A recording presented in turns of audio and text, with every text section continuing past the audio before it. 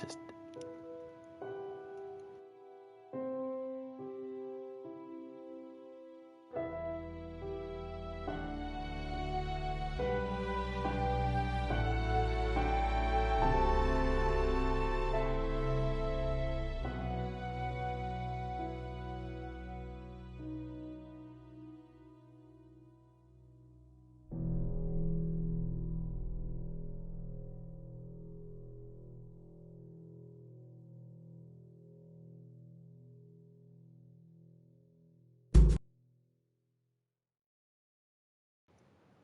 Hello, and welcome to Tomb Raider 2013.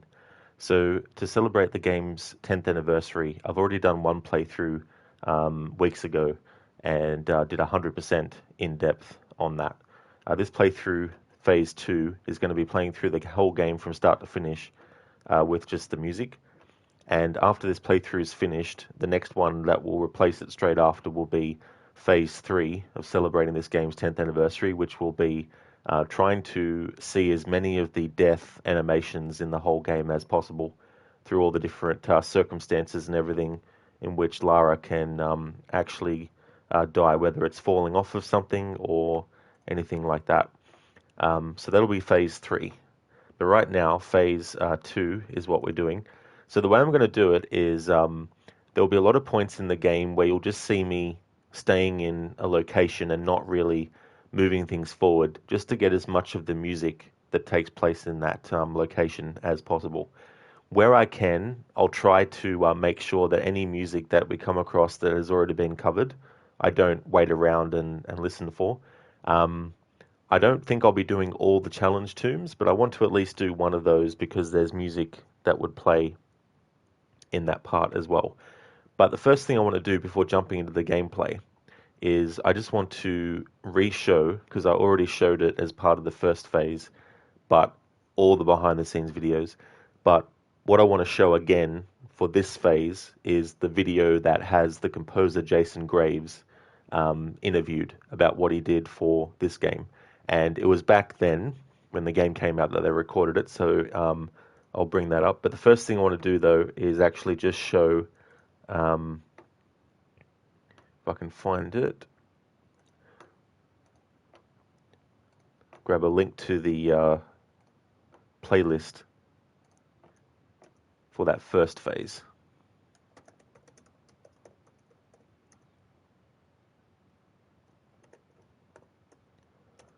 And that was a 100% playthrough. So that's the whole playthrough for that first phase.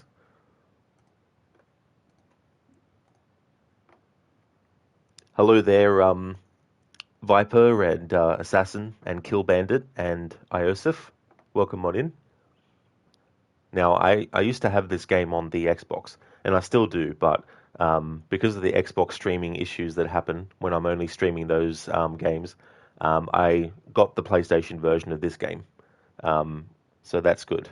Don't have to worry about going without a microphone. Okay, so I'm going to turn the volume of the music and the voice, and the sound effects up because it also affects the behind the scenes videos as well when you do that. Kill Bandit, they're going the way of Twitter. You pay me if you want this and you can't have that. Yeah. Soon you'll have to pay a fee for streaming every stream. Yeah, the version is PS4 ISF, but I've got a PlayStation 5. So I'm going to turn the sound effects and dialogue volume back up a bit, just to watch the behind the scenes, then I'll turn it back down.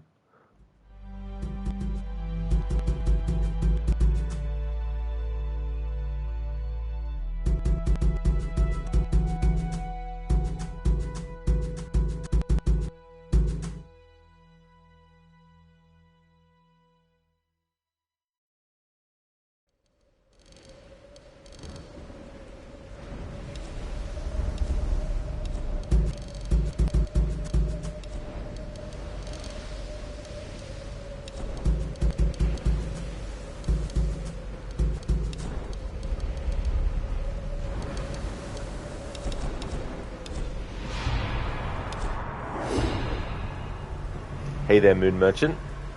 How's things been going? Hope it's going good. Just about to watch a behind-the-scenes video of the composer for this game's soundtrack, Jason Graves. I've already shown it in the first playthrough I did, but specifically for this music-only playthrough, I wanted to show the interview with him again. How's things been going, Moon Merchant?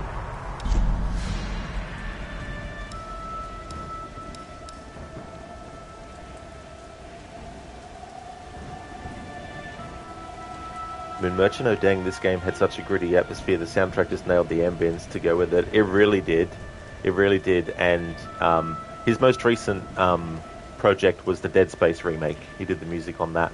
But another game series that I really like that he's done music for is the Dark Pictures games, as well as Until Dawn. You're great, Moon Merchant? Excellent. That's great to hear. Glad to hear that.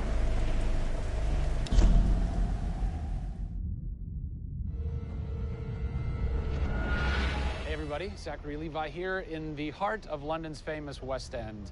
Behind me is BAFTA, the British Academy for Film and Television Arts. Why are we here? Excellent question. For starters, Tomb Raider, the series, has garnered a lot of love and accolade from BAFTA over the years. Some of the key players on Crystal's dev team are BAFTA LA members. And to top it all off, legendary video game composer Jason Graves is a BAFTA winner. We're going to catch up with him in just a bit, but first, a little trip to Raleigh, North Carolina, where we go behind the scenes at Jason's recording studio. These are the final hours of Tomb Raider.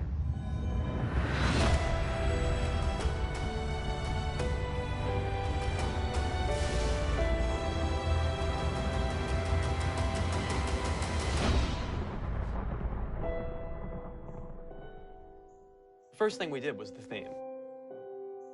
There have been many composers in the games or the films, but they've always used the original theme. They said, we want to start with a clean slate, new theme. I did it on piano, very simple. I was really scared just to send it because I'm like, I don't know, I think this really works, I think I like it. We ended up taking that exact theme. The first demo I sent was on the first trailer. That exact same arrangement.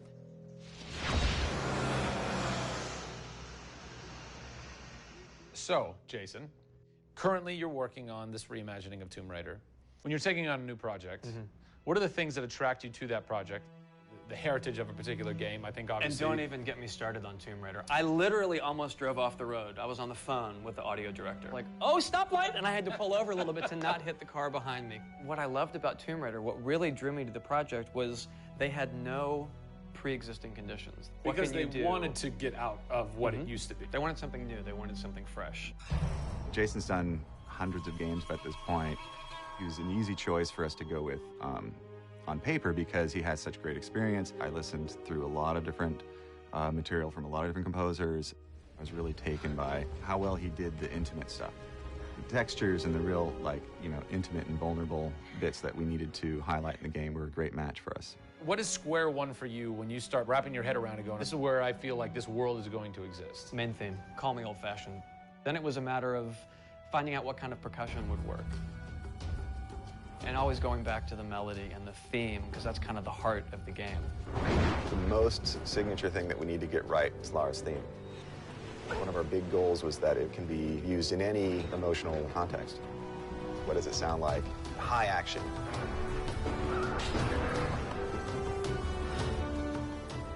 What does it sound like when she's in pain?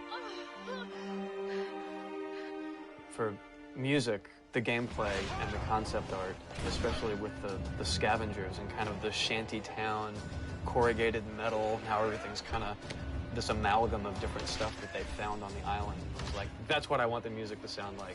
The bad guys are playing the music now. Alex said something like, it'd be really cool to have something, chains on a metal board or like you're banging a metal fence. 2 weeks later, Jason calls me up and he's like, so this guy who's like this sculptor who lives right around the corner from me, I was talking to him about the idea of creating an instrument.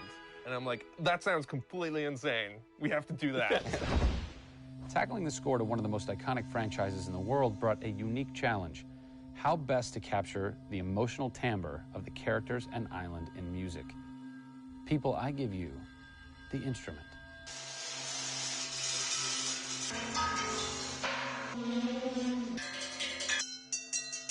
The instrument.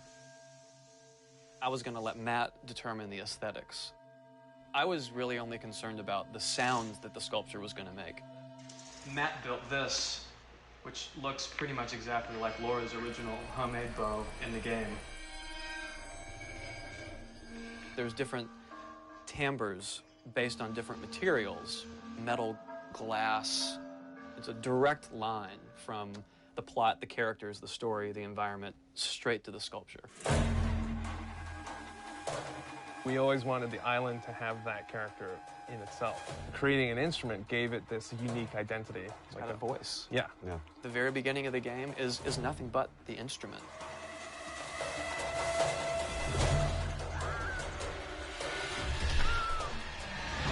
Who do you look at in video games or in film that you go, what they've done has shaped who I am and what I do for a living? They're all dead, unfortunately. What? Yeah, I know. It's classical composers. All classical? Yeah, I'm kind of going directly back to the source. Yeah.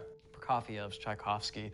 Even for some of the scary stuff, you've got Penderecki, who's a Polish composer. Actually, he's still alive. It kind of goes back to ballets or opera, which is kind of the precursor to film and video games. You know, they were telling a story. Yeah. And that's what I love about that music. It tells a story. Even if you don't know the plot, you can listen to it. And film music's the same way. It's tough with games to do things that are subtle. You want to make Lara relatable, make her realistic. Another one. She went down over there. Tell her story from the beginning and show how she became the superhero she becomes. One of the first things that I ask any developer is the emotion. Because to me, that's the biggest thing that music can do in a tenth of a second. The music just, it nails the emotion. Wow, that was amazing, huh? I personally don't think I've ever sounded so good in an interview before. Although Jason, Jack, and Alex are audio savants, so that would make perfect sense. I cannot wait to jump into this game, not just for the amazing action, but the emotion and mood and tone that they're going to set with their incredible skill. Tune in next time for a special secret announcement that is going to change the way you play Tomb Raider forever. See you soon.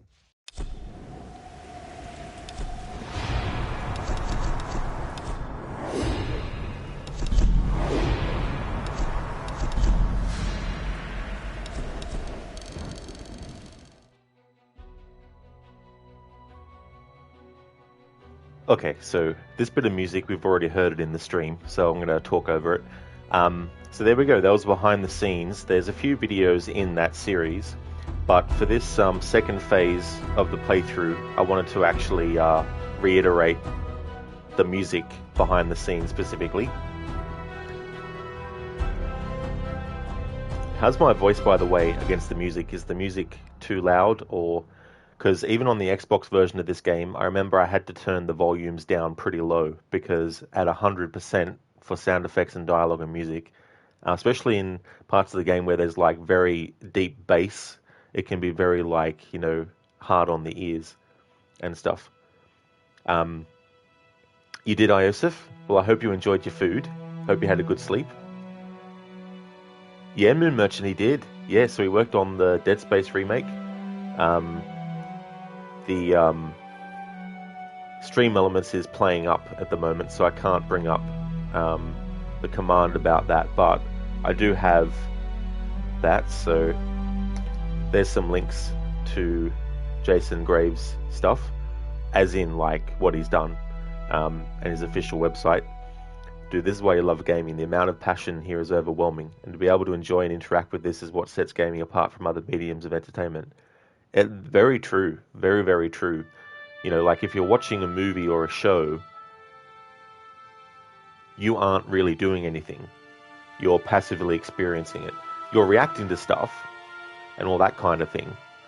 But with video games, you've got that connection part where it's you controlling the character. Obviously, there's things that are out of your control, and things that are just sitting there and watching something if you're watching a cutscene. But there's that extra level of you are literally moving the character around And that can give you a different feeling because you're not just feeling something emotionally, you're feeling something physically. And because games have evolved to the point, and technology in gaming has evolved to the point where you've got different ways to give physical feedback to the player, it just makes that feeling even stronger. You know, when a character is struggling to move through something thick, you can feel that as you're trying to move the character through.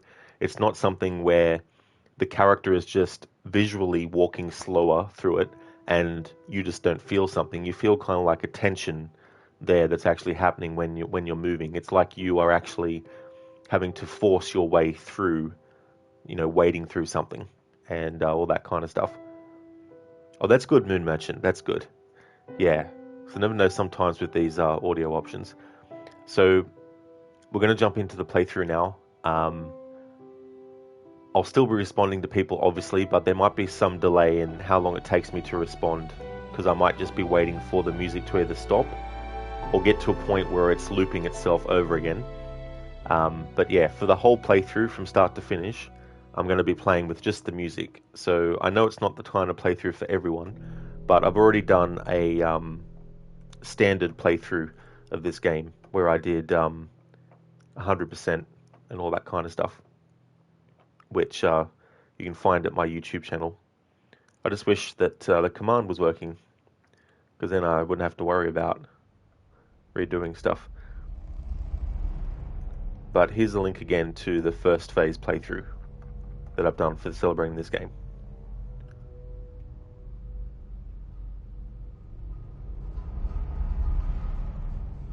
Merchant, so which game do you think has the best atmosphere and ambience among the Reboot series?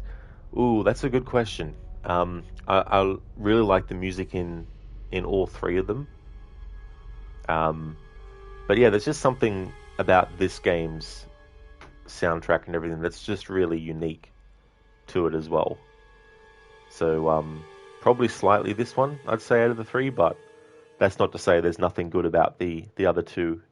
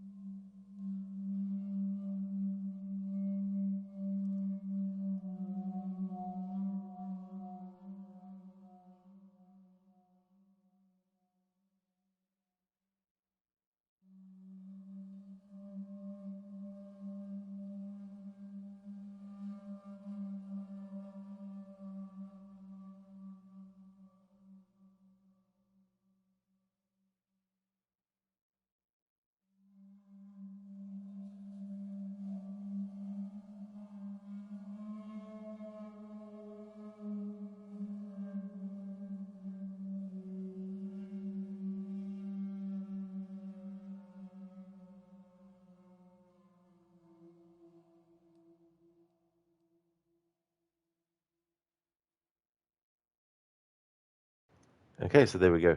All right, so it looks like for actual cutscenes, the music is tied to the sound effects and dialogue. But in gameplay, of course, and in little cutscenes with gameplay, if you know what I mean, gameplay graphics, the music will play on its own. Hill Bandit, same here. Nice. Yeah, it's got great music. Hey there, Ronnie. How's things going, dude? That's right, Tomb Raider. This is phase 2 of my playthrough to celebrate the game's 10th anniversary, playing with music only. How's things going, Ronnie? Yeah, kill. Yeah, it's interesting how they did it like that. Like the actual cutscenes for the behind the scene videos. If you turn the sound effects and dialogue off in the options, it also turns the sound and dialogue off in those. But yeah, it looks like in this game, when you're actually playing with just the music, that the music that would play in those CG scenes doesn't even play because it's tied to the sound effects and music. So right at the get-go, we have this very like sinister kind of music that's happening because obviously what's happening to Lara is quite sinister as well and all that kind of stuff. So the way that I'll probably do it is I'll try and wait for pauses in the music. Like if there's music where it fades out and then there's silence for a few seconds before it comes back in again, I might just pause the game and then respond to chat like that. Otherwise, though, if it's looping music and I can tell that it's looped around, then I'll talk over the music. Ronnie, things are going well, but in your humble but most important 10-year anniversary is Black Flag. Well, I'm glad to hear that things are going well, Ronnie. And that is indeed another great game celebrating its 10th anniversary. I'm a fan of other games outside of Assassin's Creed, so there's definitely a lot of games that are celebrating anniversaries that I want to do playthroughs for. This one included, Splinter Cell Blacklist included, Resident Evil 2 Original included, Dead Rising 3 included, Outlast included, Prince of Persia Sands of Time included. So yeah, I've got a lot of games that I want to do anniversary playthroughs of to celebrate those anniversaries, whether it's like 10, 15, 20, or 25 years worth. Moon Merchant, man, 2013 must have been a banger year for gaming. Yeah, I think that's the thing, right? Like, there's just certain years where, and it's subjective, because a lot of people have games that they really, really, really enjoyed that came out in a certain year. And there might be a game that also came out that year, but the person doesn't play it or they don't know much about it. And so for them, it's not a contender or anything like that. But yeah, there's definitely a lot of games that came out in 2013 that I really do enjoy a lot. Ronnie, but where are the sea shanties in Black Flag? You have to play that if you want to hear it. But we'll be getting back to that on the weekends. But right now, my main focus is on Tomb Raider, not Assassin's Creed.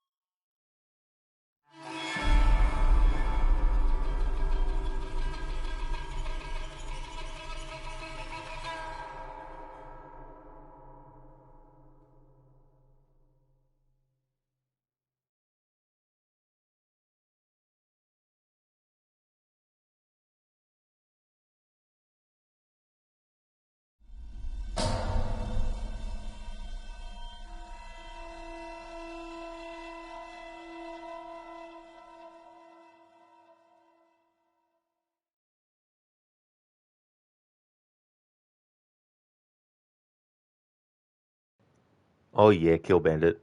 Yeah, Splinter Cell games are great. Like, um, my favorite is still Chaos Theory. And there's some games in the series that might not be considered good by other fans, but I still think they're decent. You know, like I do like Splinter Cell Double Agent and Conviction and Blacklist, um, but I definitely feel the strongest of the earlier games was Chaos Theory. But I do like Splinter Cell and Pandora Tomorrow as well. Ronnie, you saw a list of the 100 hardest levels from all the video games. Not one of their levels is from Assassin's Creed Russia, so you declare the list as bogus. Yeah, that definitely is a difficult game. That's for sure. Yours as well, Kill Bandit. Nice. Yeah, I'm very curious about the remake of Splinter Cell. Hopefully, they do a good job.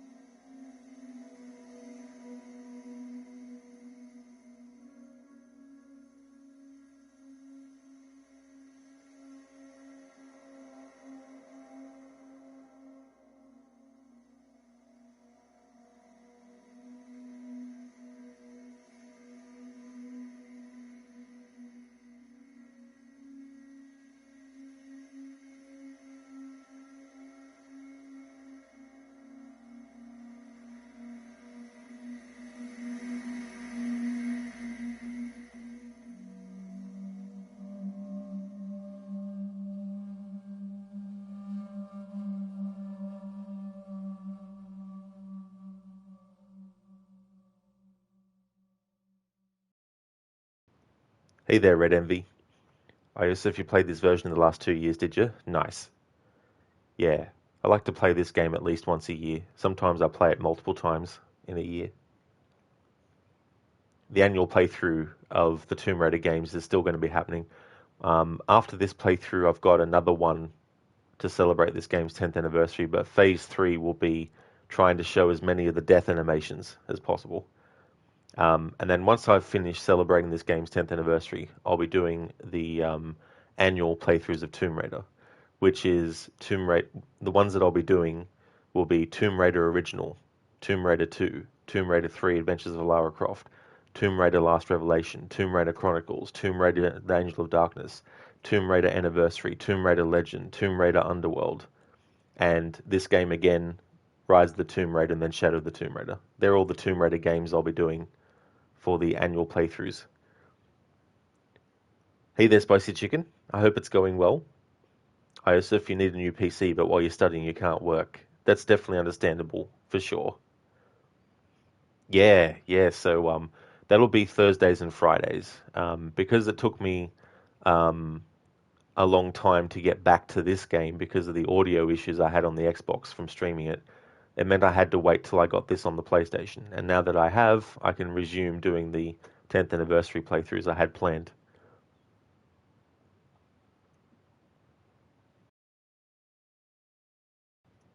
Spicy Chicken, meh, trying to stay alive.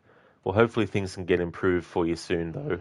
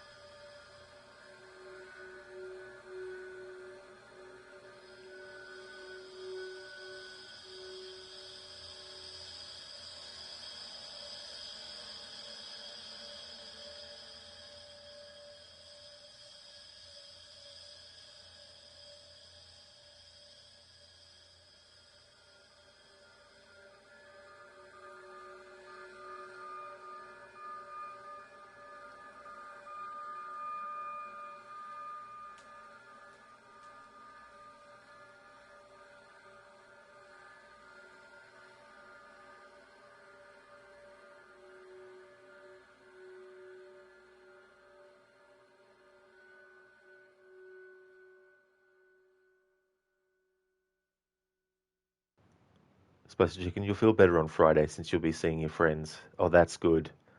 That's really, really good, because that can definitely help in lifting spirits.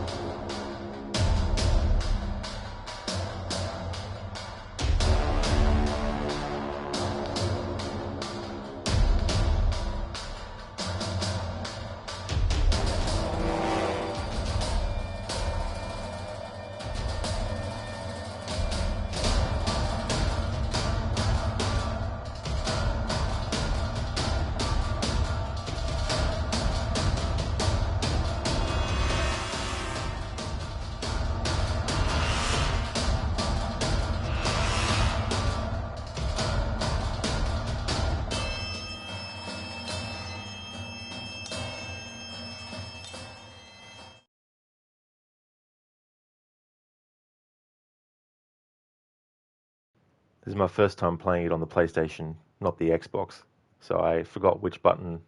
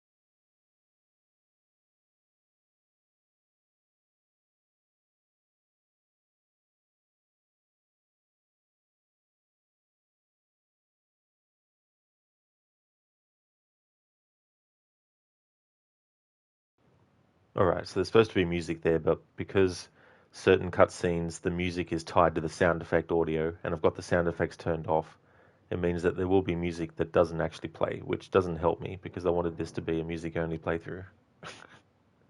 I don't feel like having to go into the menu every time and change the audio settings to put the sound effects back in just because there's a little bit of cutscene that requires the sound effects volume to be turned on for the music in that section to play. So unfortunately, I won't be able to get the full scope of music in this playthrough that I was actually hoping for, because there's going to be a lot of moments where, even in gameplay graphics and not CG cutscenes, the music volume is the music is tied to the sound effect volume. So go figure. Why do they do this? I've got no idea why. But then again, this game came out 10 years ago, so Spicy Chicken, you were talking about the Transformers movies earlier, and you realized how much cooler Michaela Baines is than Sam. Yeah, I checked out after the third movie, and the only reason I saw 2 and 3 was because I was with people who wanted to see it, so I saw it with them, because they were shouting anyway. The first movie I went and saw because I was interested in it, but I wasn't really that impressed by it. Yusuf, in Arabic countries, in your culture is like most of the civilized fathers help the son till he ends his school. But you're seeing like after examinations results, you see which country you go to, so you study for a few months here till you be prepared if Allah has written that for you. Yeah, I really hope that you can find something that is very suitable for you and that you'll also like as well. And that can be hard, because sometimes what is good for you isn't what you might like, but it's better to go for what is good for you rather than what you might like. But at the same time, though, that can sort of affect how you approach certain things as well, if there's not some level of interest there. You hope you find a uni in place with noise pollution, like at least close to a farm or something. Oh, I got you, Yusuf, yeah. That would add definite kind of different atmosphere to things as well. You can't use Rod Legion coins or whatever it's called. Yeah, so I can't remember the rate at which they accumulate, but as you are in the stream, they'll accumulate, and you'll get so many for certain things as well. So the lowest amount of points I have for anything is the 100, where you've got modify single emote and golem impression. Thanks, Moon Merchant, for redeeming the Arnie impression. Get to the chopper! So yeah, there's a bit of music that plays there, which is a shame it's not coming through on its own because it's a great piece of music. Hopefully there will be a point where that same music will play again, but I doubt it. So yeah, this won't be as comprehensive of a music-only playthrough as I was hoping.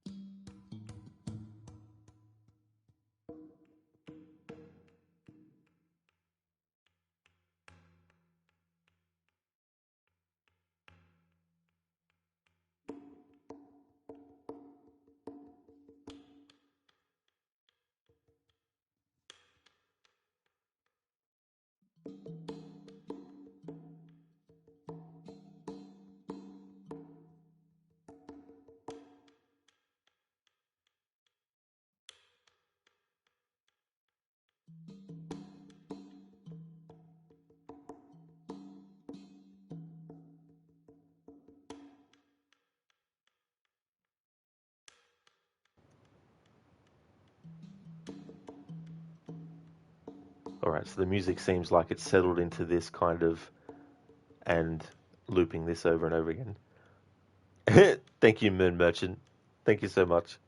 Some of those are hard, especially when he's yelling, because there's a certain kind of way that he says words when he's normally speaking versus when he's yelling them as well. And trying to get the emotion through as well as the accent can be a bit difficult sometimes. Hey there, Anakin. Welcome on in.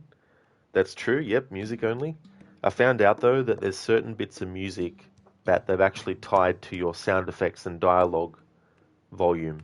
So because I've got that turned off, it means there's certain moments where the music won't play, even though I've got the music volume on, which is very, very weird. Yeah, Kill Bandit, doing a war dance kind of thing. That's one of the things I like to do in games, is have the character do like a little dance or do certain movements that might be funny kind of thing.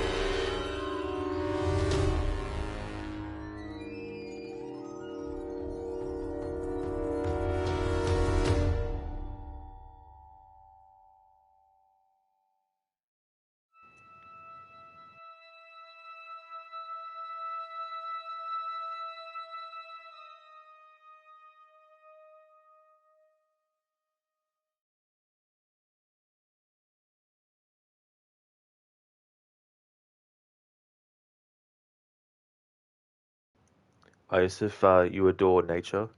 Well, I wouldn't say I'm someone that likes to go out and trekking and all that kind of stuff and that, but there's just certain like environments that, if you see them in something, are kind of like calming or whatnot. Hey there, Aura, welcome on in. Just popping in to say, hell yeah, tomb raiding time before bed. That's okay, Aura. Thanks for stopping in. Finally getting to my second phase of this playthrough. Now that I've got the PlayStation version, I don't have to worry about any audio issues on stream, because the Xbox version, like all Xbox games now, when I stream any Xbox game, doesn't matter which generation it's from, there's audio issues on the stream. So it's good to finally get back to this playthrough and to play it on a system that is better for streamers. Moon Merchant, not the best showcase for the music to be fair, but I guess it's better than nothing. Like at times it's really good, but without the environmental ambient sound it loses a lot of its luster. That's true, Moon Merchant, and that's the thing too, like sometimes when we're listening to ambient stuff, it might seem like it's sound effects more than actual music. But when you get a game like this where a lot of the ambient aspects do add to the music to make it a whole like musical kind of thing, just having the music on its own does take some of that away as well. It's interesting to hear some of the things, the instrumentation in the music that might get drowned out by the sound effects too. Like there was some little like that sort of like music they use for when there's like deja vu happening for a character or whatnot. It's kind of like some weird chime sort of thing. That was something I'd never really noticed before. Even Lara grunting and panting as to the music as a whole. That's true, yeah, the way that they combine the two together.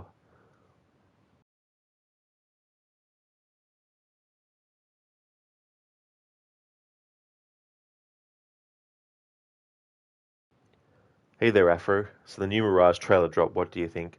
I think it's still too early to tell, especially with the parkour, because it still looks like Origins, Odyssey, Valhalla parkour. But it is good that they showed us something more, though, to actually look at. But it's good to have a release date as well.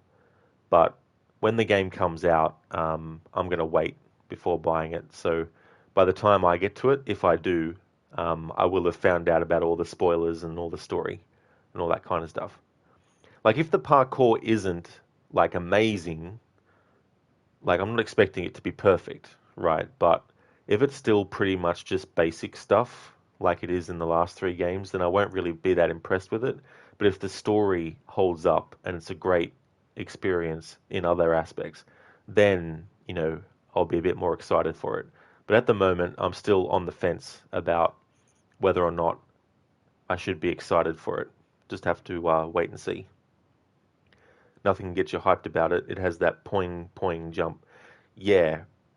Oh, sorry, Afro and Anakin, you got both the same color. Not even if Anakin, not even God shows himself in the God, you'll get excited. Nothing can get you hyped about it. Yeah, that's true. Yeah, I'm very cautious about it as well. So it's good that you got some more stuff, but honestly, what they showed, they could have showed months ago. So it's still a bit weird why they took so long to show even that stuff as well.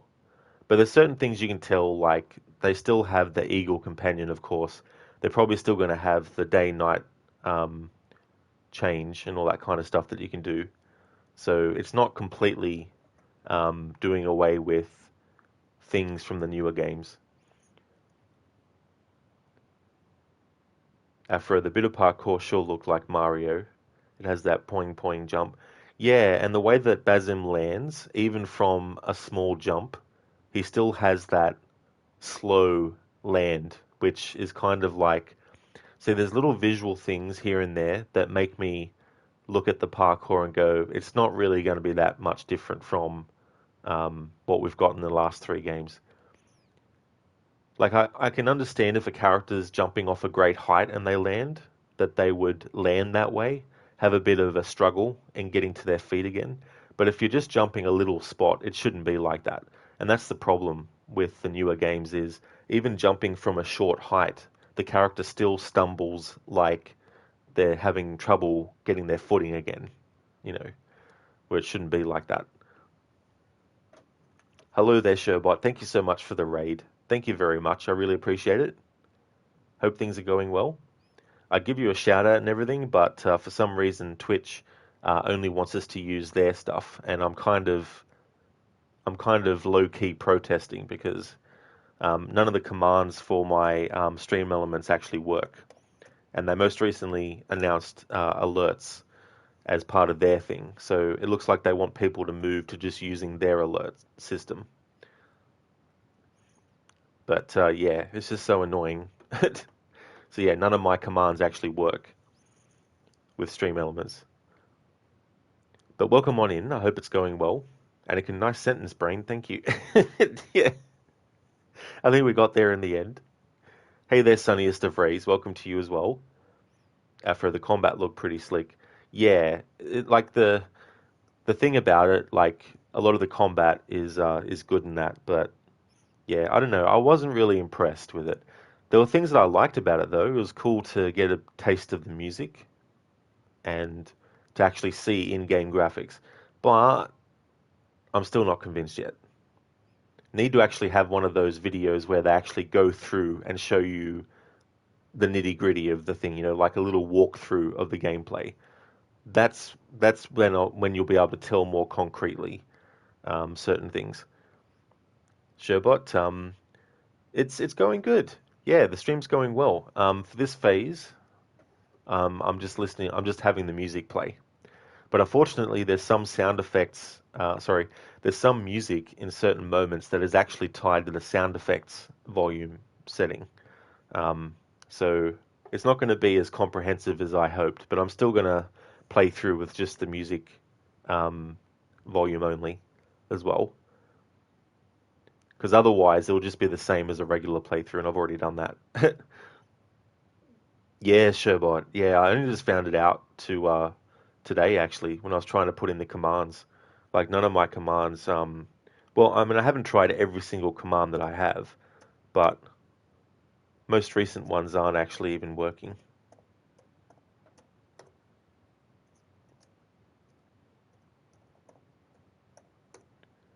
Even ones that I made ages ago aren't working.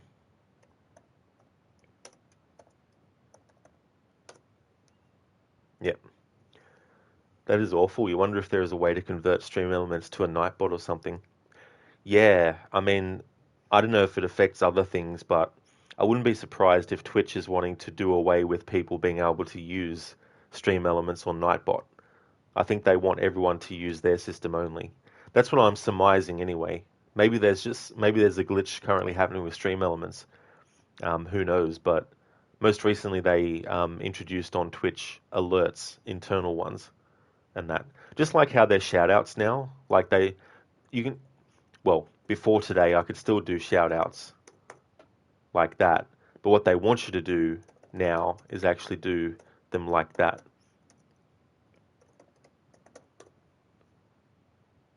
See, that's what they want. That's what they want streamers to do now. But the thing about that versus Stream Elements or Nightbot is there's no cooldown limit.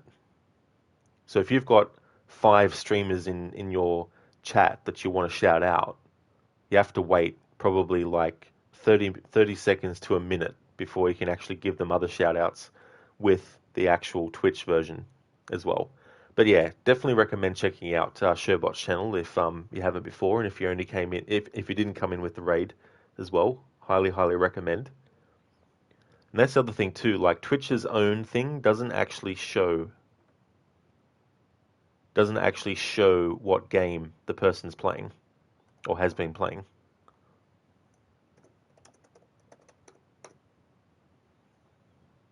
Oh, nice, Anakin. That's awesome. That's okay, Sherbot. Absolutely no worries at all for the shout out.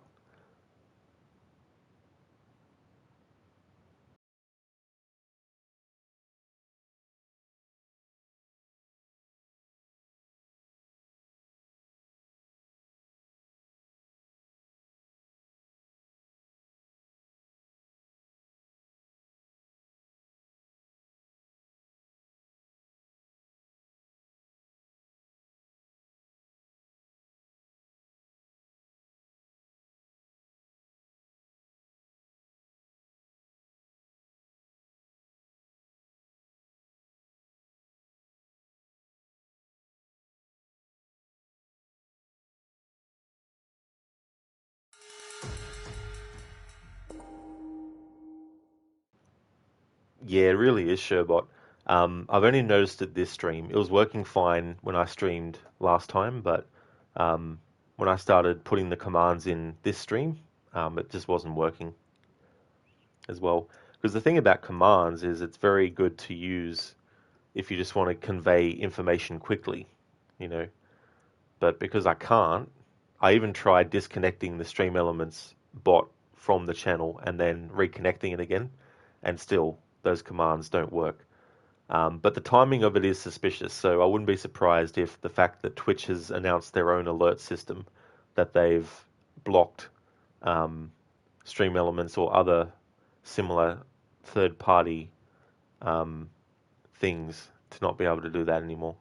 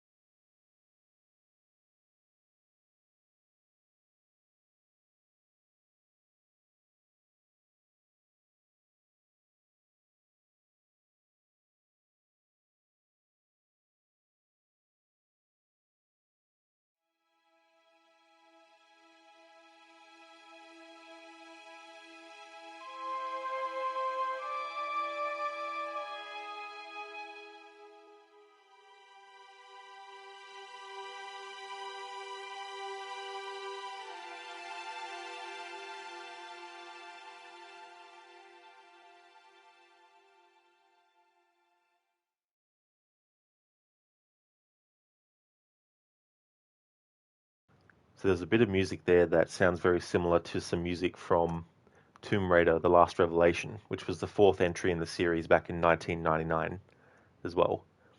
Not exactly the same, it probably isn't. If I heard the two together in comparison, they'd probably sound very different, but there's something similar about them. Really, Anakin? Damn. Jesus Christ. Sherbot, oh yeah, Anakin. Anakin, that's your secret. You're always early. No, but you love making my ex jokes. I gotcha.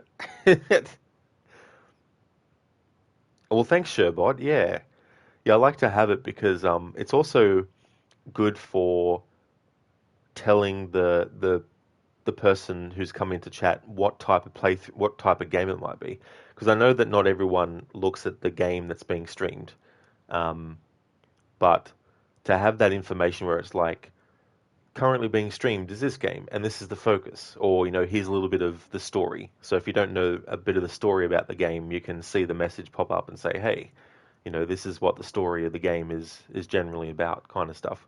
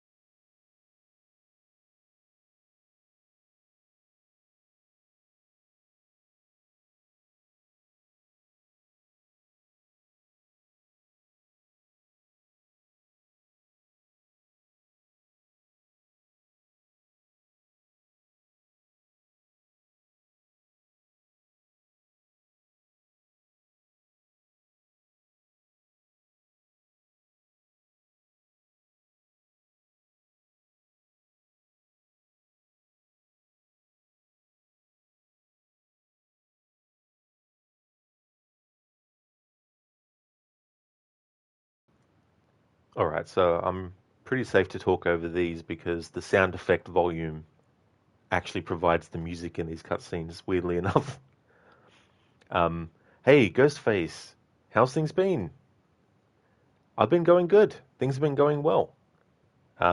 I can't remember when you're in last, which is fine, of course. I definitely don't mind. I was just about to say that I think I didn't have a PlayStation the last time you might have been in chat. So I've gotten the PS5, and so there's a lot of games that I'm streaming on the PlayStation 5 now, especially too because there's been a new audio on stream issue for Xbox games when you stream them on Twitch. So I've moved a lot of the games that I would normally do on the Xbox onto the PlayStation. Sherbot, most of your commands are just silly, like you made the Sherbot bot from Python mostly, so you didn't need to give Nightbot a sub to use emote commands. Yeah, that's the thing, right? The only other way I've found of working around that is if you have any free follower emotes or any BTTV emotes, if you put them into any like bot message that you've got, it'll still post it as well. Um, but obviously, if it's an emote that is connected to your subscriber emotes, then obviously it won't. And I think you should call your bot like sure bot bot, like an echo. Sure, bot.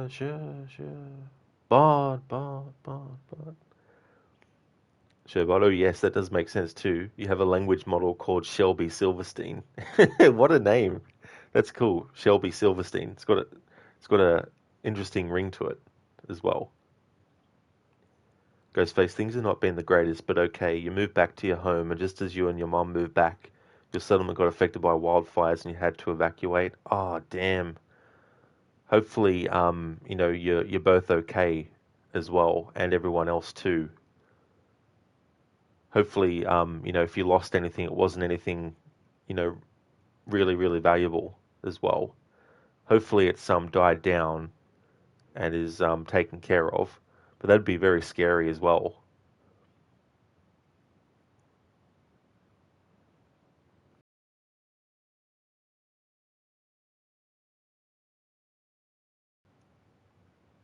I think what I might do, unless of course I'm using it as an opportunity to respond to chat, I think what I might do with these cutscenes is when I know that there's no music, because the sound effect volume is for some reason what controls some of the music in these scenes, I think I'll just skip them. So if anyone's curious about the cutscenes, sorry, but I think I'll start to skip them if they're not going to have any music in them. And the only reason they don't have music in them is because for some reason in these cutscenes they tied the music to the sound effect and dialogue audio as well. Ghostface, yeah, all the homes are fine, but the brave souls of your community are fighting it back, and you may be able to go back home soon. That's the thing, all the people that are helping out and trying to get it sorted. Just making sure things are saved and people are safe.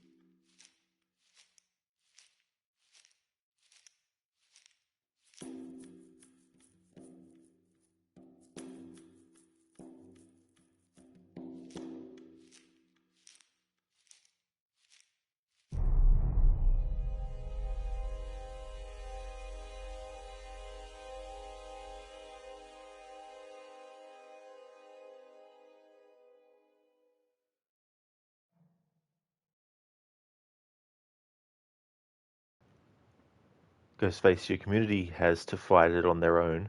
You didn't really get a lot of help at the start, so they had to make a fire barrier to stop it.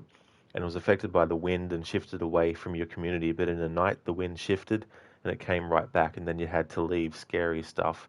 Absolutely, and that sensation of thinking that things are gonna look up, and you think, oh, the wind has changed to shifted away, and then you get that false sense of security because then you find out that the wind is going to change again and then bring it back.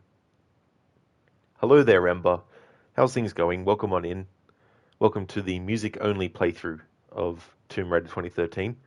This is phase 2 of celebrating the game's 10th anniversary. Once I finish this phase, it'll be phase 3, and that will be trying to get as many death animations. So a little bit of a meme playthrough for that third phase. It's good. How you doing? Excellent. Great to hear, Ember. And I'm doing really well.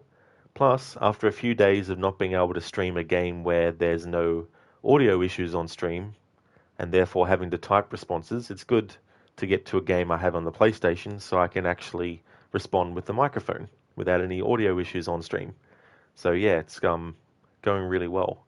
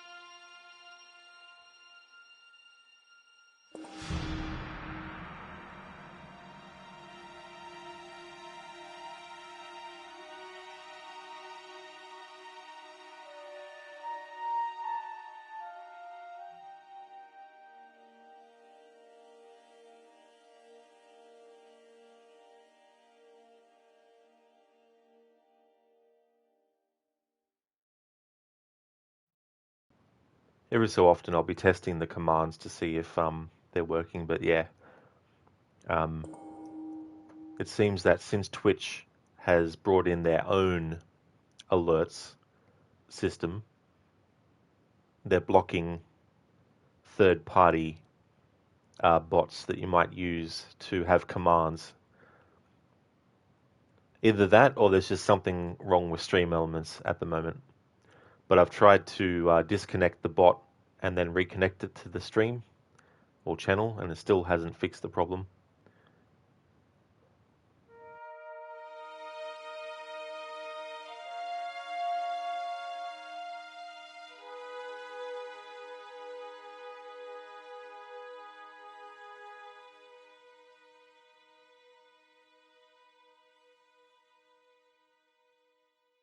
Thanks, Ember.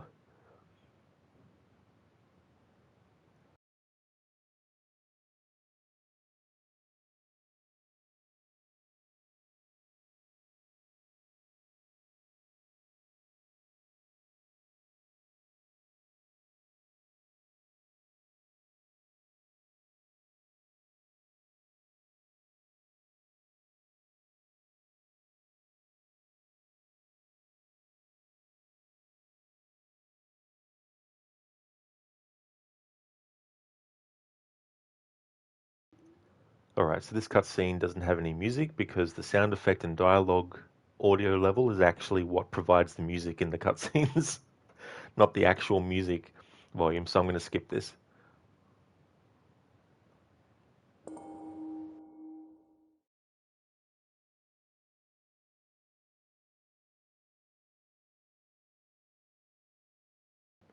And it looks like a general issue, is it? Ah, I gotcha.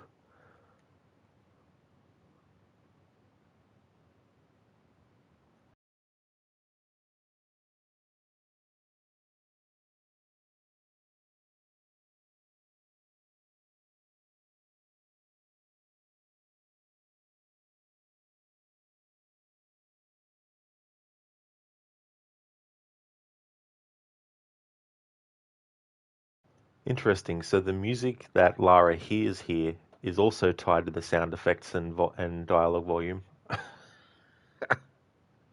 Because of course it would be. Geez, who thought this was a good idea back in 2013 to program it like this?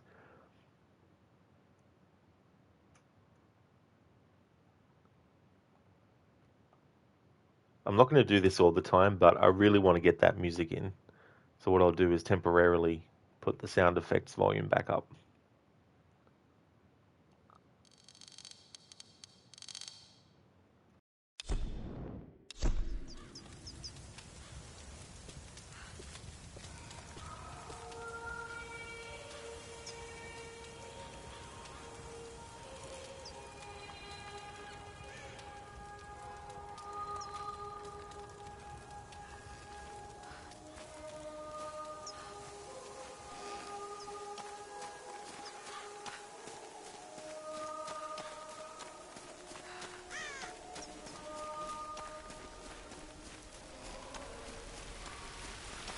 Hello?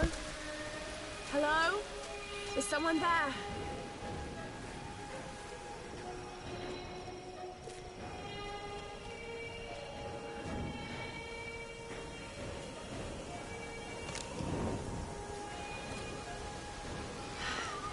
This could be a way through.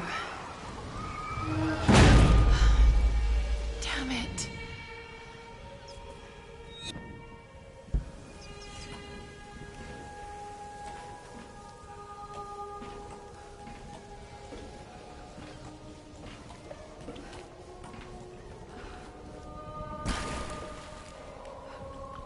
What are these markings?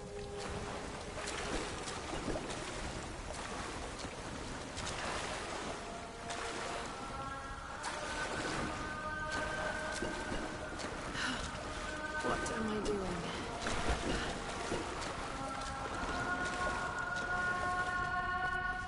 Oh God, this is insane.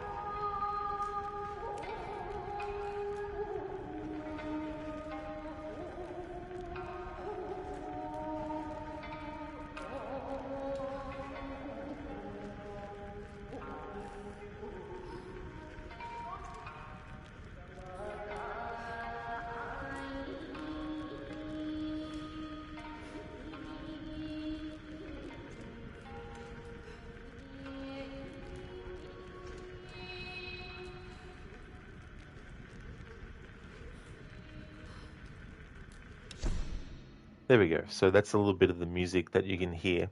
So that music that we just heard is actually tied to the sound effects and dialogue volume, not the actual music volume.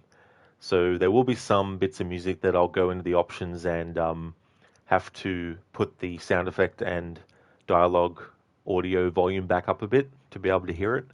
But I'm not going to do that for every single cutscene that we come across. Otherwise, it's just going to become annoying. But that little bit of music that we hear is tied to the sound effects and dialogue audio for some reason.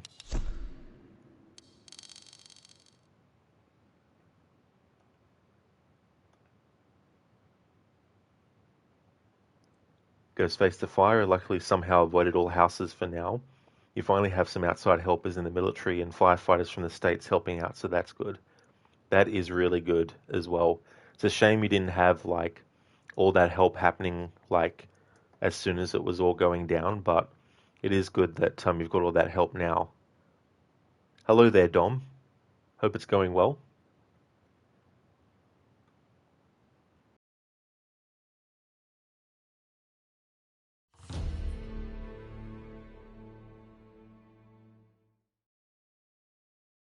Just wanted to get that little bit of music.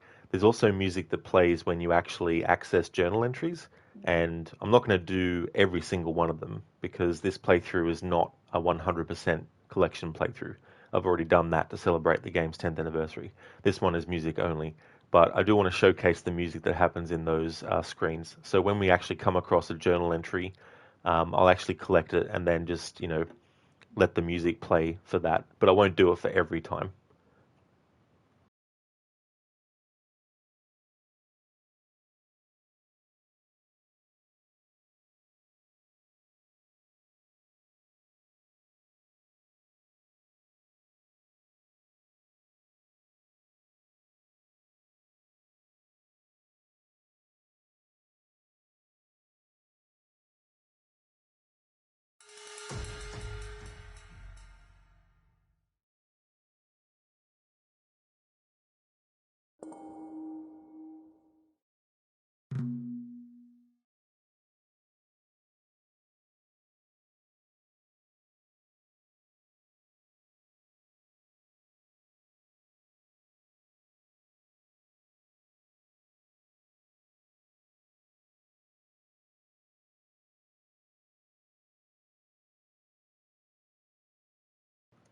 That's right, Rosie. Yep. The only game that's on the schedule that I have to do on the Xbox is Red Dead Redemption 1. So Red Dead Redemption 2, the PlayStation version wasn't on sale anymore. So I decided to just finish off that playthrough without using a microphone, i.e. not having the headset plugged into my controller, to stop the audio issue from happening. And for Red Dead Redemption 1, because the Xbox 360 games are also affected by that on the stream, it means that I've had to do that without a microphone.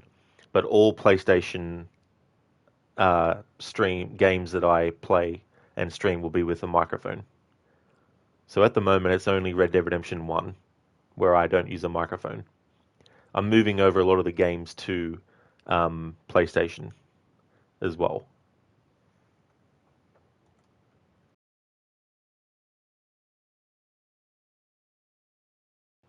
Here's a little trick with this ladder.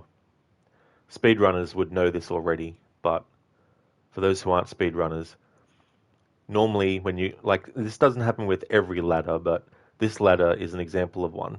So once Lara reaches there,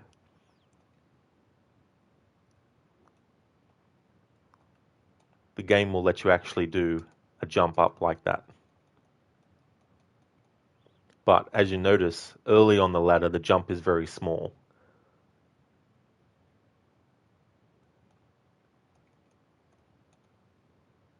Or you can do this. But when you get to the bottom of the ladder and you press the jump button, Lara only does a little jump. But as we go up, you'll start to see that she'll make more distance.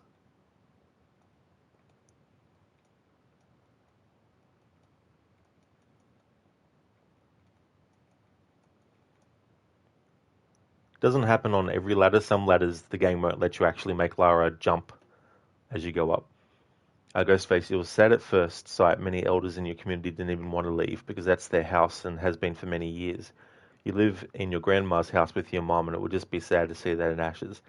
Absolutely, because people have a strong connection to the places that they've lived, and especially if they've lived there for a long time. It's a little bit different if you move around a lot, and so you don't really get that many years worth of use out of a place. Some people move every couple of years or so as well, but that's very lucky that didn't happen for you. But yeah, the and people have died obviously from going back in to try and save stuff.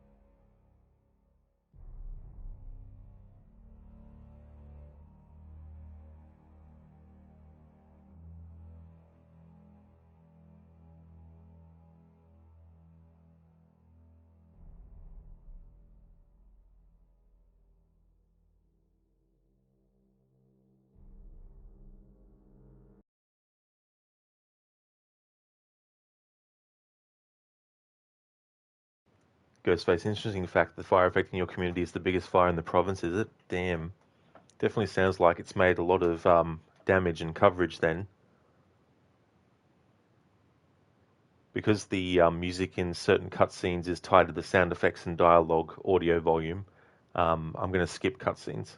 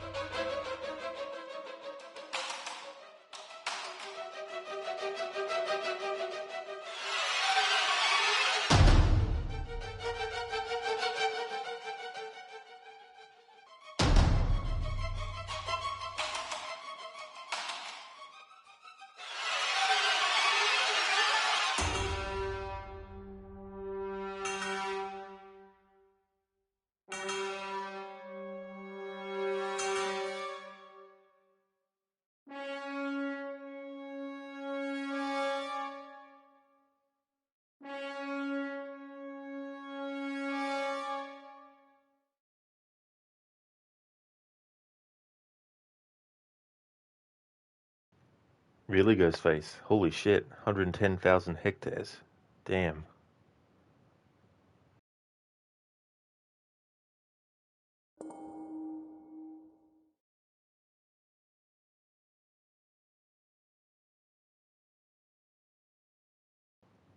So here we have a collectible which has a journal entry. So I'm going to just interact with this one to showcase the music that plays. I don't know if there's different variations for certain ones that you find as you go through the game. So I may test some later and all that kind of stuff. But for this playthrough, I'm going to interact with this once and then just see how we go. But I think the music is the same for all the journal entries that you come across.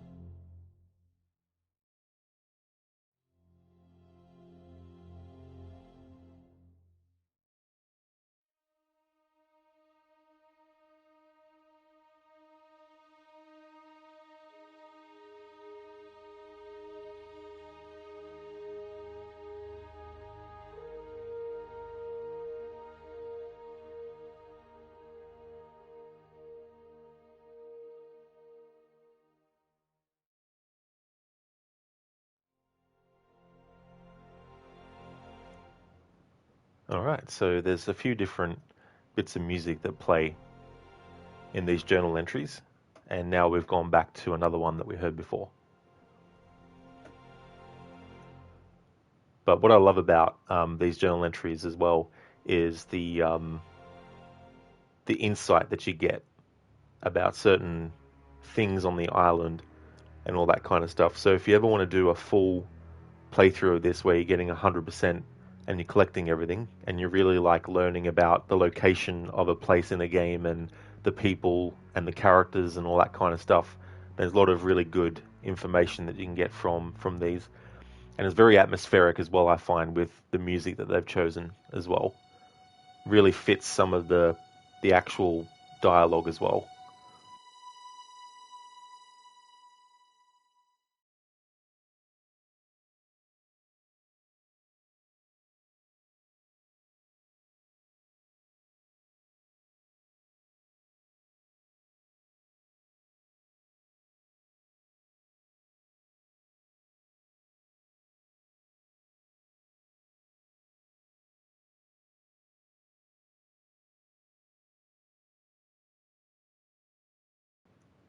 Ghostface, nobody expected to be affected by wildfires so early in the spring, but people just be doing stupid shit with fire and not putting cigarettes out right and stuff like that. Oh, absolutely. Just the things that people don't think much of is the very thing that could cause something so huge to happen.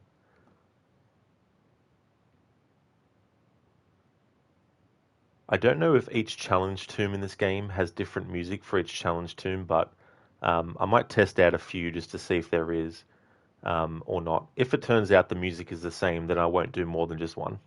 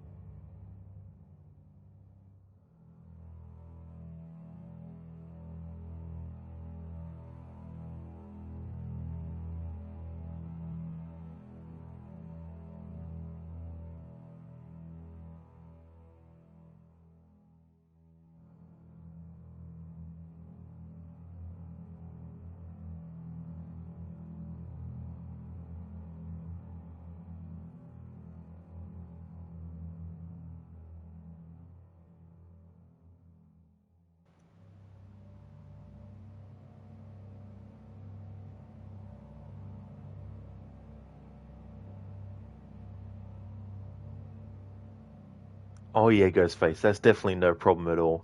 Thank you so much for stopping in. Good to see you in chat again, and hopefully everything settles down there and soon, and can get back to some kind of normal. Stay safe, and catch you again another time. Hopefully things ease up.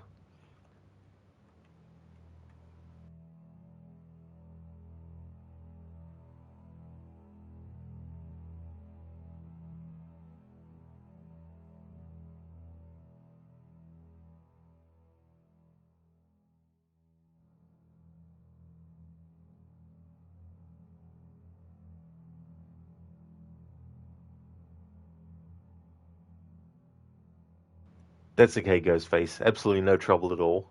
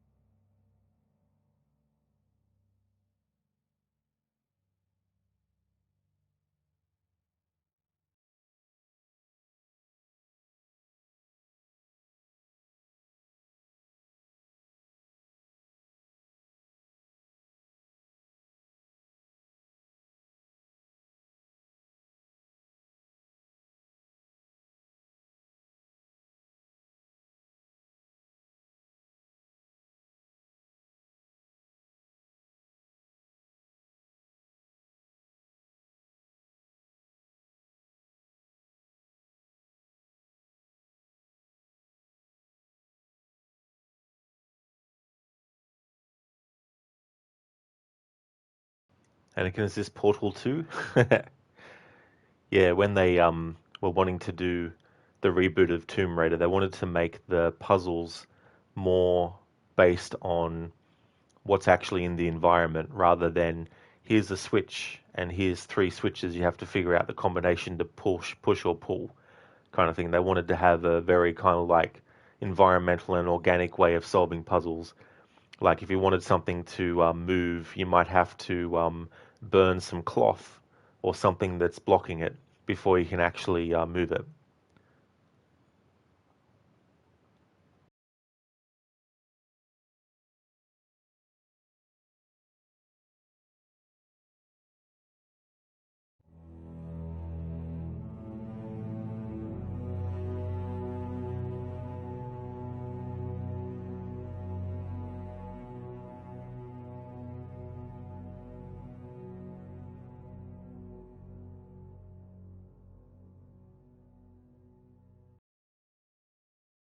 And again, did they fiddle with missions in Remastered? I don't think so. The funny thing is, because I didn't play this game when it came out, the original version, not the definitive edition, I don't know if the challenge tombs were actually part of that or if they added them for the definitive edition. So you'd have to go online to find that out. Because the first version of this game that I actually played from start to finish was the definitive edition version on the Xbox One, because I didn't buy it. I mean, I got it on the 360 because it came with the console that I bought, because I needed to get a new Xbox 360, and I got the version that had this with it, and I played a little bit of it, but only enough to decide that I wanted to wait until I had an Xbox One. And then when I was able to, the definitive edition was out, so I got that. But they have changed Lara's face model from what it was in the original release, like the very original release.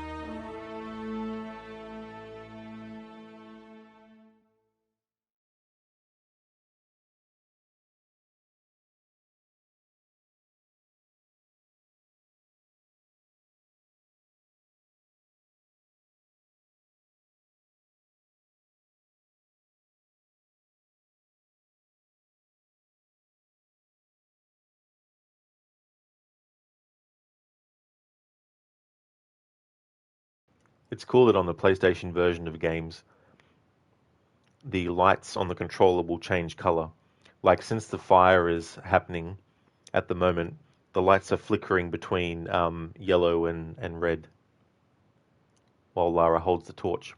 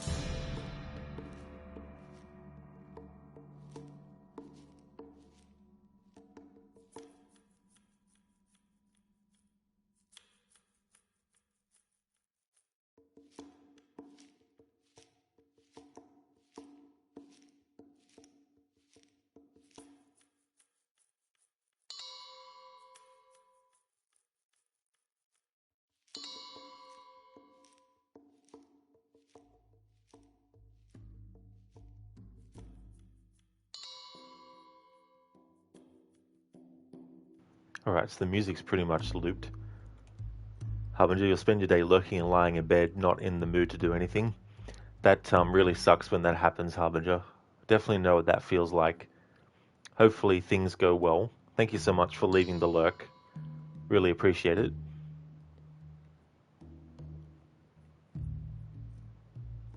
And I've got all my channel point redeems available, except for the replayer memory or mission with the music only, or doing the Arnie impression over dialogue in a cutscene. Don't have those active, but it's only with Red Dead Redemption 1, since I can't use the microphone, otherwise it causes audio issues. And I cannot believe you're leaving me like that. Harbinger, they've been shit for the past 36 years, so what is another 36? Yeah.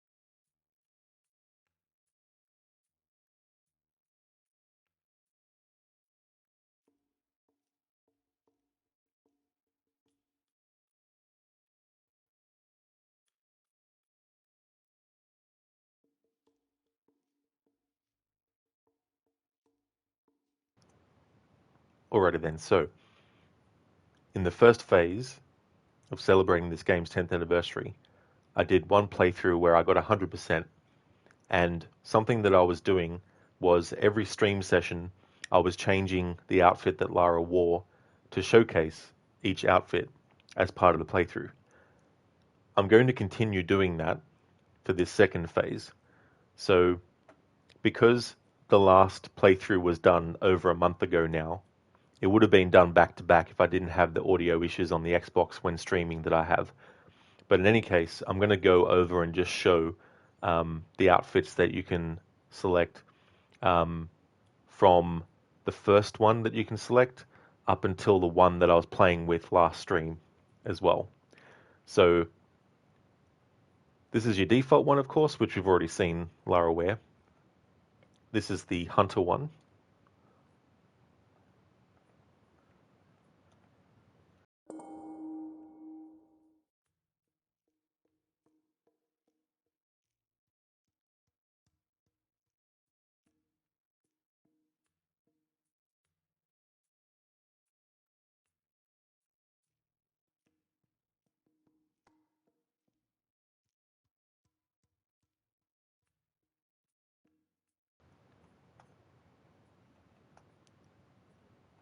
And this is the Aviatrix one.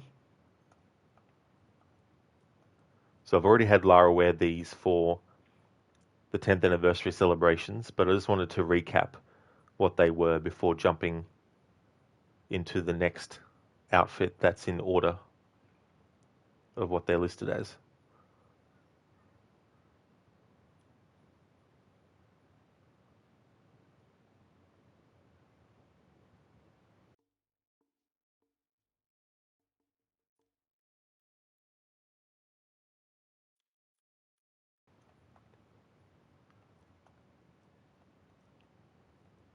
And then the next one, you have this gorilla one.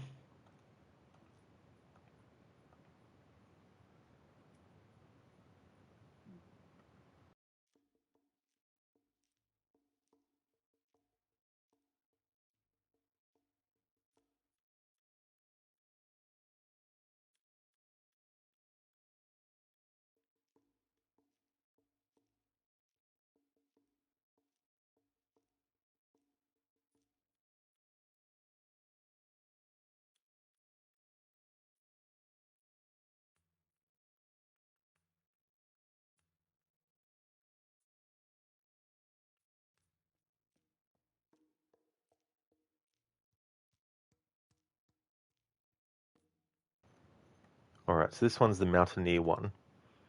And I think... that's interesting. There might be one missing, because there might be extra content.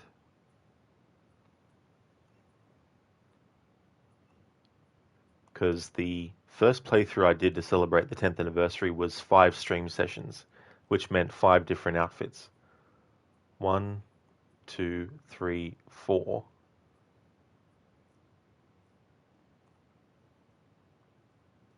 I don't remember wearing the Mountaineer one. I'll just check the video again just to see.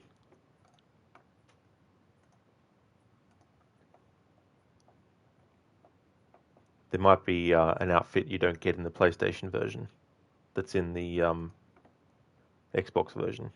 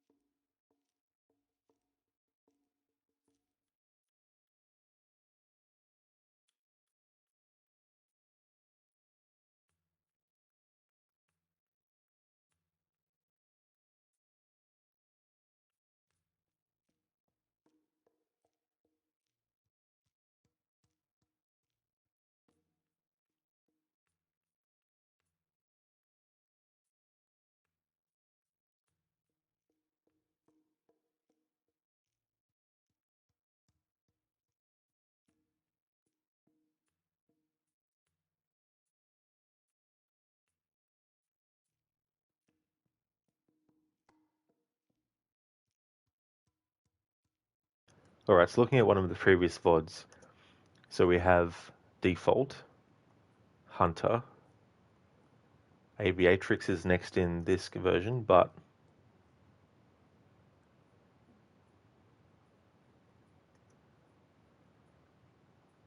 alright, so I had that in the first part.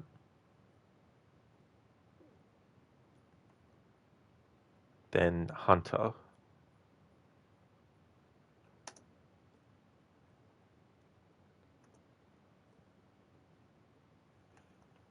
Let's go back here. Alright, so if I look at the screen in this that shows the ones. Alright, so Default, Default. Hunter, Hunter. Aviatrix, Aviatrix. Gorilla, Gorilla. Mountaineer, Mountaineer. Demolition, Demolition. Sure Shot, Sure Shot. Okay, so yeah. Alright, so that there's the same amount of outfits. Alright, so I'm not missing one. Alright, so in part 4 of 5, I think I must have had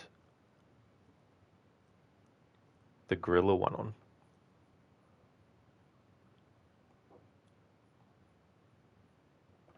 Or Aviatrix. Yeah, so in the 4th one I had the Aviatrix one on. And then in the final stream session for that playthrough, where I got 100%, I had Lara wear the Gorilla, I think. Yeah, there we go. All right, now I'm back on track. So this is the outfit that I wore in the final stream session for the first phase playthrough.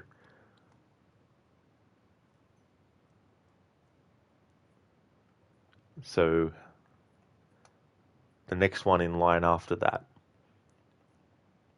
is Mountaineer. So for this whole entire stream, now that we can actually change outfits, because we couldn't before this point in the game, I'll have the Mountaineer as part of that. I don't know how many streams this will take, but I'm assuming it'll take at least 3. So in the next stream, I'll have Demolition, and then in the stream after that, I'll have Sure Shot. And then what I'm going to do is have the redemption for people to change the outfit active. But that won't be until I've done the stream where Sure Shot's shown off. Alright, so for the rest of the stream, I'll be having Lara wear the Mountaineer outfit. The Mountaineer outfit features the padded vest, grapples, and harness of an expert climber. And I'll just provide a link to the playlist that has all of the stream sessions for that first playthrough. So phase 1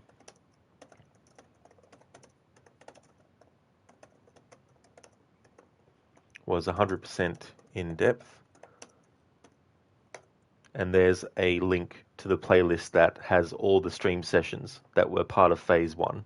We're currently on phase 2, playing through the whole game with music only, and then phase 3 will be starting the game again, and then we'll be going through the game trying to get as many death compilations as possible.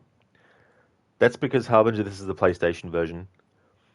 The only game on the schedule now that I have to stream on the Xbox, that I can stream on the Xbox, that's possible for me to stream on the Xbox only and not the PlayStation, is Red Dead 1. Once that playthrough is finished, then any other games that I'll be doing will have to be either the PlayStation version, or if I can get an emulated version of some Xbox only games or whatnot. So yeah, this is the PlayStation I'm streaming from today. And all playthroughs of this game from now on will be on the PlayStation.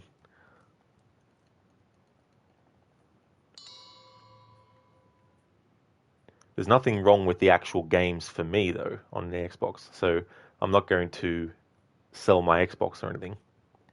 Plus there's also games that I've got on that which I'll get on this, but I can use the Xbox versions to test things out with, especially for games where I don't want to delete my save files, but I want to test something to see if it works. I can just load up the Xbox version and mess around with certain things to come up with, sometimes when I come up with challenge playthroughs for a game, I'll test some things out first. Okay, so we've heard most of the music from this part now, so time to move on.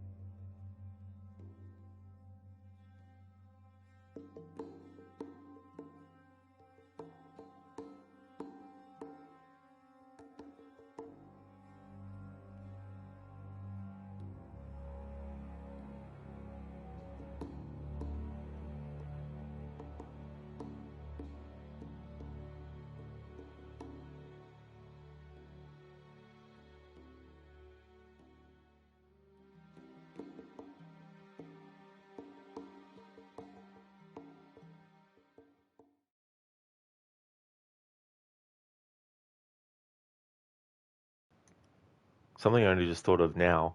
These cutscenes where the music is also tied to the sound effects and dialogue. There might be some moments in these cutscenes where the music will sound because it's tied to the music volume. But I don't know. I think I'll still skip cutscenes because there was a moment earlier where we were fighting the wolves that Lara couldn't move because her feet were in the bear trap, but we were able to shoot the wolves. In that part, the music was playing, and then after that part was over, it went into a cutscene, and the music was still going. So I don't know the variables at work with this. So if there is any music in these cutscenes, unfortunately, it'll be missed because of either the fact that it's tied to the sound effects and dialogue audio, or it's just happening like at the end of a cutscene. And some cutscenes might be, like 30 seconds long or something.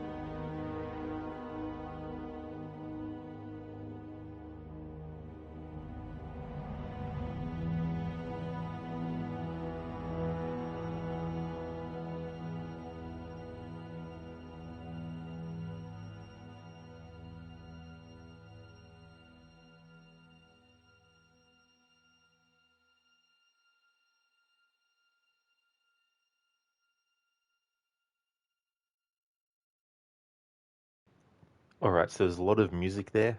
I wanted to also take note of any changes in the music based on where you're moving towards and all that kind of stuff. All right, so that moment where Lara is being attacked by the guy, um, the music that plays when the struggle is happening with the weapon, with the gun, um, when it came to that part, in order to get as much of that music as possible, even when the prompt for it disappeared, I still had to keep mashing the button to make sure that Lara's grip wouldn't loosen and then she'd die. So to get that music as far as I could, I had to keep on spamming that button. And then once I felt that was enough of the music, that's when I made the shot as well. There's a lot of different variations in the music as well. And the thing about that too is some of them might be very subtle as well. Like there might be a slight difference and a slight change. So I'm going to try and get as many of that as possible. Sometimes it might feel like or sound like it's gone back on a loop, but then there might be a little bit of instrumentation that kicks in that sounds familiar, but I don't know if it's some that we've heard or not. So it won't be entirely accurate as to making sure that all the music that we hear is only heard once, because there might be some variations that have some small differences here and there as well. Thanks for being here, Sherbot, and thank you so much for the raid earlier as well. It was good to see you in chat. Thank you so much for bringing your people over, and I hope you have a great one. And definitely catch you again another time. Hope everything goes well.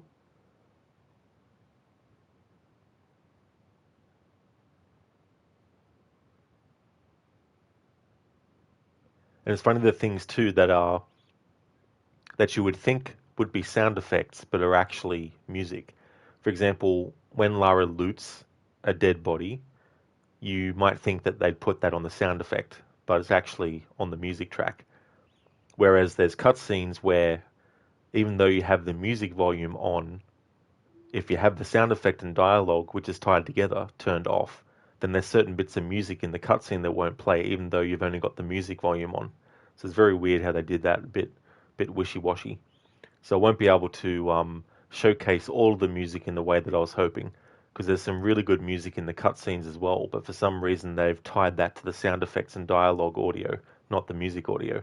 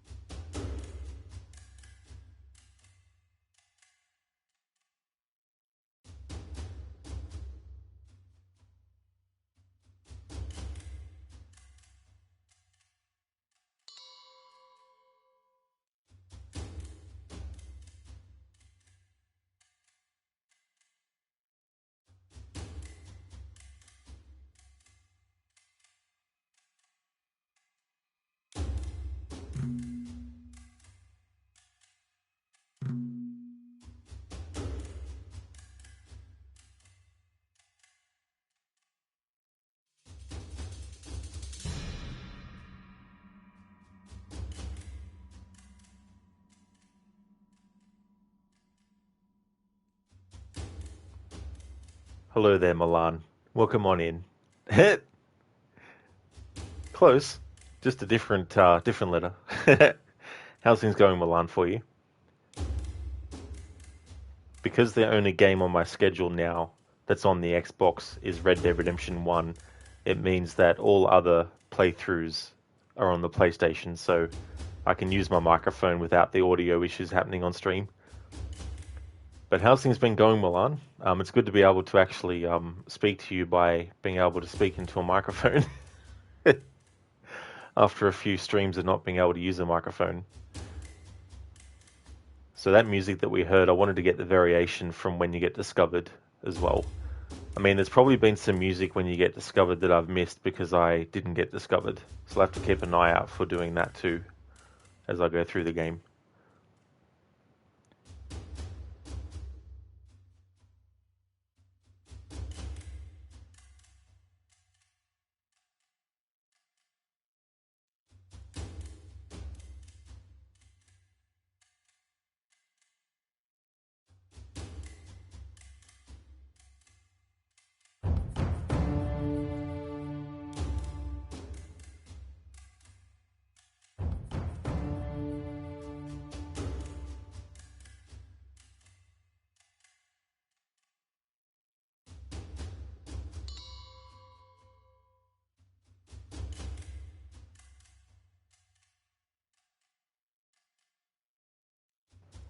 And it's unbelievable that they're actually losing customers to an issue like that and they're still failing to address or say something about it.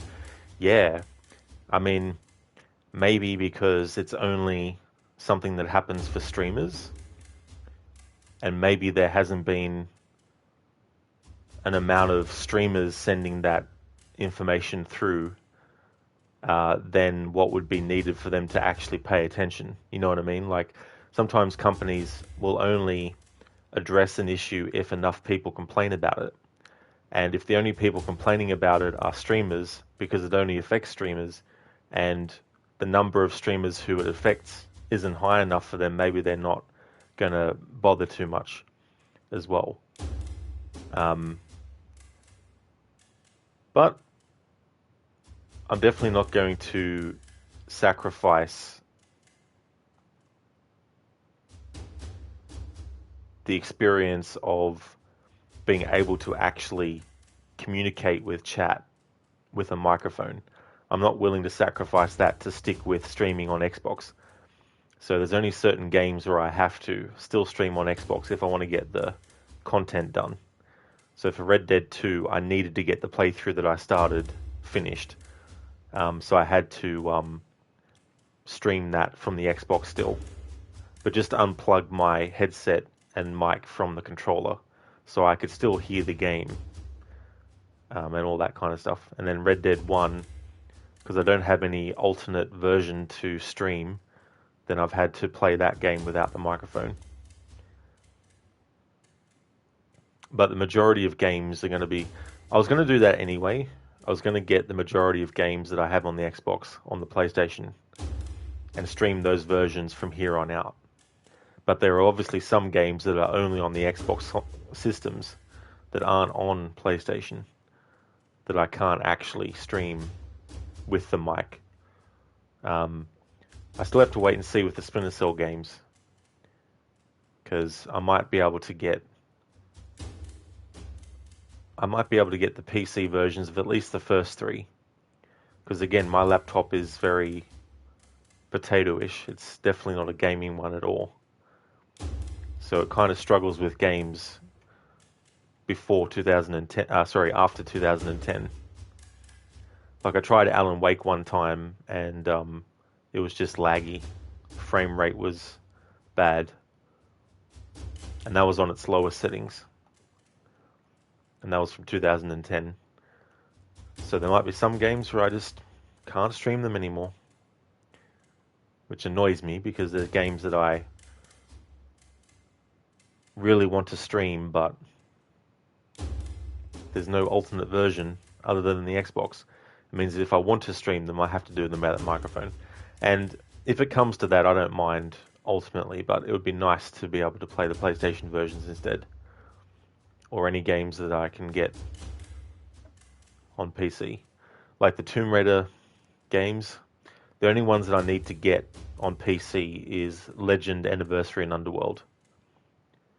I've already got all the other games before that on PC. And then the games after that, the Reboot trilogy, I now have that on the PlayStation. Milan, not bad. You're moored in a nice little village where you have 2 life modelling sessions to do today. Life modelling is a nice little sideline job you've been doing for more than 20 years now. Oh, that's cool. That's good to have something like that you can do and that you still enjoy doing too. That's cool, Milan. That's awesome.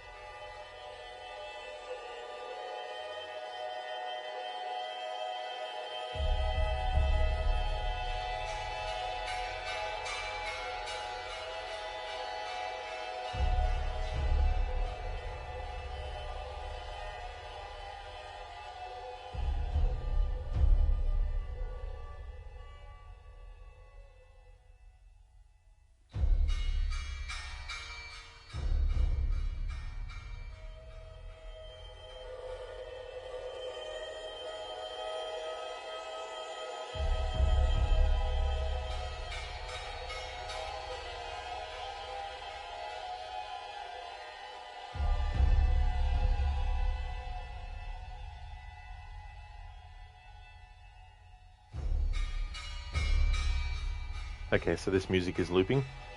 Milan, Alan Wake is such a streamable game too with its episodic format, and previously on Alan Wake intros to the chapters. It well and truly is.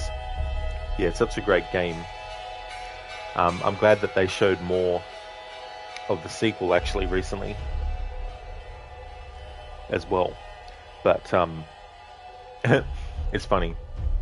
I first bought that game on Xbox 360, the original version. Then I bought the remaster on Xbox One. I bought the PC version of the original Alan Wake. And now I'm going to have to rebuy the remaster again, but on PlayStation. But I'm more than happy to. I love that game. Looking forward to getting back to that game, actually. It's one of those games that I stream regularly on the channel, as in like every few months or so. Sometimes it's longer. Like, for example, I haven't played it since the start of this year, where I did a playthrough of it. And the thing about that too is that it was one of the games on Xbox One that was affected by the static audio issue that only happens on stream, but only happens with certain games. This is different to the other audio issue that I have, which affects every generation Xbox game that I stream. But the static audio issue was happening on the Xbox One version of the remaster of Alan Wake. Actually, the Series S, sorry, because by that time it was the Series S remaster. So I'm going to buy it again, but on PlayStation. Milan, you have both on Xbox One. Played them so many times they've become easy. Yeah, I just love the story. It's just, like, I never get sick of it.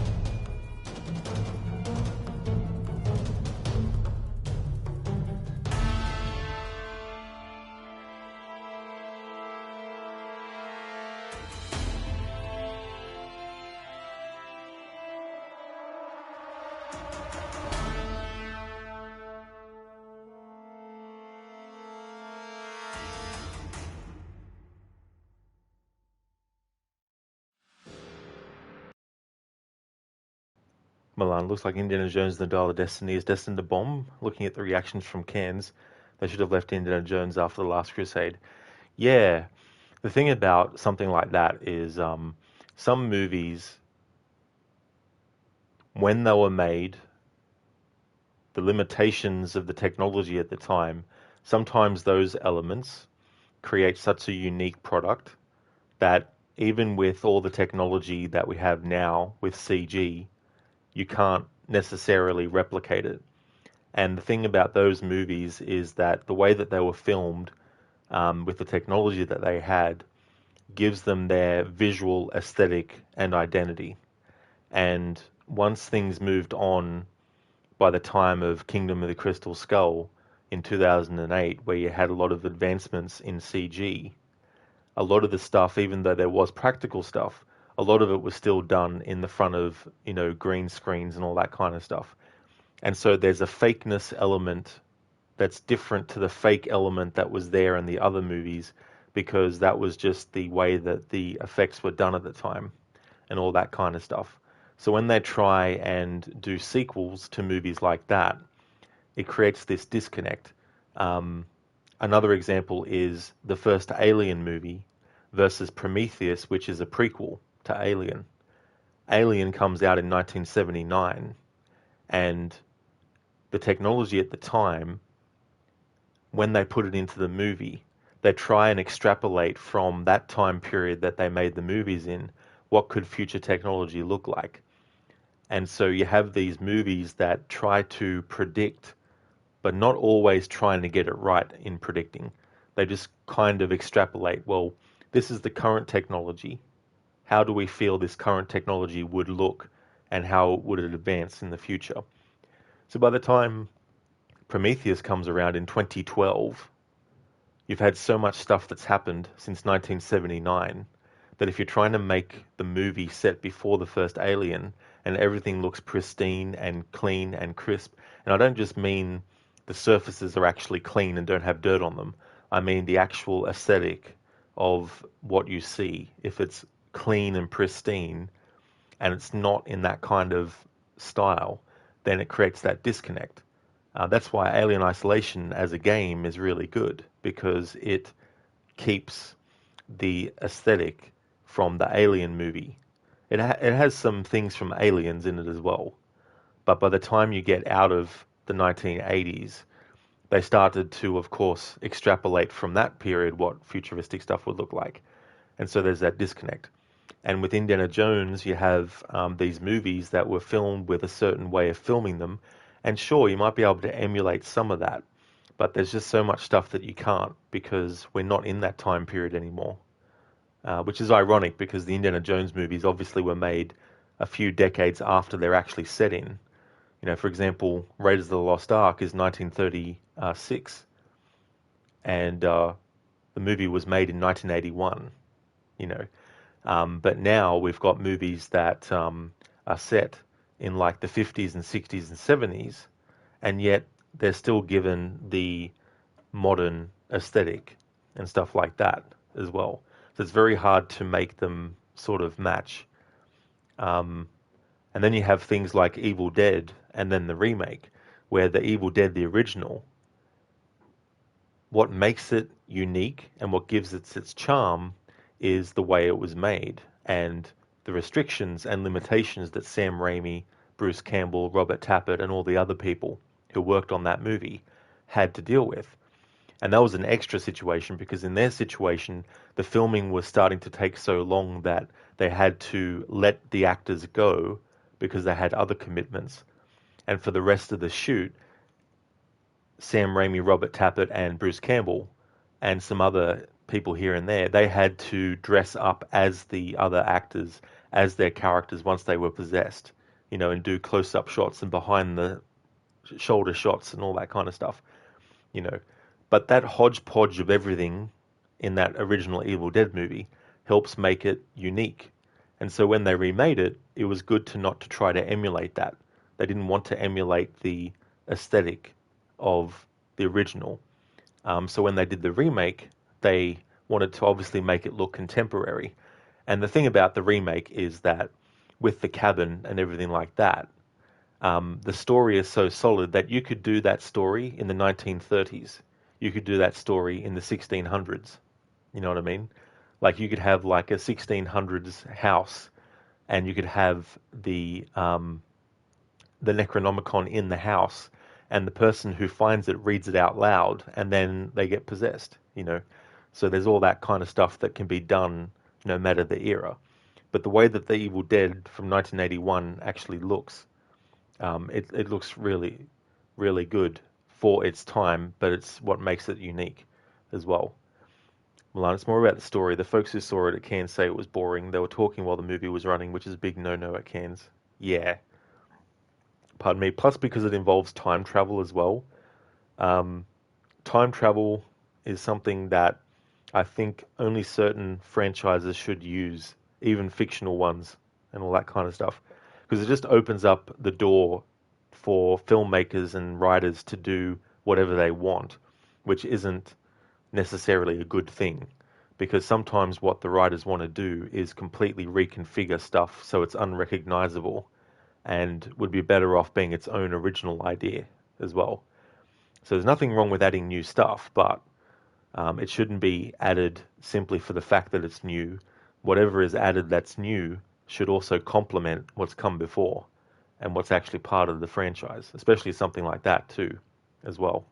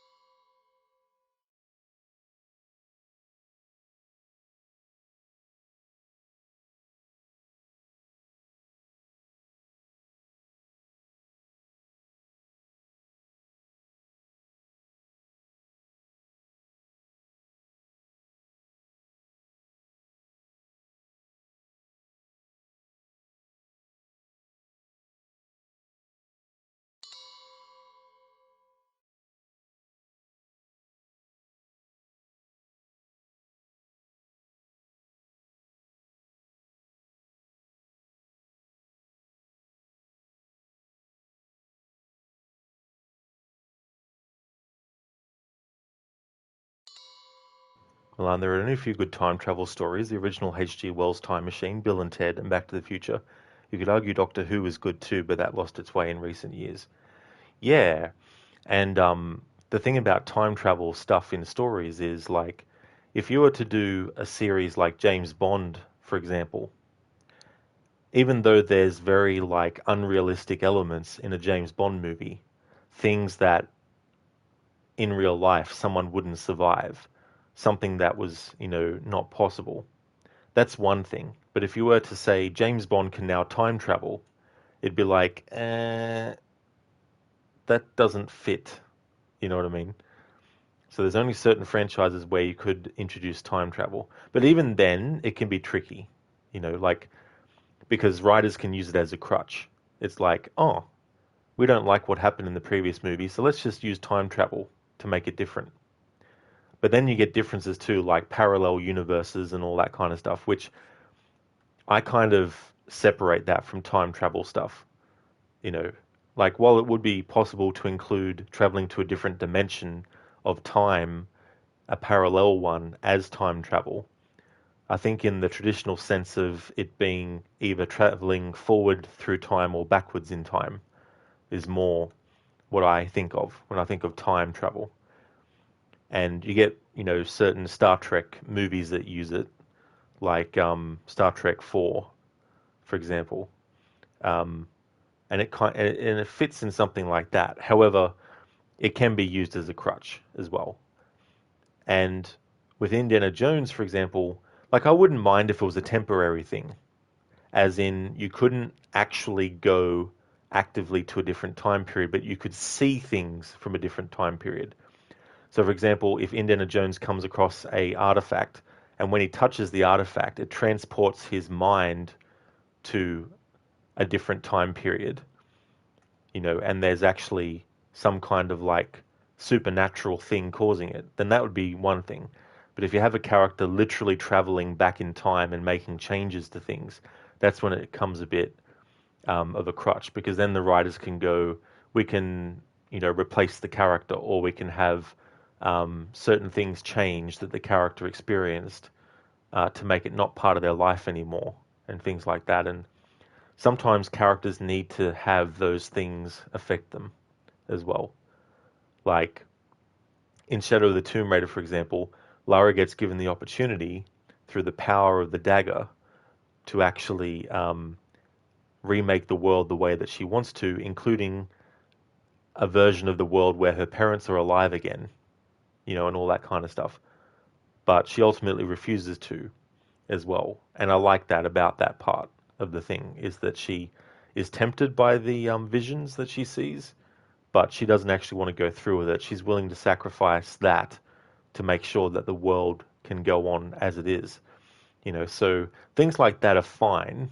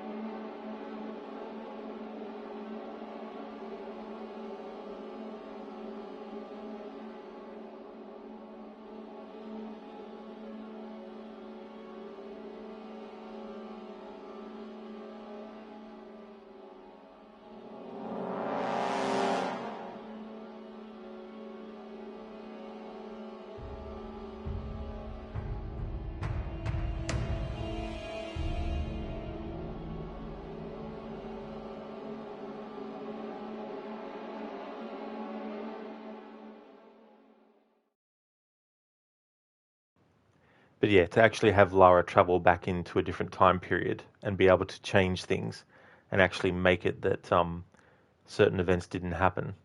Like, you could do that in the story, but I feel that it would take away from the kind of like character building that was done for Lara. In the classic games, her parents are still alive, so they didn't kill them off. So there's nothing really like that. In Tomb Raider Anniversary, which is a remake of the original Tomb Raider, it is different again, because even though it's remaking the original, it's also serving as a prequel to Tomb Raider Legend. And in Tomb Raider Legend, it confirms that Lara's mother goes quote-unquote missing, but in Underworld you find out she actually died. But her father also dies as well in that continuity.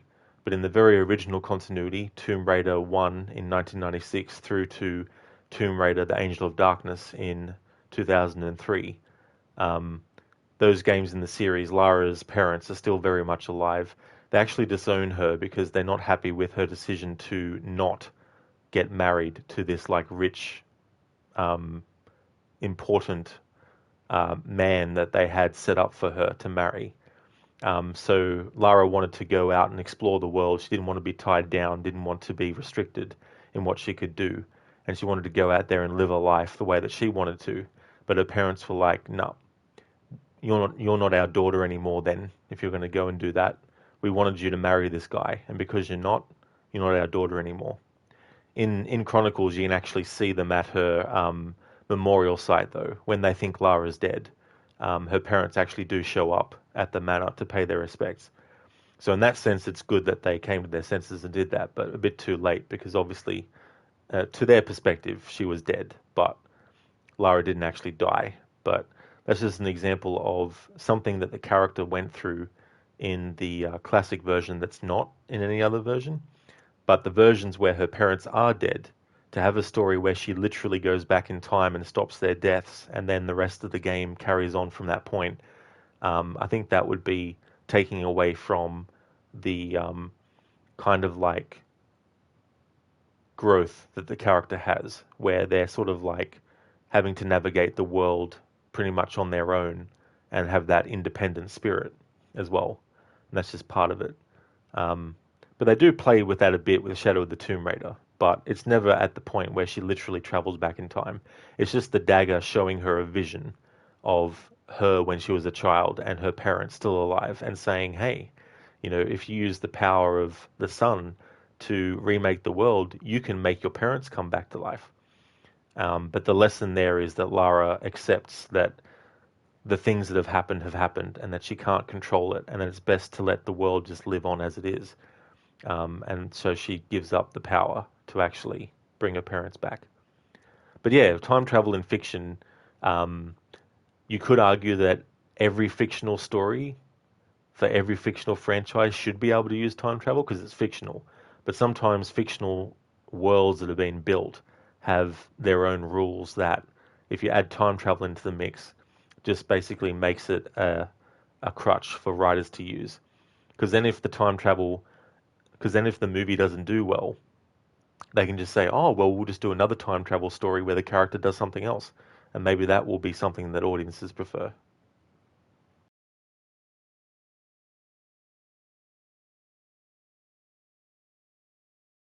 Milan, the original cut of The Dial of Destiny had Indy killed in the past, and the woman was going to take his hat and whip, and a montage of her doing all the things that Indy did was to follow.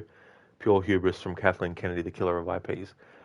Well, I think doing that with any character, as in like having it be a man that takes over from him, I think that'd be the same kind of thing.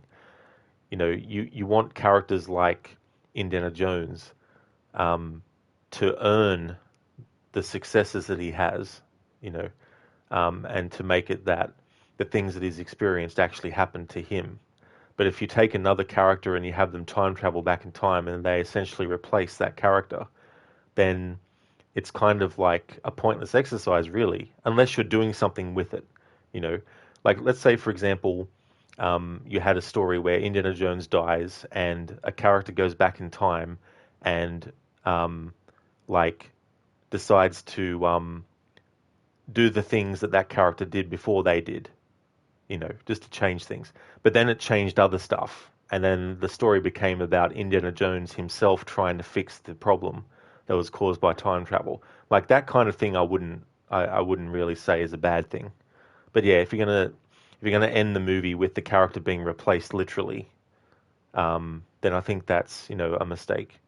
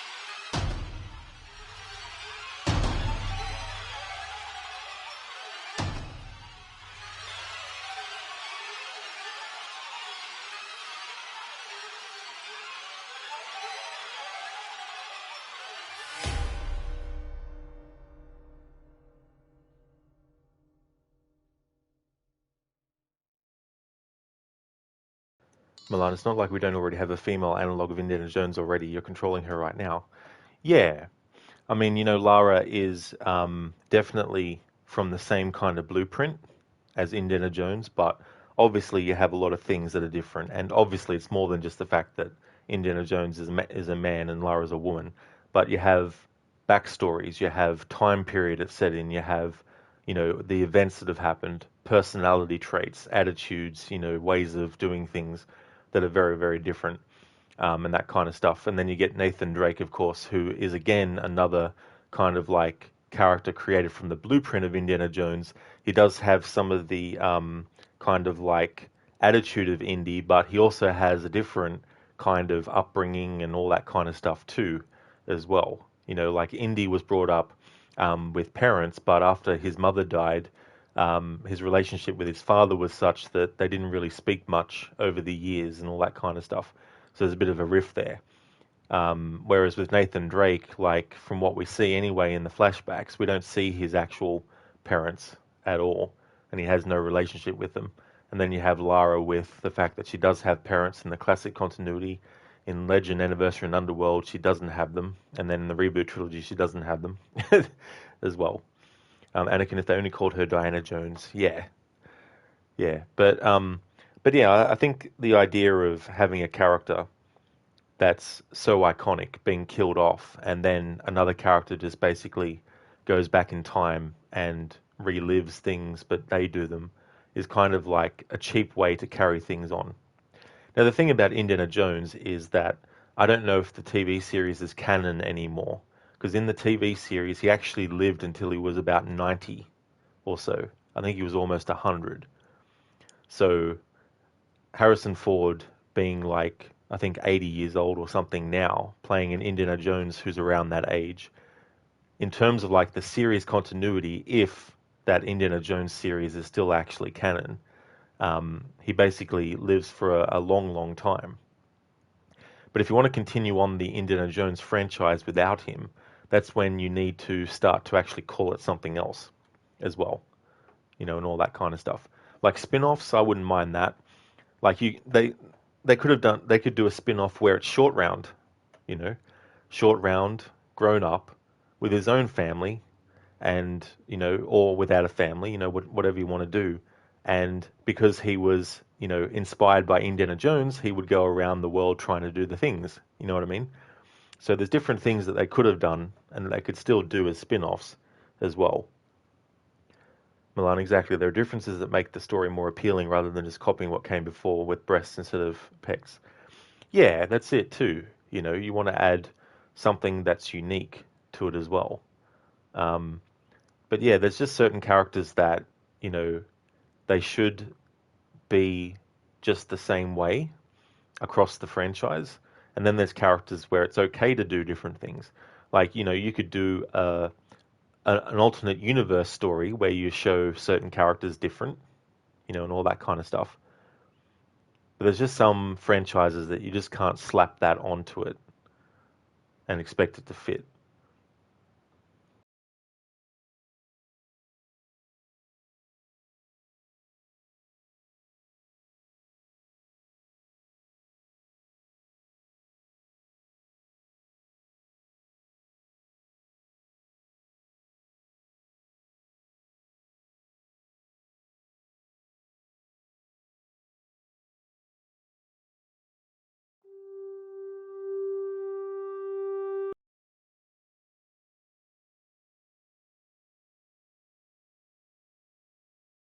There's an example of some death music.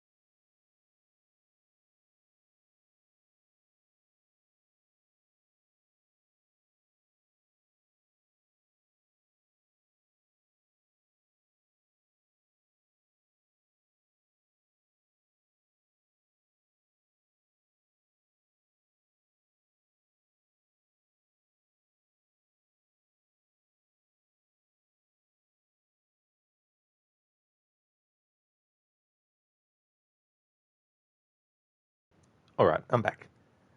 Milan, you saw an interesting series called Travelers, where the consciousness of people from the future could occupy the bodies of recently deceased people in the past. That was a good spin on the time travel angle. That was a different concept. The process was only one way too, so they could only stay in the past. Yeah, that kind of reminds me of the show Quantum Leap as well, where, although I think that might be different because that was, oh, I don't know, because that had the character in different people's bodies. He was trying to find his way home, but every episode he got transported into a new body, and the episode dealt with that character's struggle or whatever it was as well. I think they also did a new version of that too in recent years.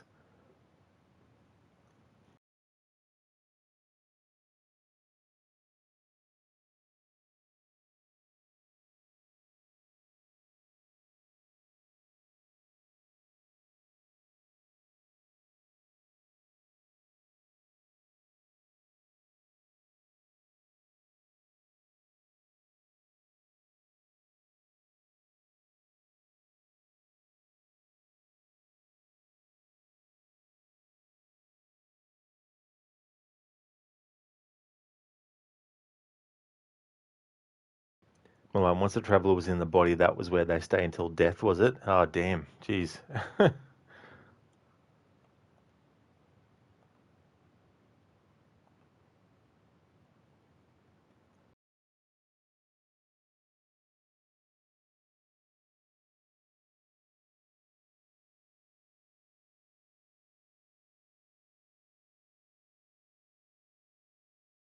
Hello there, Zereth. I do, yes. It's good to be streaming another game from our PlayStation, so I don't have the streaming issue happen with the audio like it does on the Xbox. How's things going, Zereth?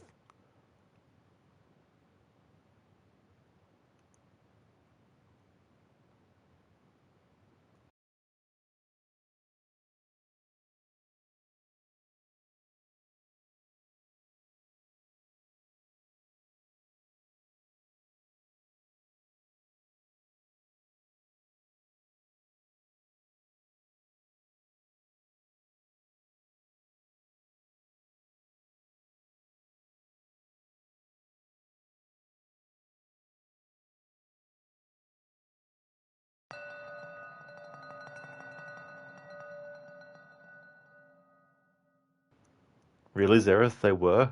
So what was happening with it? Was it like a static thing? Was it like a stuttering thing? Was there like a sort of like buzzing sound or something? Who knows? I mean, it was bad enough when I had the static audio issue, which only happened to some Xbox games.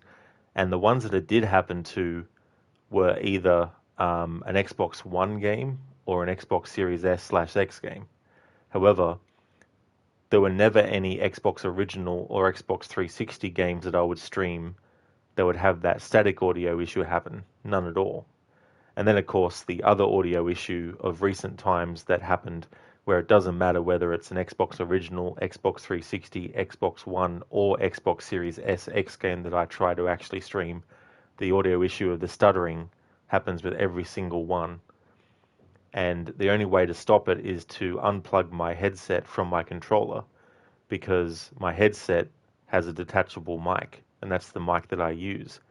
But even having the headset plugged into the controller without the microphone causes the issue. So I couldn't even just plug my headset into the controller and listen to the audio of the game and not actually talk.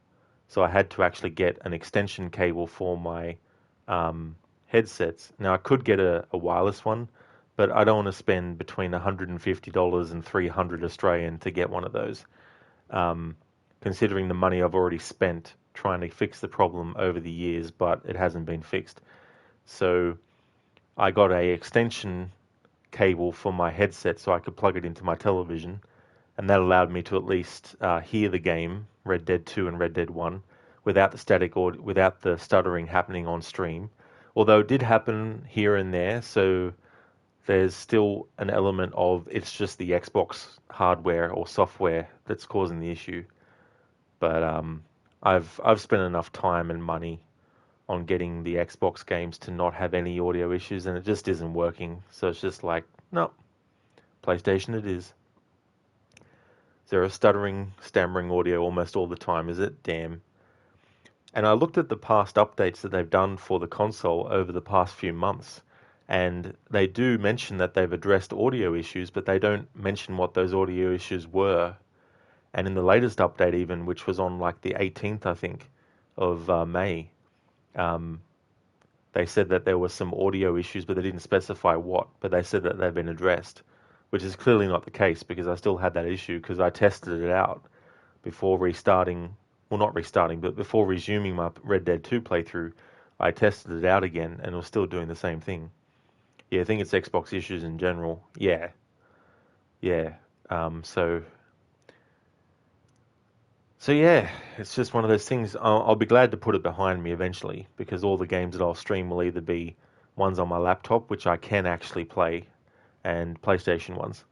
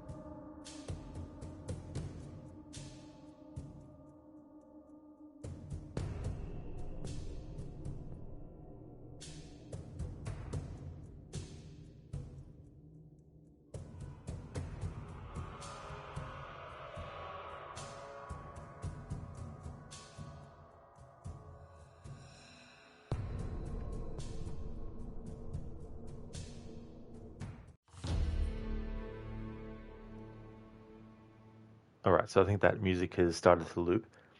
Um, Zereth, so according to tracking, your meds should be delivered between 7:30 a.m. and 7:30 p.m. Well, hopefully so, Zereth. I hope you don't have to wait any longer than that. Thanks for leaving the lurk as well. Stream Elements is having a issue today with any commands and stuff. But thank you so much for the lurk, Zereth. Mulan Gaia just appeared, gave you a cat stare, and then made a little meow noise like she wants something. She has food, water, and access to the shore, so you're guessing she wants something else. Ah, it's Dreamy's treats. That was the Dreamy's treats meow. It's like I'm fine for everything else, but we need the Dreamy's treats.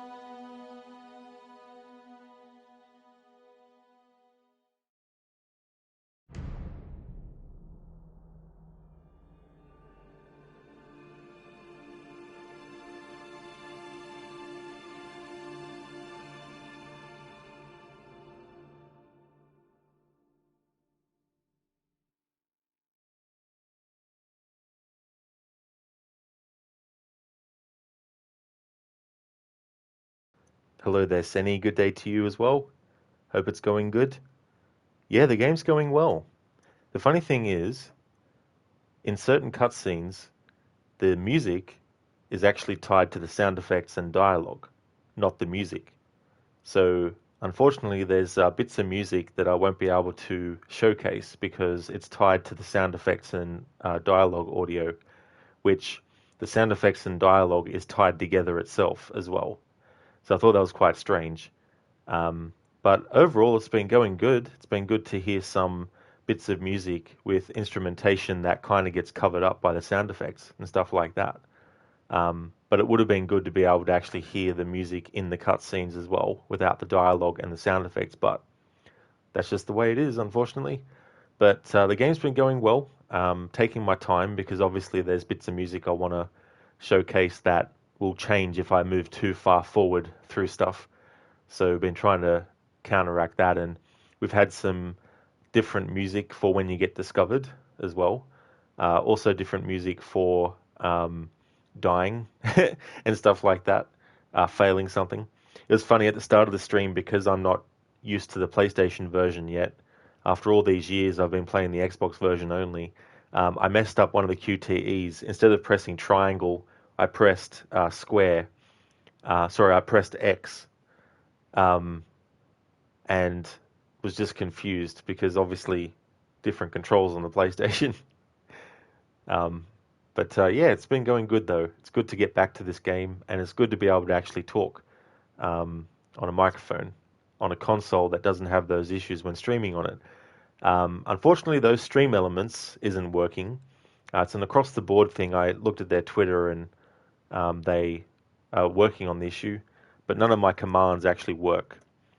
So if anyone puts in a command like music, then I'll just basically copy and paste the message manually until the Stream Elements thing gets sorted out.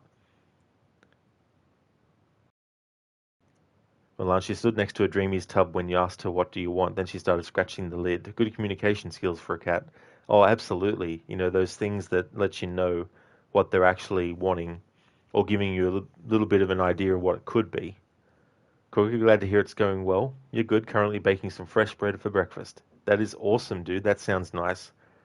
Are you doing anything with the bread, like putting any extra sort of like ingredients in it, or just having sort of like you're doing plain bread or like multigrain or something like that?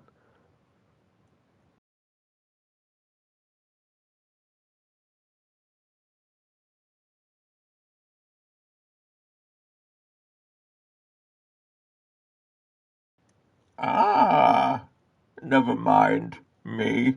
I just like to say that sometimes. Thanks for redeeming that, Crooked. It's good to have those redemptions active that are related to me doing a voice after not being able to for the rest of Red Dead 2 and for the whole stream of Red Dead 1 yesterday as well. Great game, of course, but I am looking forward to being able to stream it in the future at some point, somehow, without the Xbox version. Crooked, just plain flour, but some topped with sesame, some with poppy seeds. Oh, that's cool. It's good to add little extra things in like that. I remember the first time finding out about like a bread making machine and all the different recipes, like a beer bread and all that kind of stuff.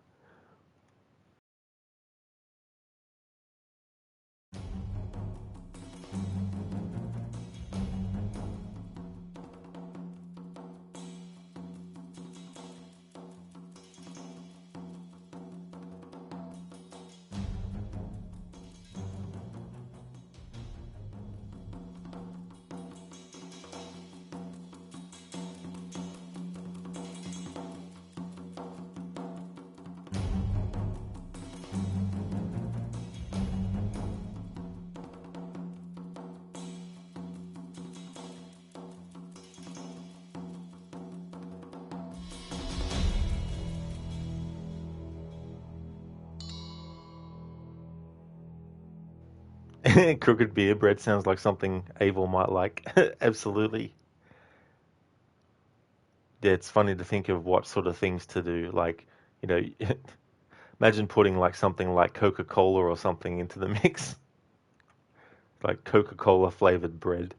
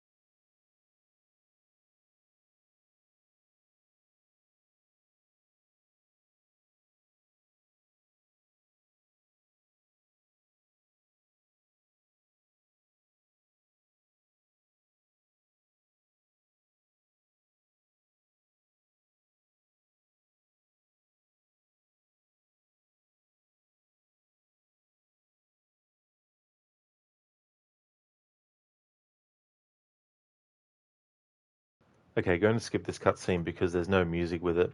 Even though I've got the music volume only on, the music that would appear in these cutscenes is actually tied to the sound effects and dialogue audio volume for some reason.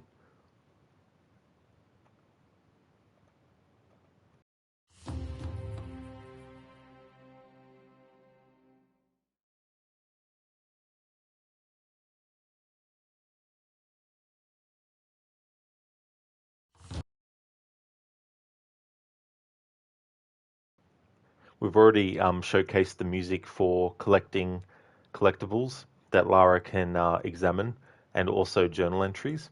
But I will still interact with them just to get the XP from getting them.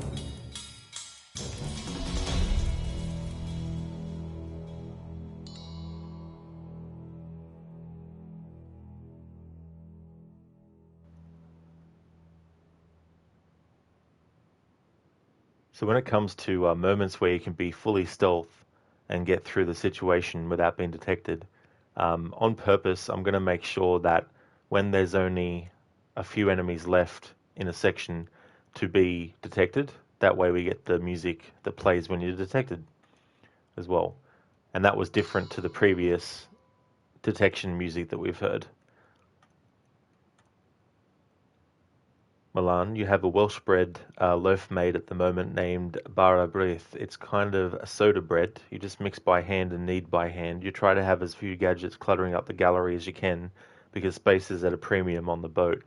Absolutely making sure that you've got just what you need to get the job done in a satisfactory way, but without making it too much stuff that's necessary.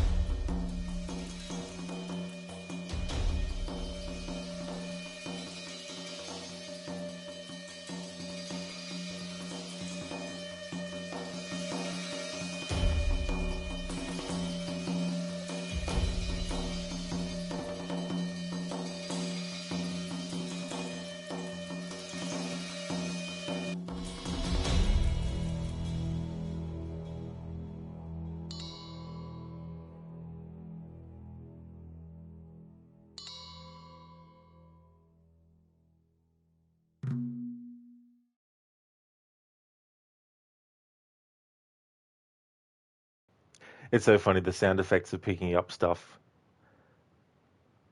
is actually tied to the music. Whereas in cutscenes, the music is tied to the sound effects and dialogue. So go figure.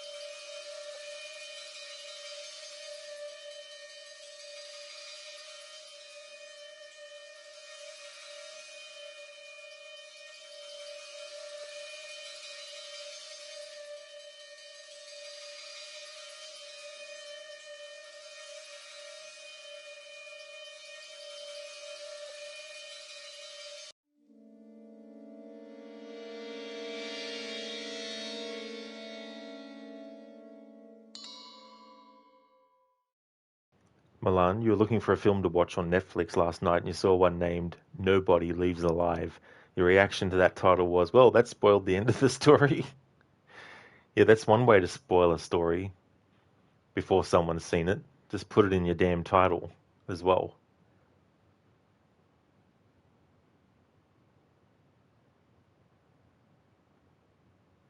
But then you think about titles like the Die Hard movies, where it's like, Die Hard. Does the main character die? No, not at all. Clickbait movie name. If you're gonna call your movie Die Hard, the character has to die at the end. I'm not being serious, but it is funny how what you title a movie or a game or whatnot can actually affect how people perceive it, even if they haven't actually watched or anything. You know what I mean? Like, you could call a movie romance, and people who don't like romance movies might go, oh, I'm not going to watch that. But the title might refer to just a movie that the main character likes to watch called Romance. But the whole movie is about them trying to survive a post-apocalyptic future. It's just that things have gone so bad that the only movie left is a movie called Romance. You know what I mean? Just using it as an example. So sometimes the title of a movie can definitely be something that makes you think it's one thing and then it's not. But some titles can be very creative. There was a movie, I can't remember the name of it, so I'll look it up. I remember who was in it. It was a Hugh Grant movie. I think it was from the 90s. So have a look at his IMDb, and then I'll be able to find it, because I'll know the name of it when I actually see it. Here we go. The Englishman Who Went Up a Hill But Came Down a Mountain. 1, 2, 3, 4, 5, 6, 7, 8, 9, 10, 11, 12 words in the title. Came out in 1995.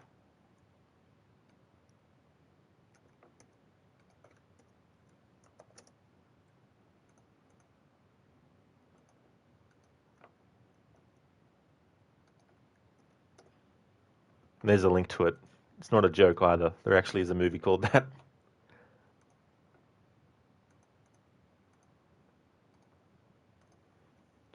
Milan, True Romance is a great film with a totally different story to its title. Yeah. Yeah, that's the thing too. Like, I haven't seen that whole movie though, but I remember seeing snippets of it. And sometimes it can, be something that puts people off. But sometimes, when you actually see it, you go, this wasn't what I was expecting.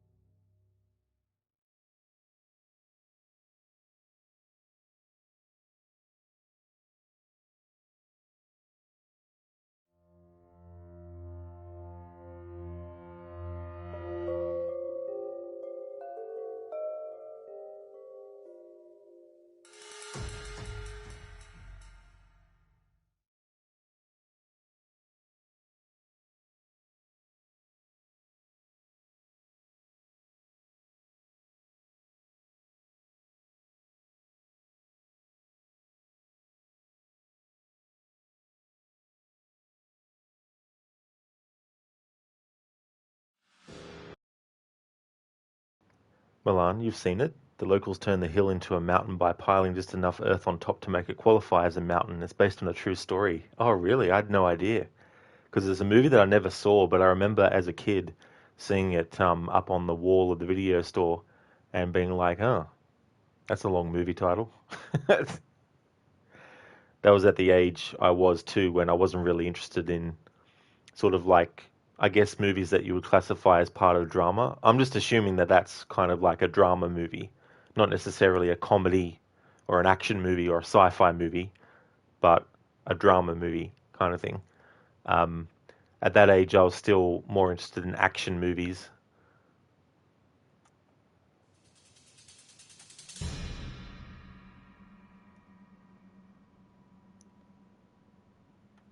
Because 95, I would have been about 11, turning 12.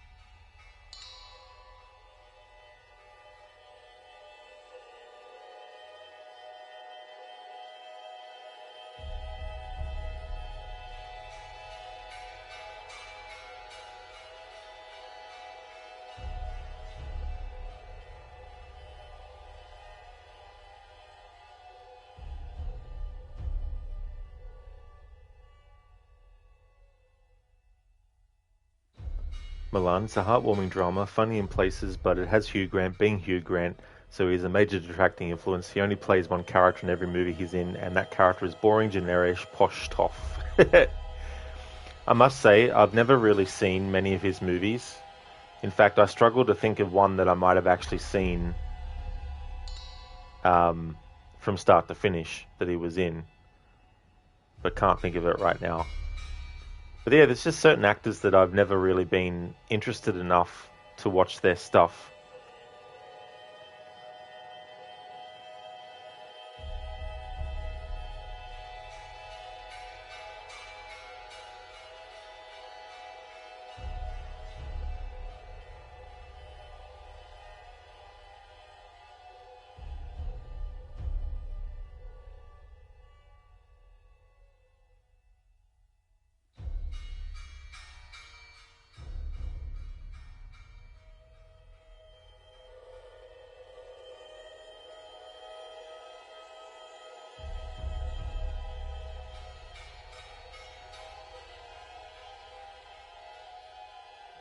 Hey, Super Meatheads. If he plays the same character in every movie, then if you've seen one, you've seen them all. Yeah, no variations whatsoever. There's also some actors that they have been good in certain roles because that's the kind of role where they almost disappear into the character. One of the roles that I would say that is true of, for me anyway, of an actor is Tom Cruise. And that's the movie The Last Samurai. He did such a great job in that movie of portraying that character that it didn't feel like it was just Tom Cruise playing a soldier who became a samurai. You know, it felt like he actually was a soldier who experienced what he experienced and ended up being taken in and becoming like a samurai and being accepted, you know. And I completely forgot while watching that it was him in it. But then there's movies like Mission Impossible where, for me, like, I've seen Mission Impossible 1 and 3, and even though he looks different in all of them, or as different as possible, it still doesn't seem like he's playing a character. It feels like he's just playing a secret agent. It's like, Tom Cruise is a secret agent.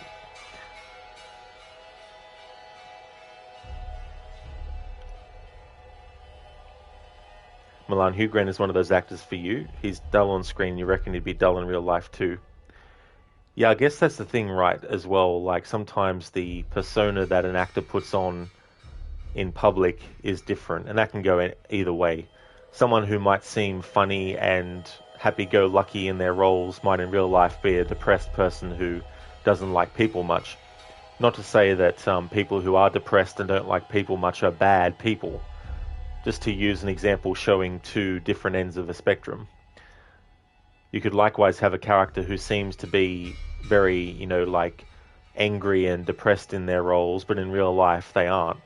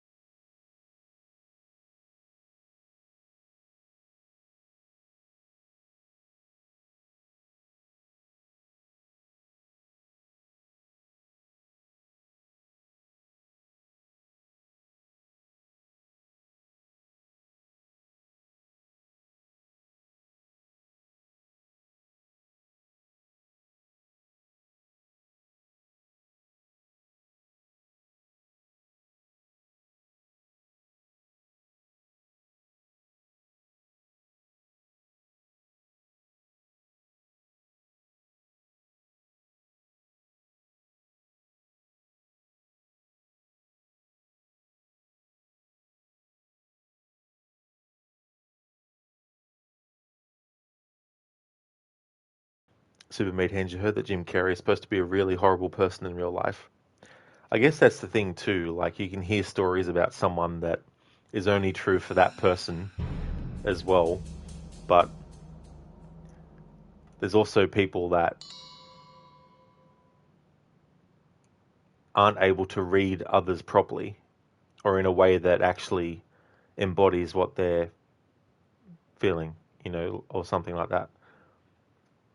But, I mean, I've never personally met any celebrity, so who knows? Like, from my perspective, I don't know what celebrities are like in real life. But yeah, you can definitely hear stories about certain people and stuff like that. But I've never really been one to care much about that kind of stuff necessarily. Like, obviously, if someone's being an asshole to someone, like if you spoke to someone who was famous and you were just saying hello and thank you for whatever, and they were like, fuck off. Like, yeah, but if, you know, they're busy because there's 500 other people in the same location trying to get their attention, then them not responding to you doesn't mean that they're singling you out and not responding to you on purpose. It just means that there's so many people there that It's very hard. But yeah.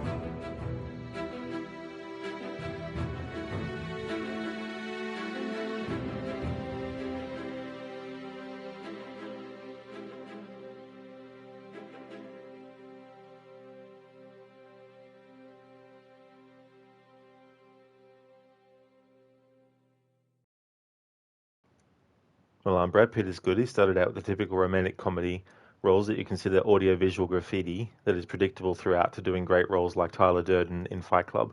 He actually has a range of roles he fits. Yeah, I remember with Leonardo DiCaprio, when movies like Romeo and Juliet and Titanic came out, I was at the age where, um, because those kinds of movies didn't interest me, it meant that I associated him with those types of movies and decided that I didn't want to watch his stuff. And therefore, as a byproduct of that, I didn't actually like him. However, as I got older and he started to do different roles, that's when I was able to separate the fact that, just because he was in some movies that I didn't like doesn't mean that he himself is bad for it, you know. So there's been a lot of movies that he's done where I'm like, that's an awesome movie, that I really like him in. And, I had the ability to separate, him from the role, because about 1996, 97, I was still like, early teens and that kind of stuff too. It wasn't until a bit later that I started to appreciate more, um, what actors can bring to a role, and that obviously actors are going to do certain things, you know what I mean? Like, you're going to have actors that do a genre that you don't like, but they're also going to do genres that you do like as well.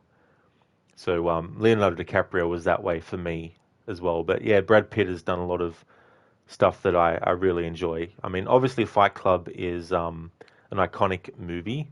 And as much as I do like it, I haven't watched it more than like probably, 2 or 3 times. For me, when I think about Brad Pitt's early stuff, the ones that stick out to me are things like Interview with the Vampire, Seven, and 12 Monkeys. For me, those three are top tier Brad Pitt, early career roles, as well. But Fight Club was good. I don't dislike the movie or anything like that. But I've definitely seen Seven more times than I've seen Fight Club.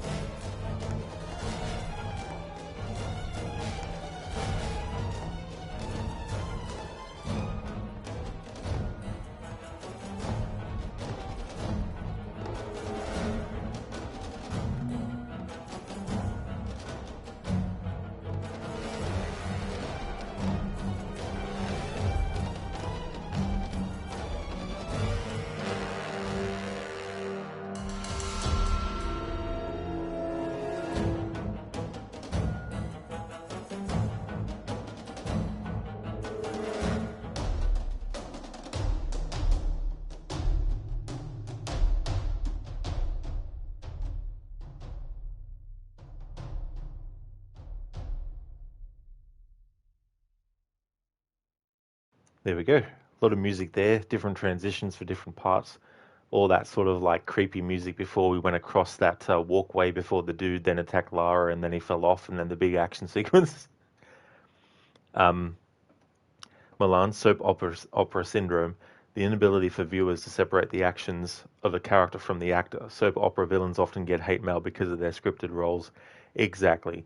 It's one thing to hate a character because they're a character that is designed to be like an asshole, you know.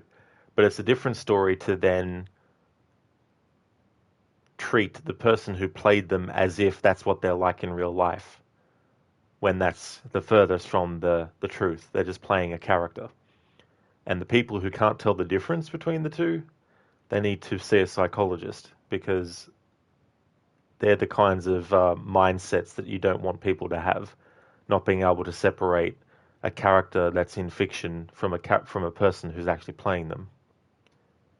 Super Meatheads, all you know is never meet your heroes. An old friend used to really like Jimmy Carr, and he got the chance to meet him after a show of his. They were a little disappointed when they finally meet him, as it didn't live up to what they thought he would be like. Said he was nice and polite, so it wasn't a bad meeting, just he wasn't what they expected to be like. Yeah, that's the thing too, you know, and I think also different contexts, like people are different in different scenarios. You know, someone who's relaxing at home might dress differently than when they're actually visiting friends versus when they're actually visiting like a place that's like a restaurant or a function, you know, and all that kind of stuff. And sometimes in certain situations, a person can appear to be very sociable, but when you actually meet them one-on-one, they're not necessarily the same kind of person than when they were actually with other people and in that social situation. Because I guess some people too have a certain threshold that they can appear to be very sociable for the sake of integrating and mingling and, you know, communicating and all that kind of stuff. But after a while gets to a point where they really need to go to a different kind of like zone by being in a different, you know, company and stuff. It's like people who are at work versus people outside of work. You know, people who are at work will act a certain way because it's a work environment, whereas outside of work, they'd be a completely different person. Milan Den from EastEnders got death threats too. Apparently, he's a nice guy in real life. That shows the mark of an actor who's good at their craft. Exactly. If they're so good that they can make you really dislike the character they're playing, then it means they're doing a good job. It's like, you know, any sort of like villain that is played by a character, played by an actor. And, you know, sometimes they're a character actor, and that's the type of character that they go for. But that doesn't mean that that's what they're like in real life. Like you look at the genre of horror, you know, like people who like horror movies doesn't mean that they're suicidal maniacs or doesn't mean they're murderous psychopaths, you know, or anything like that. Milan, haha, the shield is slowing him down. Yeah. Unfortunately, I don't have the ability yet to actually do like a counter dodge, like to do a dodge and then counter attack with an arrow to the neck. Don't have that yet. So for that dude, I just basically wait till he gets close, do the dodge, and then just let fly a little bit.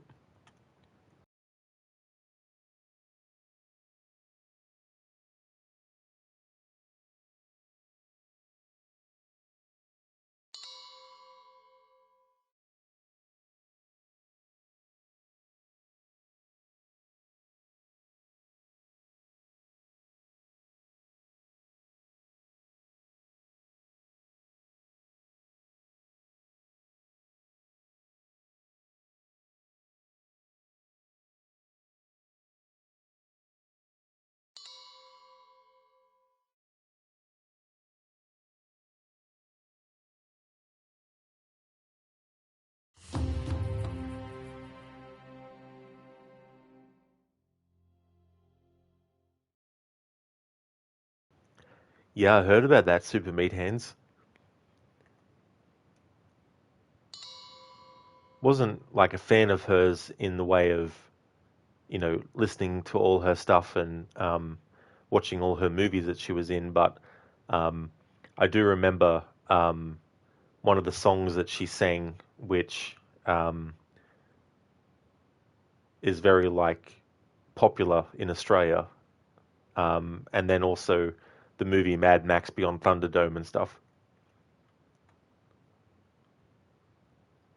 Milan, you find people in a nature setting to be very honest and genuine. When there are no clothes to hide your true self behind, people tend to just be themselves. Yeah, that's the thing too. Like the way that we are at our core isn't always something that can be, done. Like if you really love sports, but you're working with people who don't, it's very hard to be your genuine self and actually talk about that if you know that they're not really going to be interested.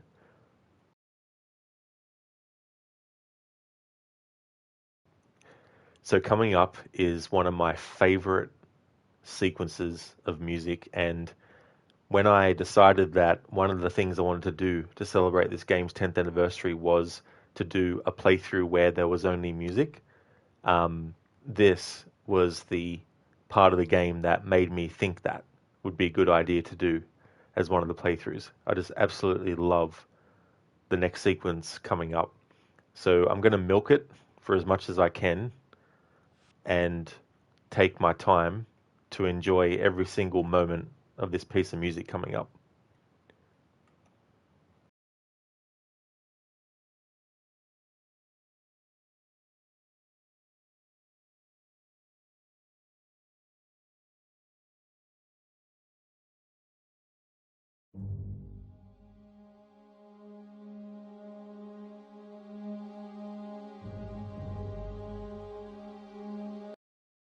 All right, let's try that again. I don't know what happened there. I tried to move the camera to a better spot, but then Lara switched around and then started to go down the zip line. All right, let's try that again.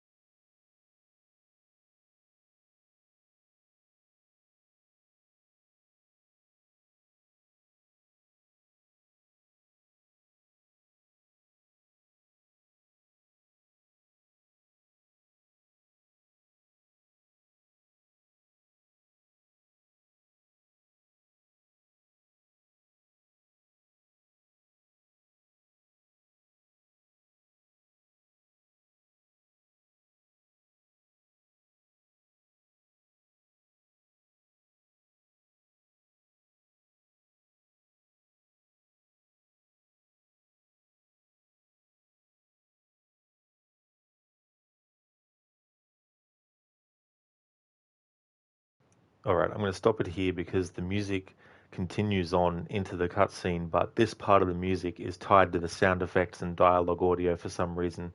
So what I'm going to do is go to exit the menu and see if it can make it go back to the start of that, and then I'll climb up through because I really, really want to get this music in that plays here. It just caps off really well what was already an epic piece of music climbing up to that point.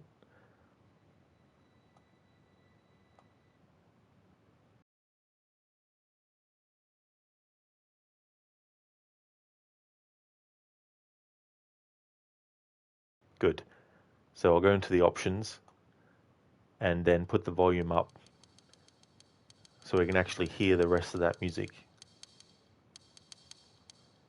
Because that bit of music is tied to the sound effects and dialogue for some reason. Milan, people wear football shirts and never actively engage in the sport themselves. People dress in goth clothes and make themselves look like depressed, unapproachable, evil incarnate when they're actually friendly, funny people. Clothes are a costume to show people how you want them to see you, and necessary who you actually are. When the clothes are gone, all that's left is yourself. And not necessarily meant to say thinking faster than you can type again.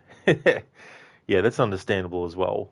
You know, that is definitely something that can happen. You know, people can wear things just to make people think they're a certain way when that's not actually them.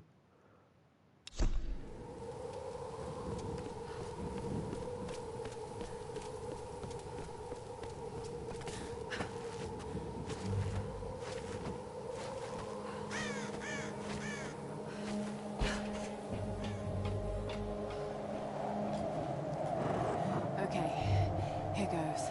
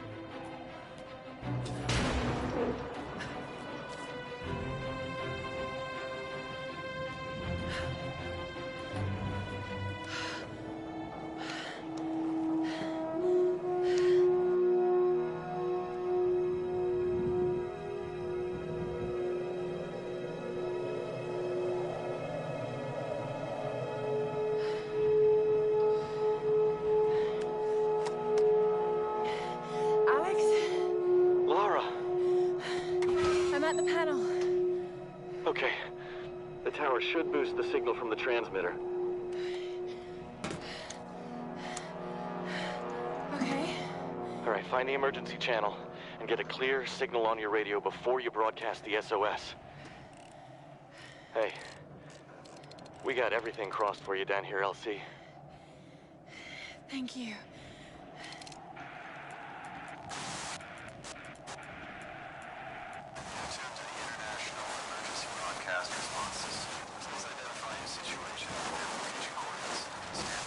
Response. You're tuned to the International. Mayday! Mayday! This is Lara Croft of the Endurance. We are stranded on an island in the Dragon's Triangle. We need help and medical supplies. Please respond. Come on. Mayday! Mayday! This is Lara Croft of the Endurance. This is aircraft Nautilus 177 Alpha. Searching for you since the distress call from your vessel. Almost given up hope. So had we. Got your approximate position. We could sure use a visual. I'll figure something out. We'll be heading your way soon. Out. Lara Croft, you are my hero! Hey, you know, Reyes actually just cracked a smile. Right. Need a signal. A fire. Fuel, flames. I can do that.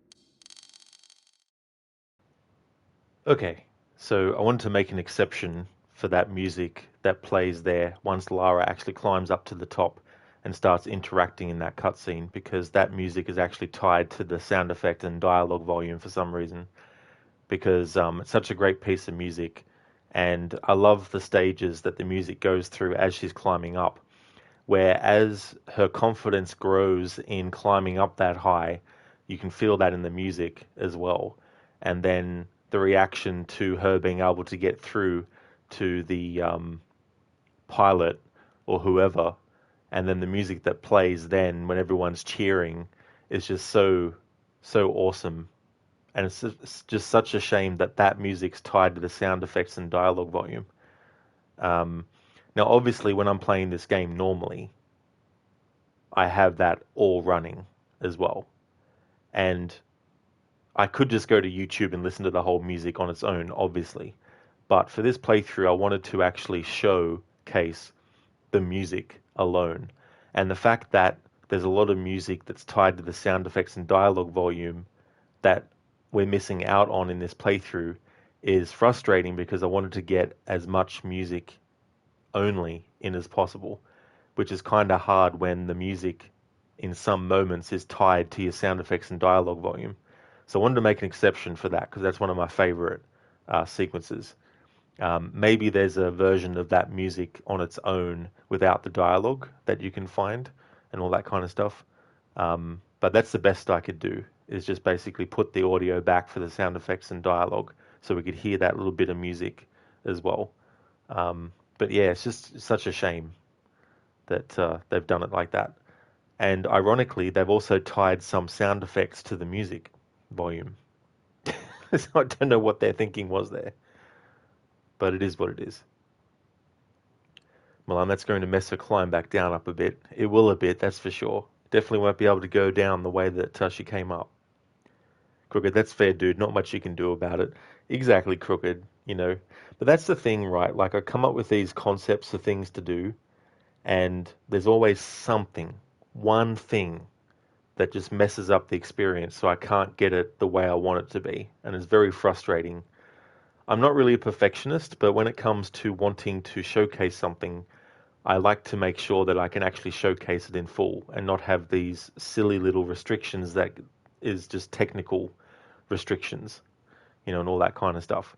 But that's the best I can do with getting the music in. So there'll probably be some music that we won't hear, because I don't want to do that for every single cutscene that we come into in the game. But just for that one, I wanted to do it. Hello there, Gamer Loop. Welcome on in. Good evening to you. I hope it's going well. Hope everything's going good.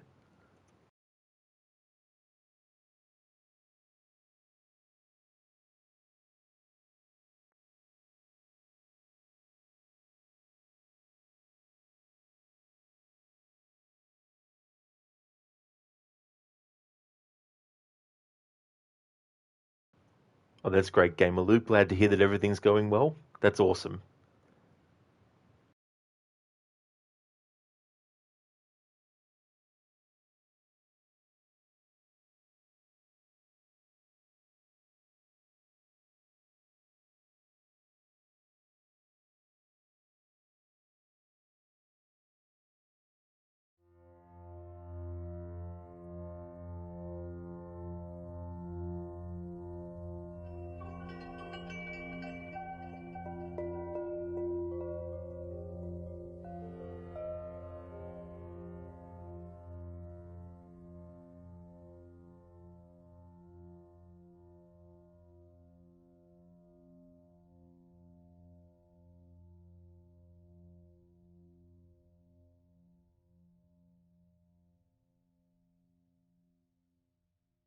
Milan, you did Skyrim with only unarmed combat. One shot to bring dragons down to the ground. It actually makes the game challenging. That's good too. I like doing that, coming up with ways to make things not as easy as they might necessarily be. And sometimes it's not because the game has a difficulty setting that makes it hard. Sometimes it's just a mechanic that if you don't use it, it can make things more difficult. Like when I was doing my Red Dead Redemption 2 cinematic challenge, where I had to go into cinematic mode when traversing. It didn't make the game more difficult in the sense of, oh my god, I can't get past this part, I'm going to have to spend hours on it. But it was annoying at times because you couldn't see where the target was running because the camera, even though you could change it where you wanted to go, it didn't always stay on that angle. Like sometimes you'd go into cinematic mode and change the angle so it was behind Arthur and the target was in front of you and you could still see them. But then the game, even if you kept on that angle, would automatically switch it to a different angle where you lose track and having to change direction and all that kind of stuff. So there's some challenges that don't necessarily make it difficult because the game mode was difficult. It's just difficult in other ways.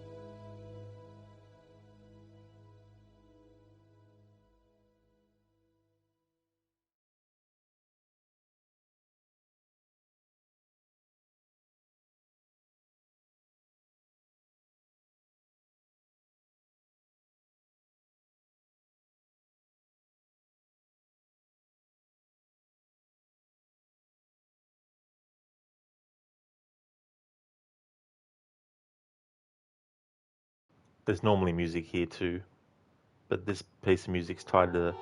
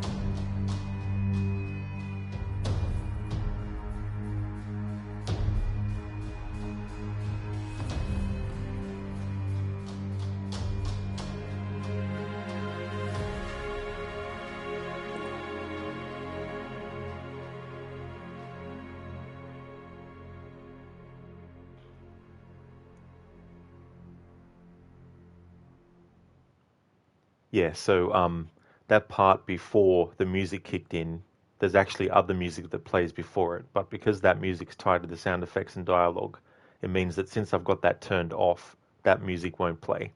Yet the music that did play does play, because that's tied to the music volume. It's like, jeez. I wonder if the composer Jason Graves know that they did this with his music when it comes to the, you know, which tracks they put which music on.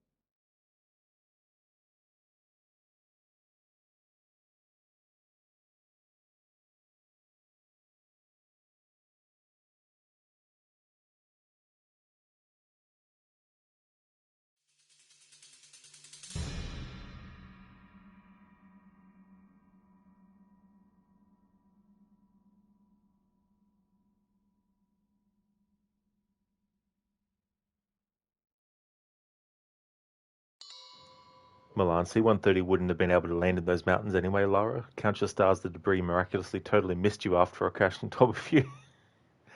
There's definitely a lot of near misses there, like the debris, and then you got like the blades of the propeller and all that kind of stuff crashing down and rolling and all that kind of stuff.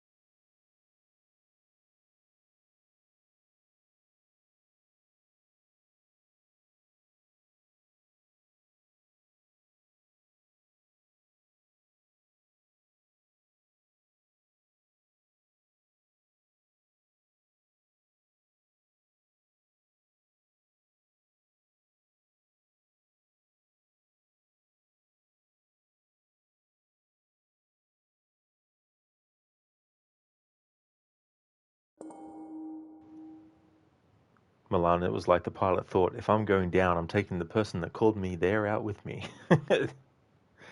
Like, may as well. Not going to be able to survive this anyway.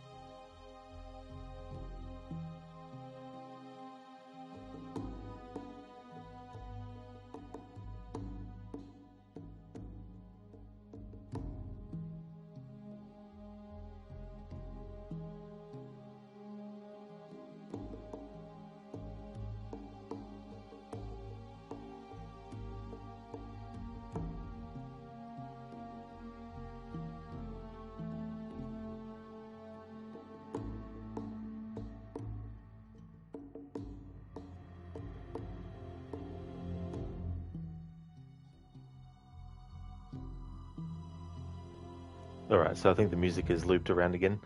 Hey there, hippie. Welcome on in. I hope it's going good. I did, yeah. I finished the Shadow of the Tomb Raider No Death Challenge. Got that done, when was it? I think it was March, I think.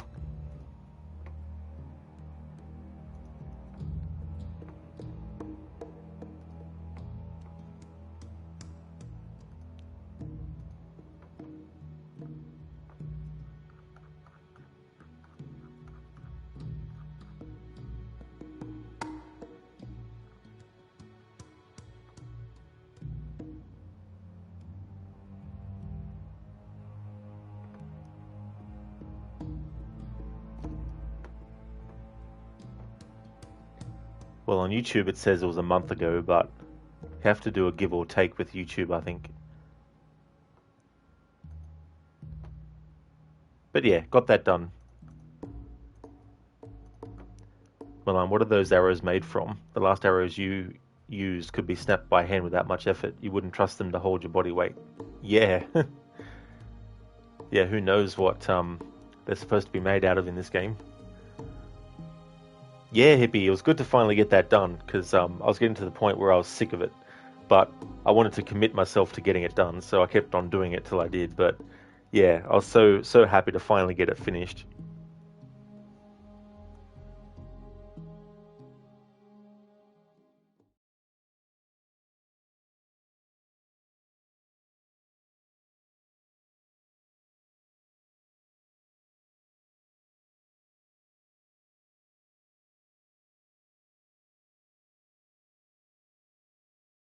Oh, did you, hippie? Yeah.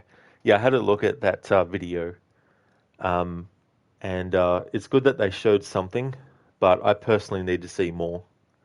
Because, like, the traversal that Basim was doing, the way that he does it, isn't very indicative of whether or not they've actually improved the parkour system. He still seems to stumble like Eivor does when jumping from a short height, which might not be, you know, it might be realistic to do that, but you need to have a level of video game logic in your games, even if you are doing some realism stuff. So yeah, just some of the movements with Basim just seemed sluggish still. But I think the better determination will be once they actually have a walkthrough of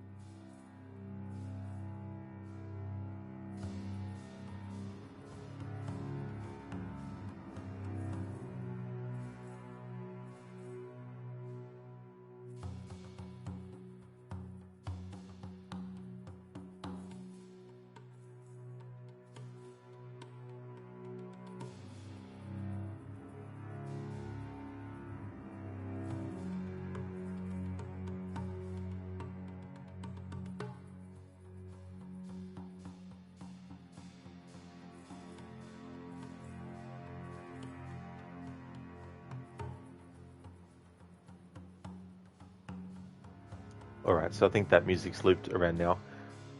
But yeah, when they actually show a video of someone walking through locations and doing the parkour and commentating on it, that's when it'll be easier to actually see whether or not they've improved it. Because right now, from what they showed, it just seems like it's still going to be a case of the character will stumble when they land on certain surfaces, even though it might just be a short distance they've jumped. Like, I can understand if you jump off a great height, that if you just landed without rolling, that there'd be a bit of a staggering in landing and getting up. But if it's just a short drop, then the character shouldn't be staggering to the ground and then stumbling a bit to get back up to run, you know. Milan, you just got the Freedom Cry DLC for AC Black Flag. You'll be playing that when you finish Far Cry 5. Excellent, Milan. It's a great DLC, that. It's really, really good. For my playthrough celebrating Black Flag's 10th anniversary, I'll be doing Freedom Cry for the majority of them as well. Maybe not every playthrough to celebrate the 10th anniversary, but the majority of them I'll have the Freedom Cry doing that as well. He'd be a little bit disappointed with the eagle in the video. Like, come on, can we not give him old school eagle vision? Yeah, that's the other thing too. You know, like, Ubisoft can't let go of the eagle companion mechanic. He does have a form of eagle vision, and I think you only see it when he's about to jump down from a height and he's marked the targets. Because I think they're going to do a mark and execute type thing. But the fact that they've got an eagle companion again, it's just like, come on, we've had 3 games with a bird companion. I think it's getting a bit old now. Hippie, also feel like they don't have a good color shading in the game. Yeah, that's something that I never really noticed, like, but definitely the parkour still seems to be basic. And I've seen people, you know, comment that, oh, that's just because it's the same game engine. It's like, well, the same game engine that they did Unity with is the same one they did Valhalla with, yet Unity's parkour is superior. You know, they can do that more advanced parkour with the same engine. It's just that they've chosen not to for the past 3 games.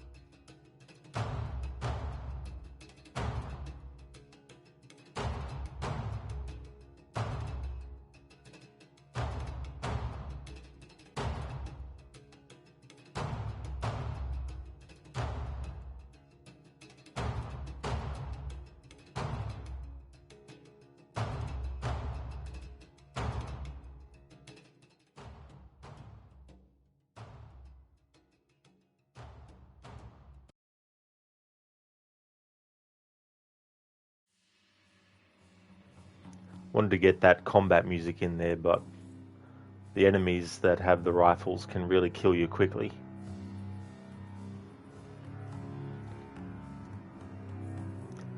They need to get people from AC2 development and Unity development, and that'd be a sick game. Yeah, that's the thing. Like, there's fundamentals in those games that, sure, you know, they're not perfect, but there's fundamentals in those games that can't be done in the new games, you know. And some people counter that argument with, well, at least you can climb more kinds of surfaces. And it's like, well, that's good and all. And yes, that's a great improvement of the old school games. But when you can't do a side or back eject of a great distance like you could in the older games, that's a step backwards. You know, having to have the character get closer to the wall you want to actually do a side eject to, when it's so close that you may as well not even bother having it as a mechanic. Versus a game from even like 2007, Assassin's Creed 1, you can do a side eject from a great distance. You know, these kinds of things can transcend graphic or technical limitations of the time to create something that still was quite solid, but when people say they want the parkour to go back to what it was, they don't mean with all the flaws as well. They just want the concepts behind the parkour to go back to that as well, making the gameplay more fluid, because that's the whole purpose of the parkour system, was to make it feel fluid, not to make it feel fluid for a few steps and then stagnate and then tumble and stumble and everything like that, and then reduce the kinds of things that the player can do. It's like making it so that Mario can't run and jump anymore. He can only jump. It's like that will help in a lot of cases where the jump distance is short, but it's not going to help when there's long jump distances, is it? There's just certain things that you need to still keep.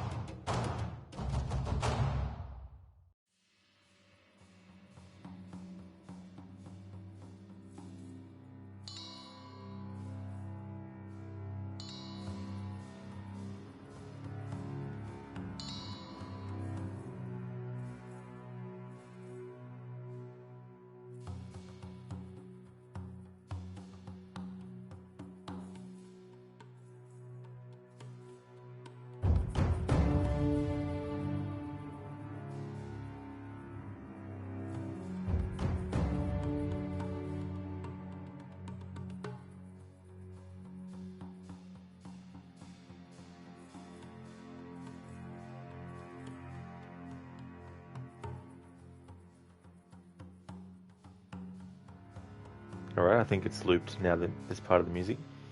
Hippie, the music only seems a bit funny. Yeah, it definitely changes how a game kind of like comes across as well. But the funny thing is, there's some music in cutscenes especially that doesn't play if you have the sound effects and dialogue turned down. And if we go to the audio options, you can't separate the sound effects from the dialogue either. The sound effects and dialogue volume that you can change is tied together. The music volume is separate.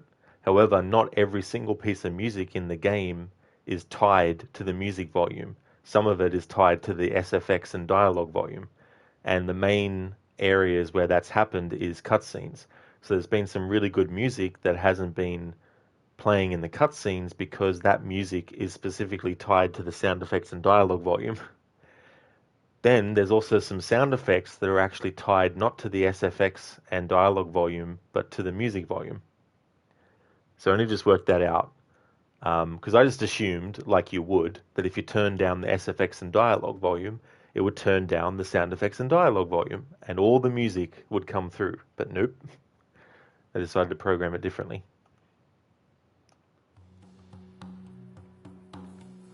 Hippie, right, like where does it say side eject was invented by Altair? Exactly, Hippie, that's the thing, right? Like, and don't get me wrong, like, it is in there. Like, you can do a side eject in Origins, Valhalla, and Odyssey. However, the distance is the thing. For example, in Origins, Odyssey, and Valhalla, let's say that's the wall that you want to eject to, side eject to. And that's the actual wall that you're facing on. It might not be exact, but in the newer games, you have to be positioned about there to side eject to there, which isn't very far, right? In the other games, you could do a jump from that distance and do a side eject and jump all the way over to that side and make the jump. That's the kind of thing that the older games could do. And the newer games can still do it, it's just that they've actively decided when they're programming them not to, because they've used the same game engine with Unity, Syndicate, Origins, Odyssey, and Valhalla. But that doesn't mean that the things that they're not doing are a result of limitations. It means that they're not doing them because somewhere along the line it was decided that this is the direction moving forward, and that these certain limitations would be applied to the mechanics.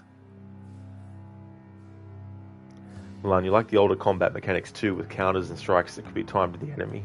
That's true.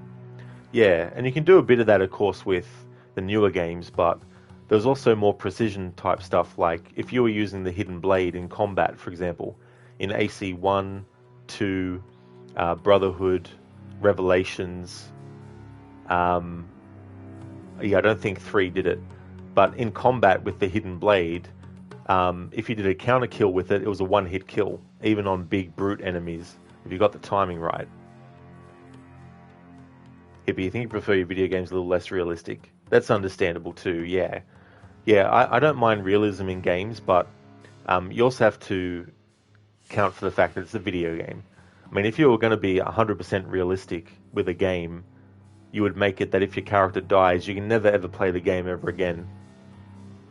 If you tried to load it back up, the game would be like, sorry, you've already died, you can't play this game ever again. The character died, just like in real life. Once you're dead, you're dead. You know? Or your character lands on their arm. In real life, you could probably break your arm. In a video game, you survive, but would you want a video game that says, right, you can't actually play this game until the character's arm is broken, and it's real-time you have to wait for? Like, I'm sure that there'd be like an audience for that kind of game, but you would have to make sure that people knew before they even bought the game that's the type of game it would be, you know? Like, actually have it advertised and saying, hey, if your character breaks an arm in this game, it's not just, you know, sleep on it for a few hours and then they're fine, or just go to a doctor and then they fix it and you're 100%. It's like, no, you literally have to wait the same amount of time that it would take for a broken bone to mend before the game will let you continue on, you know. Well, that gun should have torn through that thin wooden wall. Lucky this isn't a real life situation. That's true. That is very true. So many predicaments that the characters find themselves in these games that they survive. Yeah, but yeah, single bullet would have thrown her off, but you know, exactly. That's it. Jesus Christ.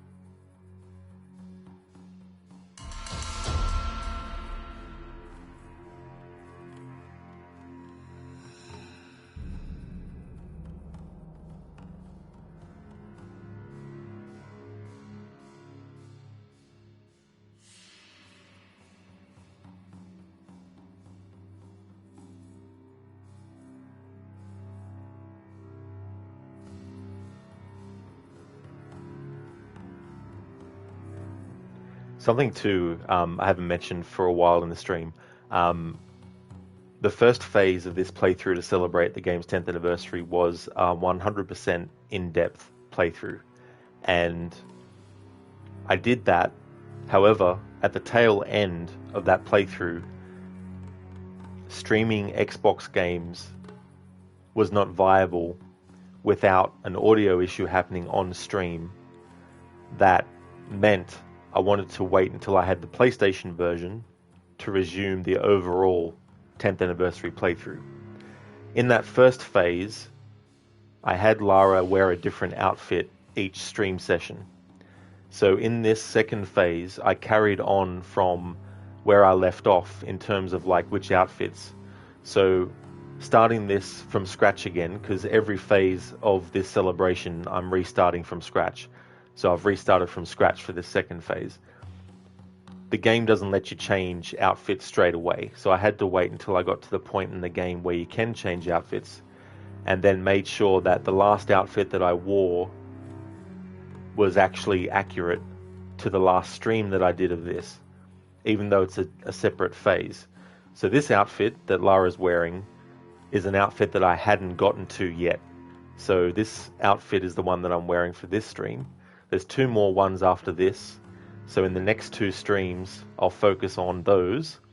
It's probably going to take me a few streams to get through phase 2 even, because the way I'm doing it, stopping for music and waiting for music and all that kind of stuff, adds more time onto the playthrough.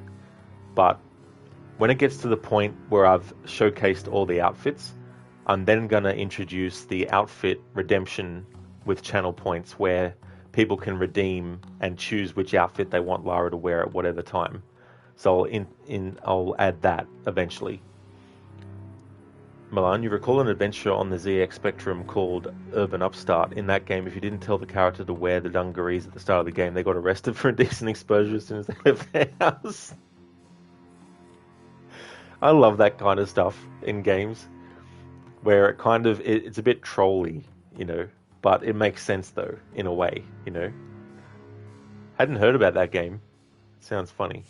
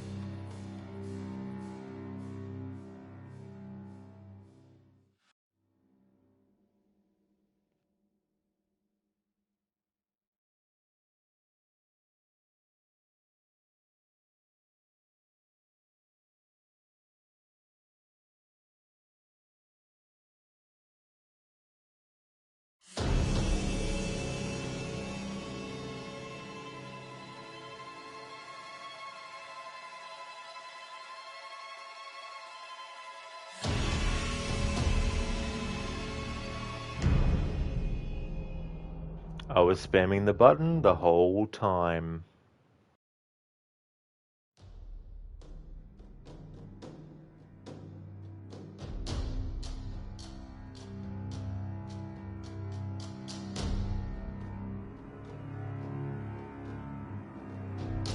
Milan, there was a Lord of the Rings game. You could try saying climb a tree. The narrator would say, unfortunately, Fordo can't do this. You ask why. It says, alas, says the narrator.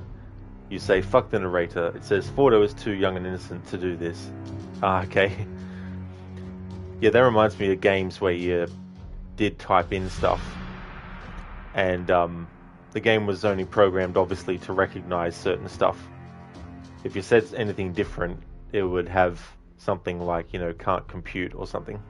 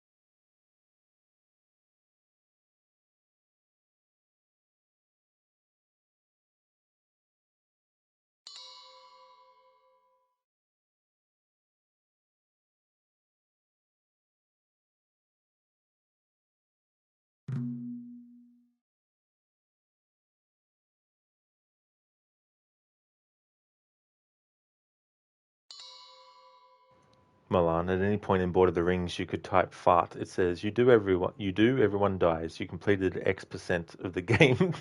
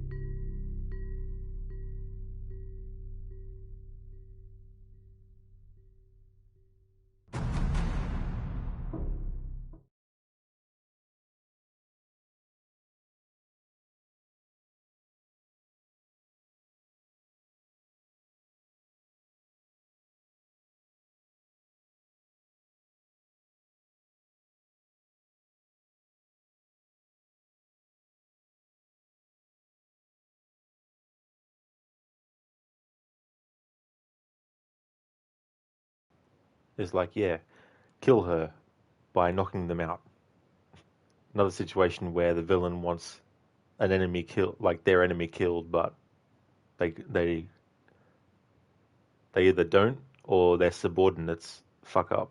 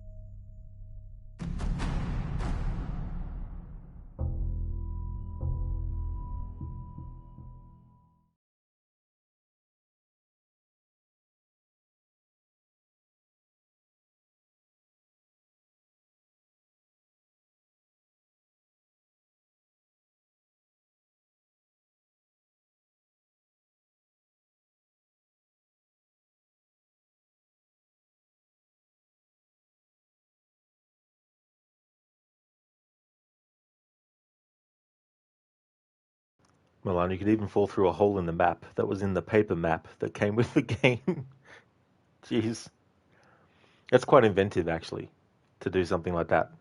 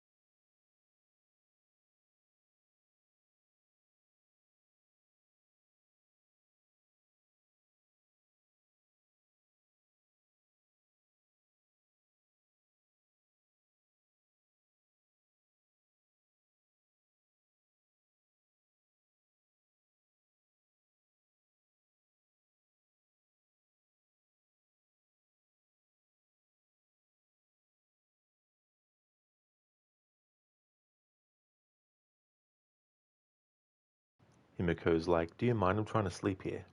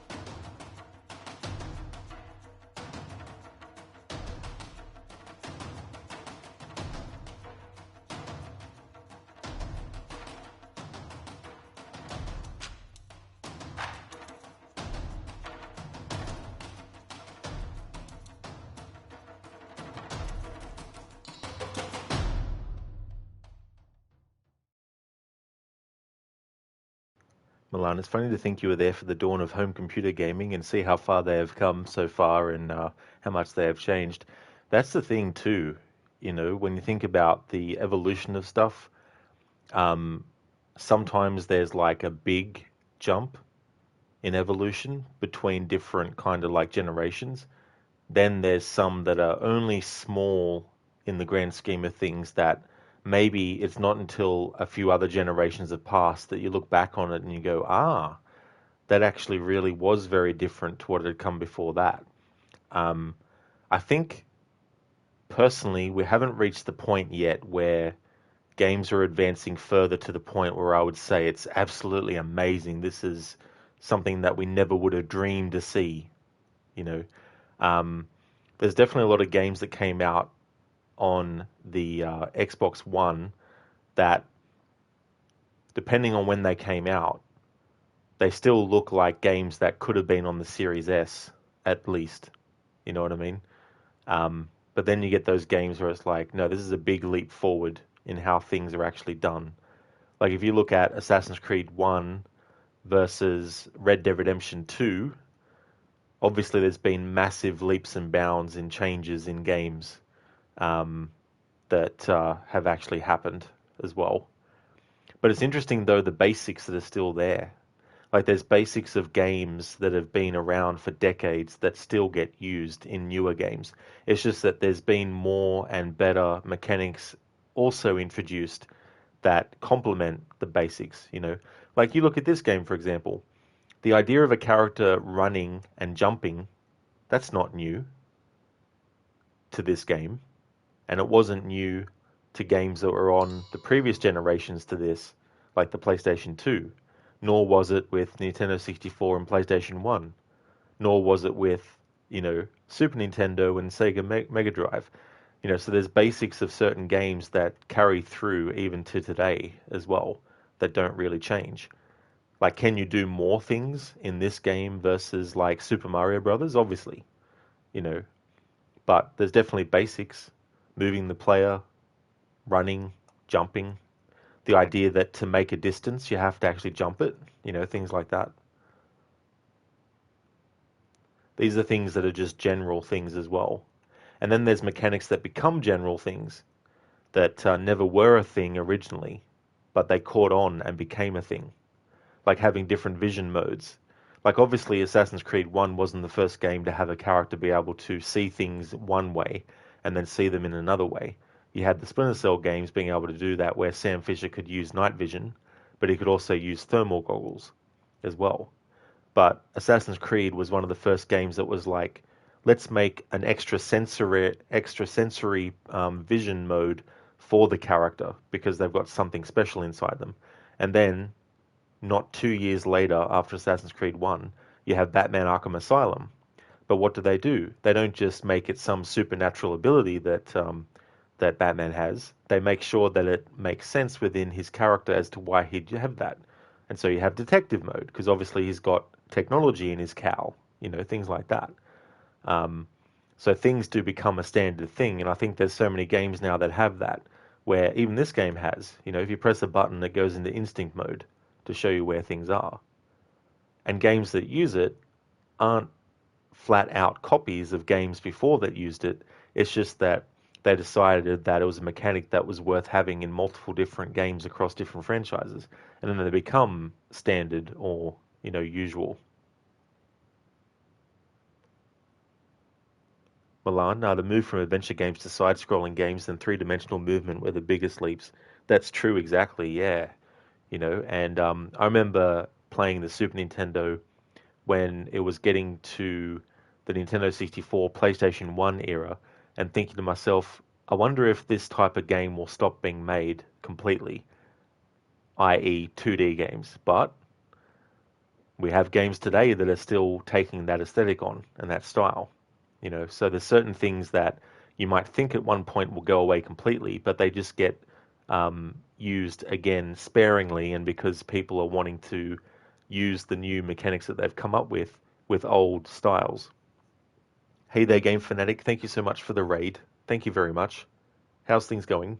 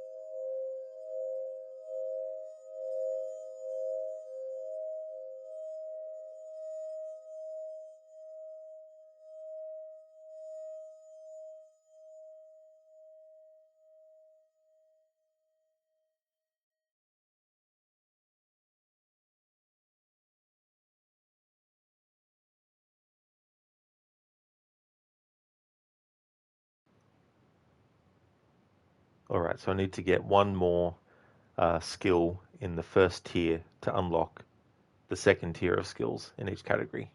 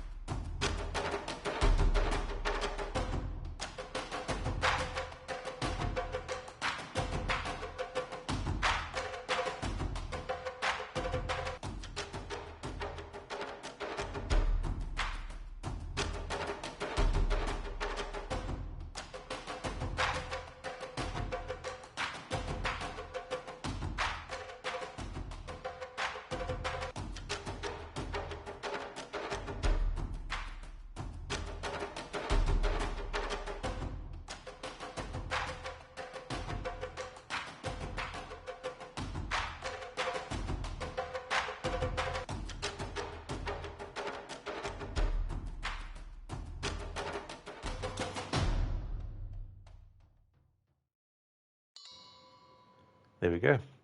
Part of showcasing the music means that I don't want to just rush through the game. There will be moments where I want the music to play in full, or at least until it starts to actually loop around itself. Obviously, this kind of playthrough is one that I don't expect every person on the planet to be like, yay, someone's playing through the game with only the music. This is what I've always wanted to experience with a game. But I just wanted to do something like this to celebrate the game's 10th anniversary. I've done it before with Black Flag, Assassin's Creed 3, to celebrate its 10th anniversary.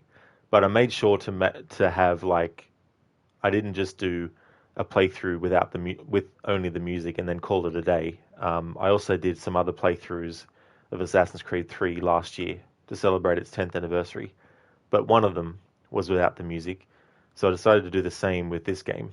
But this is only one playthrough out of 3 that's going to actually have just the music. The first playthrough I've already done. After this playthrough, it'll be like a death compilation. So I'll be trying to get as many death animations in this game as possible from start to finish.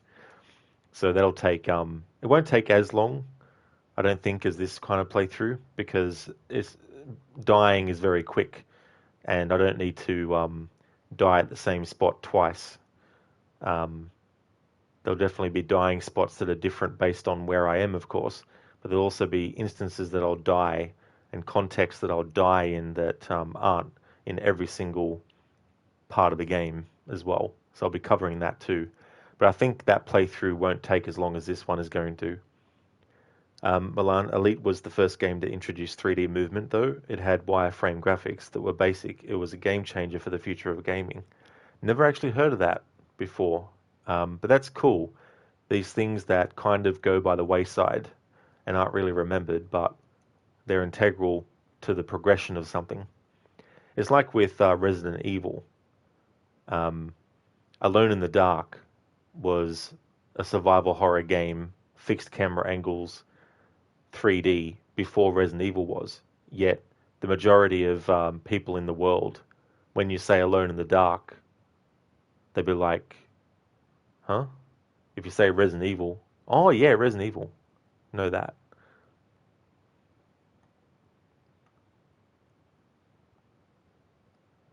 Obviously, that doesn't cover everyone on the planet. Obviously, there'd be people who have probably heard of Alone in the Dark. So not every person on the planet would be like, Alone in the what? But it was one of those things where I never played any of the early Alone in the Dark games. I think I tried the first one once, but that was after having played Resident Evil.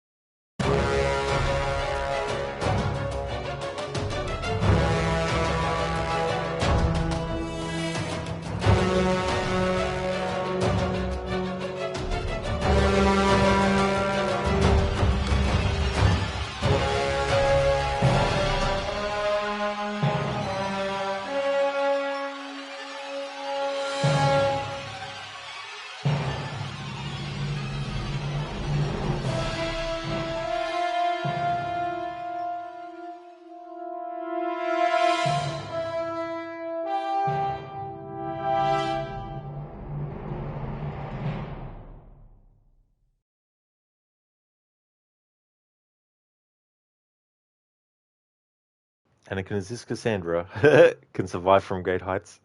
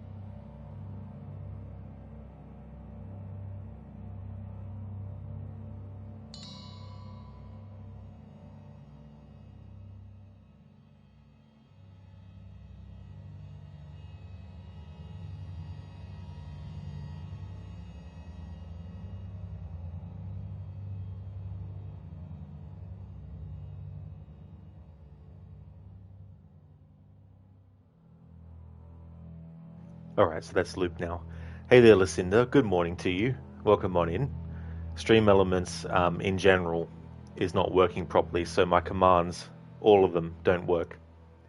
But more than happy to paste in the information. I've got my Stream Elements window open on a tab, so I can go and copy and paste the information I've got.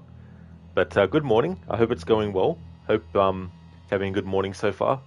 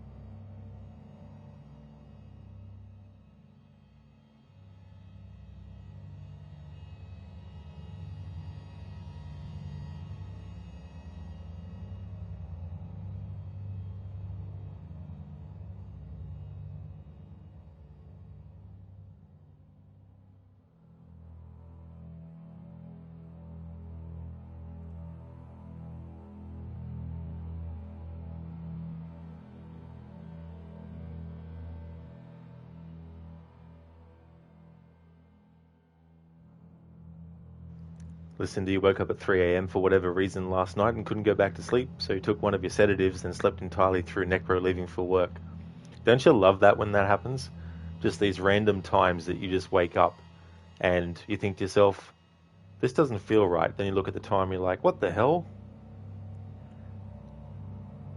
He's going to some conference thing for work today in Chicago, about a 3-hour drive one way. He won't be home until later tonight. Ah, I got you, Lucinda. Yeah, so 3 hours away. Yeah, even a short trip like that, depending on the traffic, can be, either a good smooth drive or feel like it's longer than 3. But yeah, definitely got the microphone for this playthrough. As much as I love Red Dead Redemption 1, it kind of takes some of the fun away being a streamer and playing it by not being able to respond to chat with the microphone for the whole playthrough as well. Listen, Chicago is a huge city. You just hope you drive safely and so do others. That's the other thing, right, isn't it? You can be as careful as you can yourself, but some other idiot could come along and cause an issue because they were doing the wrong thing.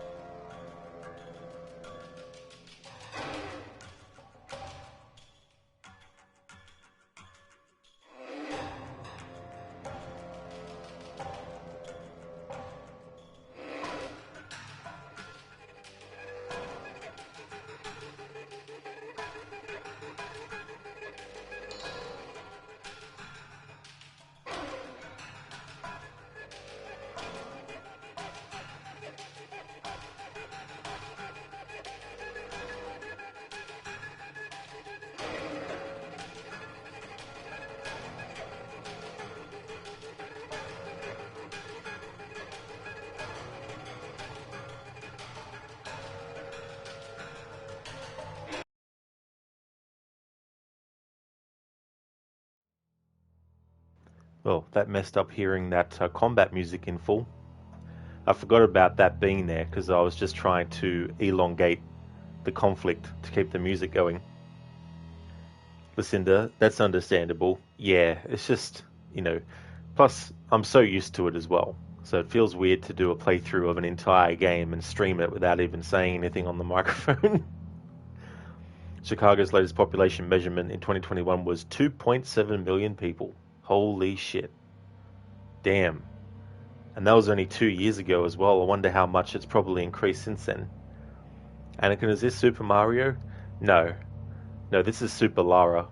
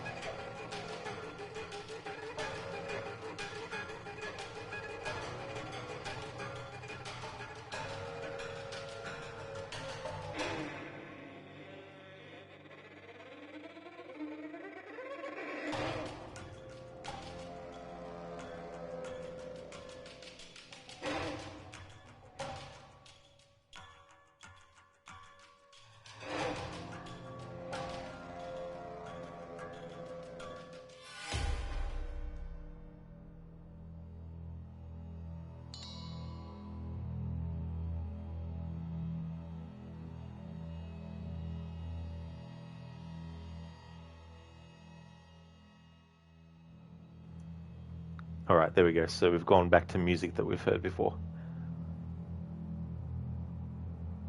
There's definitely things about the music that I don't normally recognize because there's sound effects and dialogue happening at the same time. And sometimes that can override little intricate, subtle details in the music as well. So with only the music playing, it means my ears are focusing more acutely on music. Normally when I play video games, music is one of the things that I've subconsciously trained myself to keep an eye on, but not to the point where I can obviously hear over the top of sound effects. Because sometimes sound effects are happening at the same volume level as a certain instrumentation in the music. But one of the things that I take in when I'm playing a game for the first time or watching a movie for the first time is the music. And it's interesting, the music in this, because there's a lot of music that would be very fitting in a horror game, and it just goes to show that there's certain types of music that aren't just specifically for one genre. They can be used in multiple things. And the searing nature of the music and all that kind of stuff in this soundtrack is some of the stuff that I really like. And I haven't played all the games that Jason Graves has done music for, but the other games that I've actually played that he does music for is Until Dawn, as well as the Dark Pictures games. Although I don't think he did The Quarry, which is another supermassive game, but he at least did Until Dawn and Man of Medan, Little Hope, House of Ashes, and The Devil in Me. At least I think he did The Devil in Me as well. So he's definitely a composer that can do horror. In fact, I think his most recent project was the Dead Space remake.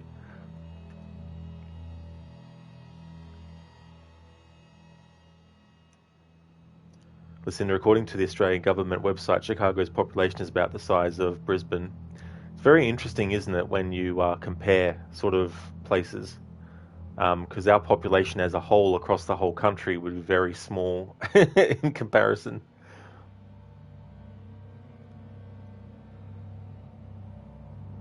Like in comparison to certain stuff.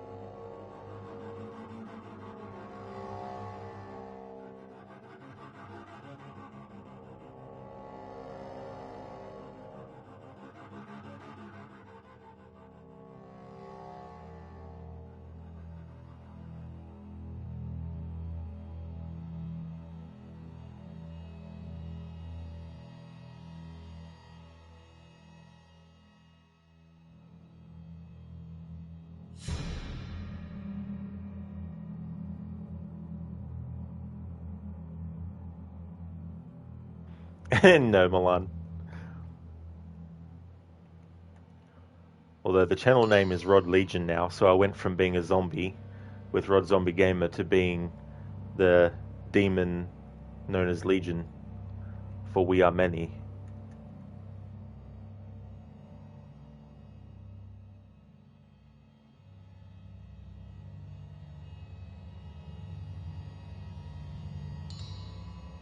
Actually, the first thing I heard about Legion in was Shadow Man.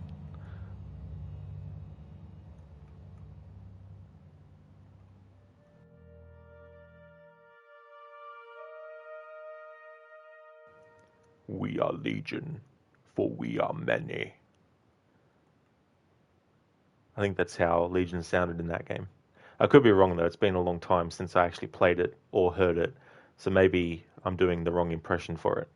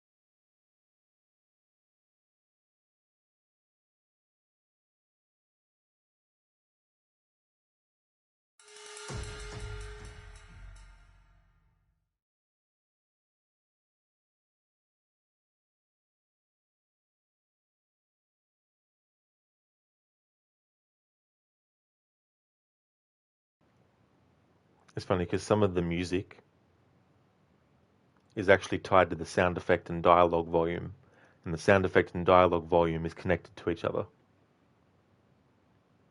So it's mainly in cutscenes. Any music that you hear in a cutscene, the majority of it is the sound effects being tied to the music, like with the ding dong or whatever when you find something.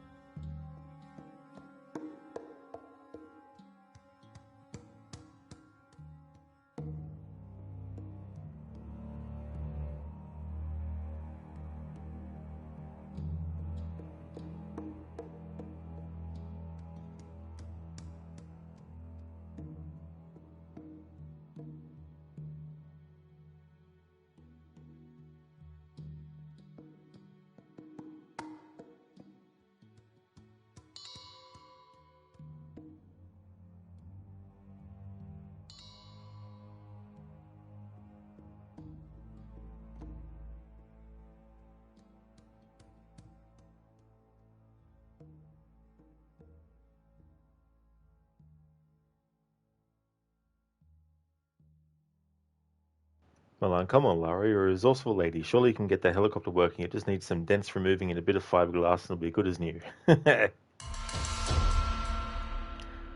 Yeah, that's the thing. Even if that was possible, everyone who tries to leave the island is prevented from doing so by Himiko. Her spirit is still tied to the island. And she had powers, so she can make the planes and everything that people try to escape on just crash.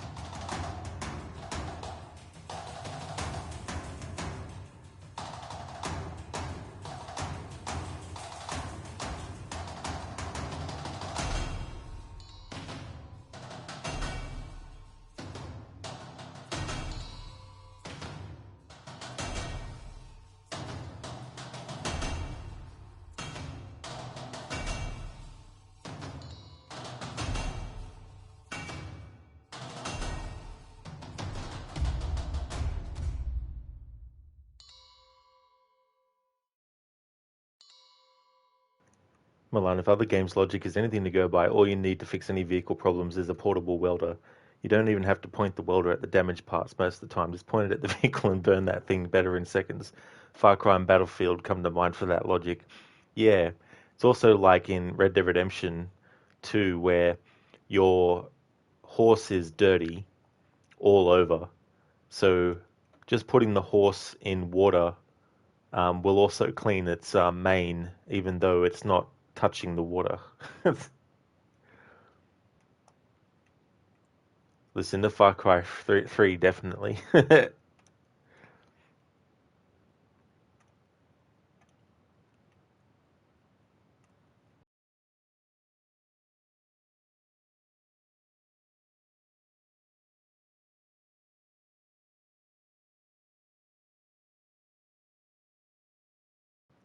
I've played a little bit of the first 3. The first one, I was at a friend's place, and they rented it, and I played it there. Second game I bought, and then a few hours later I traded it in. The third game I was visiting a relative and played a bit of it, and then haven't played any others since. And whether I do actually play those again is very slim. I don't know, like it's not that I don't like first person shooters, it's just that for me the genre as a whole isn't enough for me to want to play every first person shooter.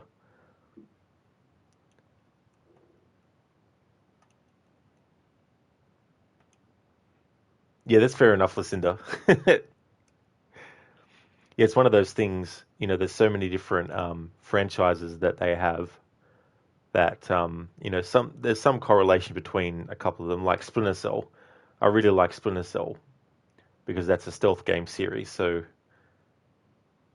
that plus Prince of Persia being combined into what became Assassin's Creed, stealth and, platforming and parkour is why I became a fan of Assassin's Creed.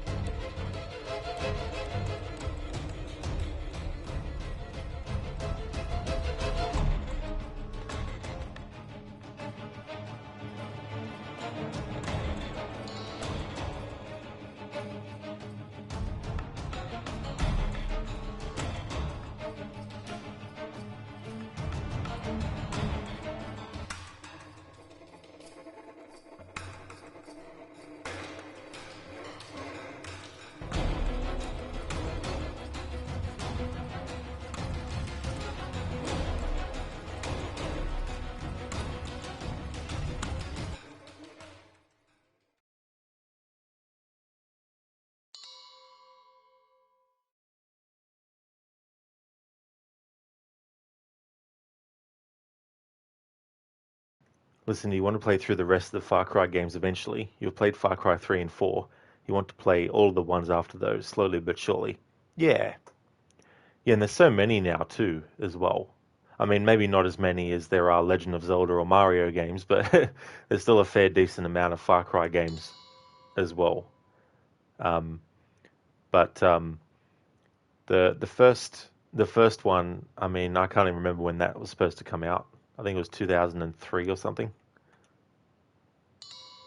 Well, on Far Cry is a do-it-your way game. You can be stealthy or overt or even a mix of both. The stealth option is usually the safest, but there's something satisfying about scoring headshots from a distance where you can't even make out the head you just popped. Yeah, absolutely.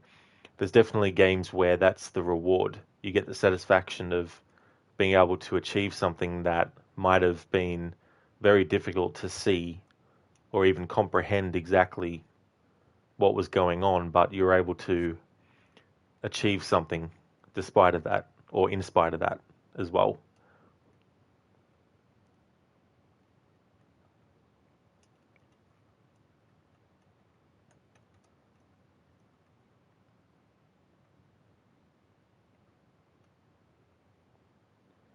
So something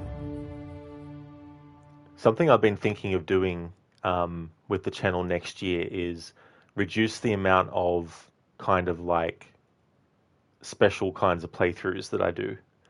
Not get rid of them completely, but just maybe reduce the amount of challenge playthroughs I do, or, you know, playthroughs with a different approach as well.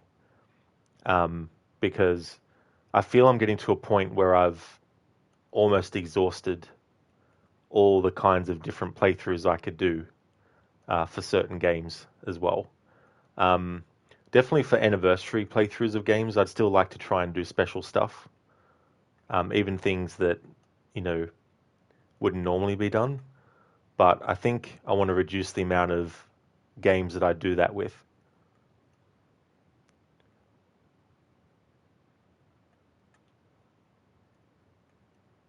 So I'd still do challenge playthroughs, but I wouldn't do them as often or regularly. But that could change when next year comes around. But it's just something I've been thinking about. Because sometimes these types of playthroughs do take a lot out of me. Like there's a lot of hours worth of time to dedicate to it. And, you know, the other factor is, as much as I would not like to say that it's a general statement, but sometimes when people get older, there's certain things that they start to recognize happening within themselves that can actually prevent them from being able to do the exact same thing the way that they used to as well.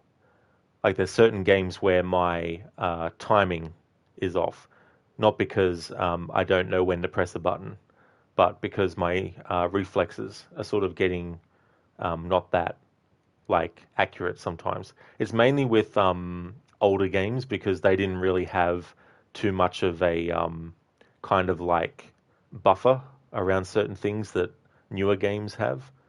Like for some games, you don't have to be accurately aiming at something. You just need to be as close as possible to it, and it will still register you as hitting it, right? But there's certain things in older games where it's like, no, you actually have to hit this very specific spot, otherwise the player will die, or, you know, something like that. But I'm getting to the point where I can feel that certain kinds of playthroughs with certain games, as I get even older, are just going to be more and more difficult to keep at a level where it could be, I guess, entertaining for people to watch. But like a player of a sport who has to realize that they're not going to be able to do the sport to the same capacity, you sort of have to draw a line where you're going to start to do certain things.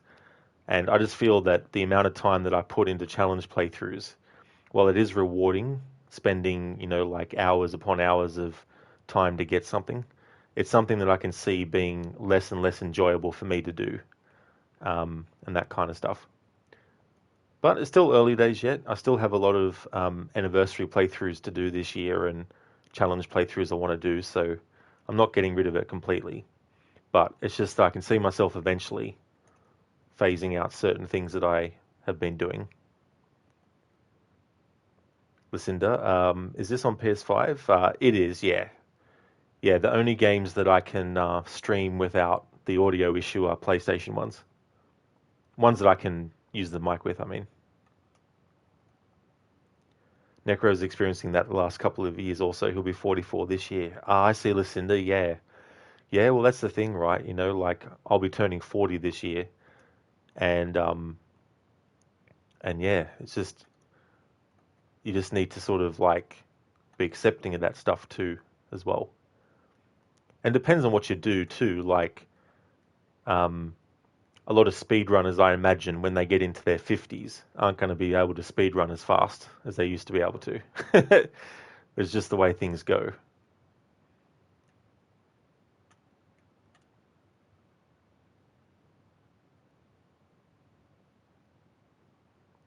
But that's the great thing about accessibility options as well, getting more advanced, is sooner or later, people who need to use certain accessibility options that they didn't do when they were in their 20s, for example, at least the games will have that there for you to use. Like if someone who likes a lot of games like Until Dawn and that, where you have to button mash and all that kind of stuff, like you might get to a point where you get arthritis in your wrists or something, and so the option in those games to be able to hold down the button instead would be something that those players could enjoy. And just like you would future-proof something like, a bit of, like if you were making something, you'd want to make sure it's future-proof, so it's going to last a while. So I think it's important to sort of like, even if you're not at the level yet where you need an accessibility option, I think it's good to still be aware that they exist and check out what they are. Because as time goes by, certain things will change. Like your reflexes might not be as quick and all that kind of stuff.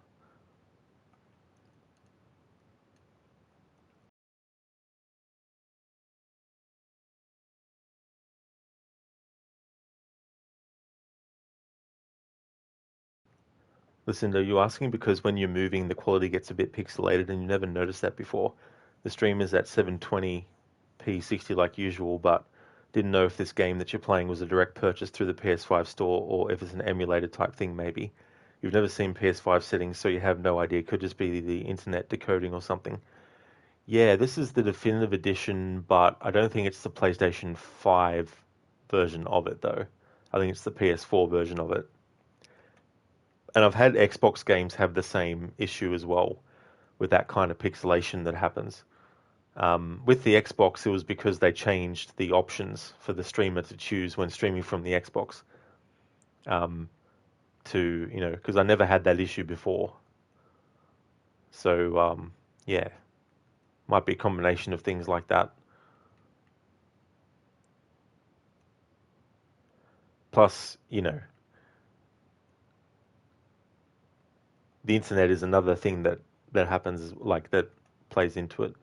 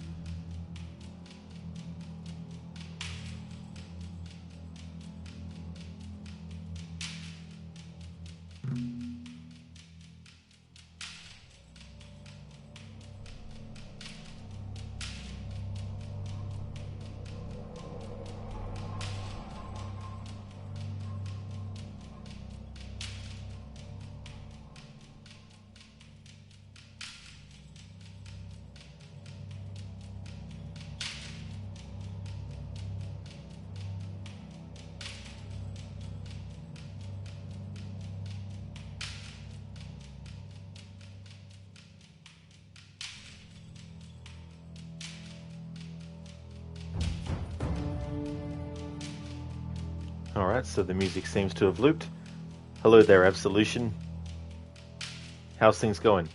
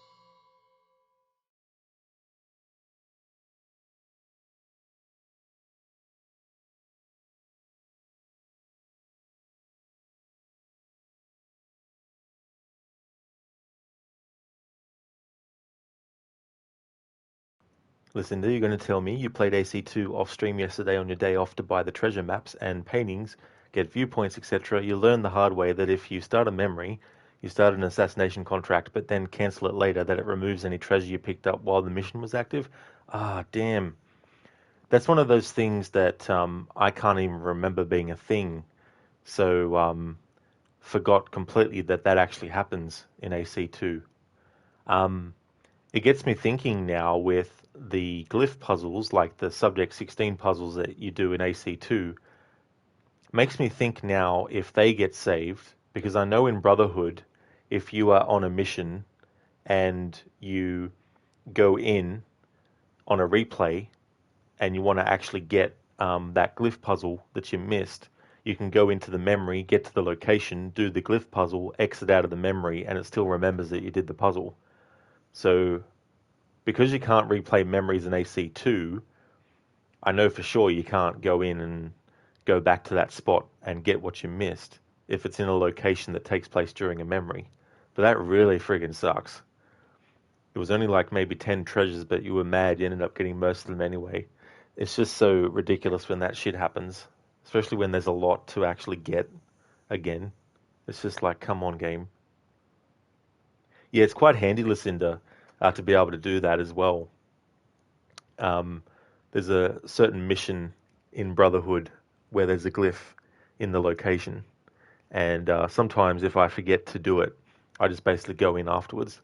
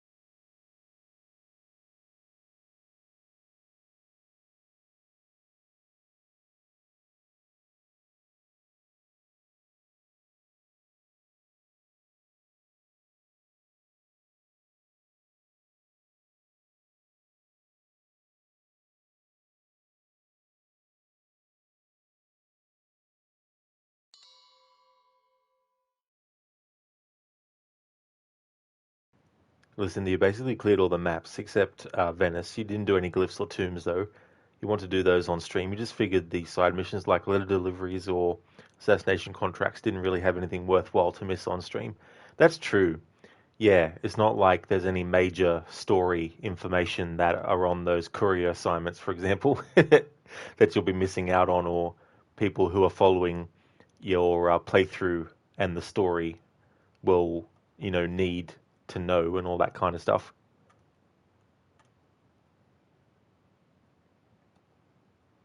It's very handy having games like that. I like I'm one of these streamers that I don't like to always do everything on stream, especially if it's grinding and stuff. Only if I really need to, or if it's part of the playthrough and I want to do it. But it is good to have the ability to do some stuff off stream, because then there's no sort of because obviously if you're streaming, you can't be like, sit down, go to a location, oh shit, I need to do the laundry, and then, come back and be like, play. Oh, that's right, I had something to do. You can't do that on a stream. Like, I mean, you could, but, there's just certain times where it's great to be able to do certain things in a game off stream in your own time when you don't have to worry about being on a deadline or on the constraints of, you've only got a few hours to stream and all that kind of stuff. You got the villa up to 43% completion. Oh, that's cool. And that'll help you too in getting the amount of money that certain things require as well. Yeah, with the way you usually treat your schedule, you try to get everything done that you want to do before the actual end of the story. That's a good idea too. I like to do it as well because it just feels like you're wrapping everything up if you're finishing the playthrough with the story and not have to do side stuff. That's why it can be a bit annoying when there's side stuff that you can't do until you finish the main story because you're like, damn it, I was going to a pattern here.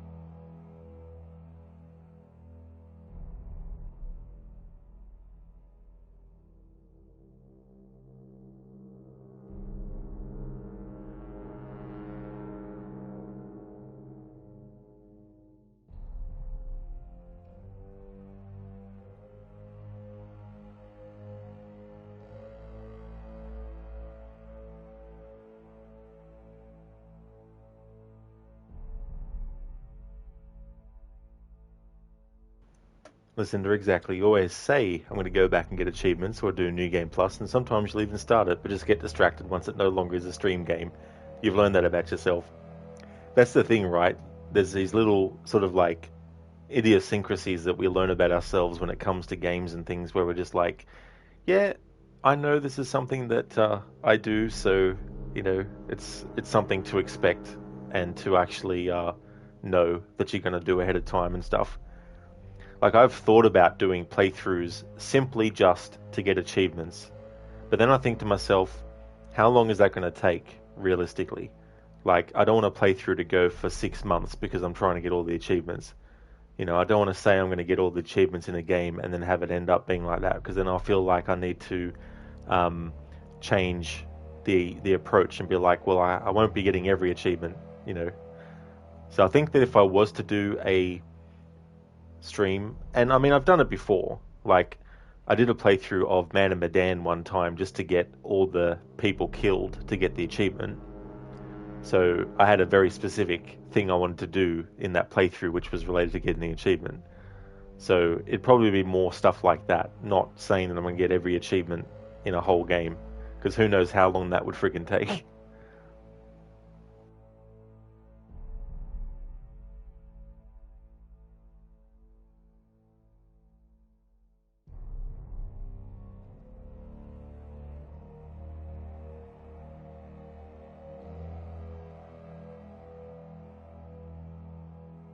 Hello there, Spectrum. How's things been?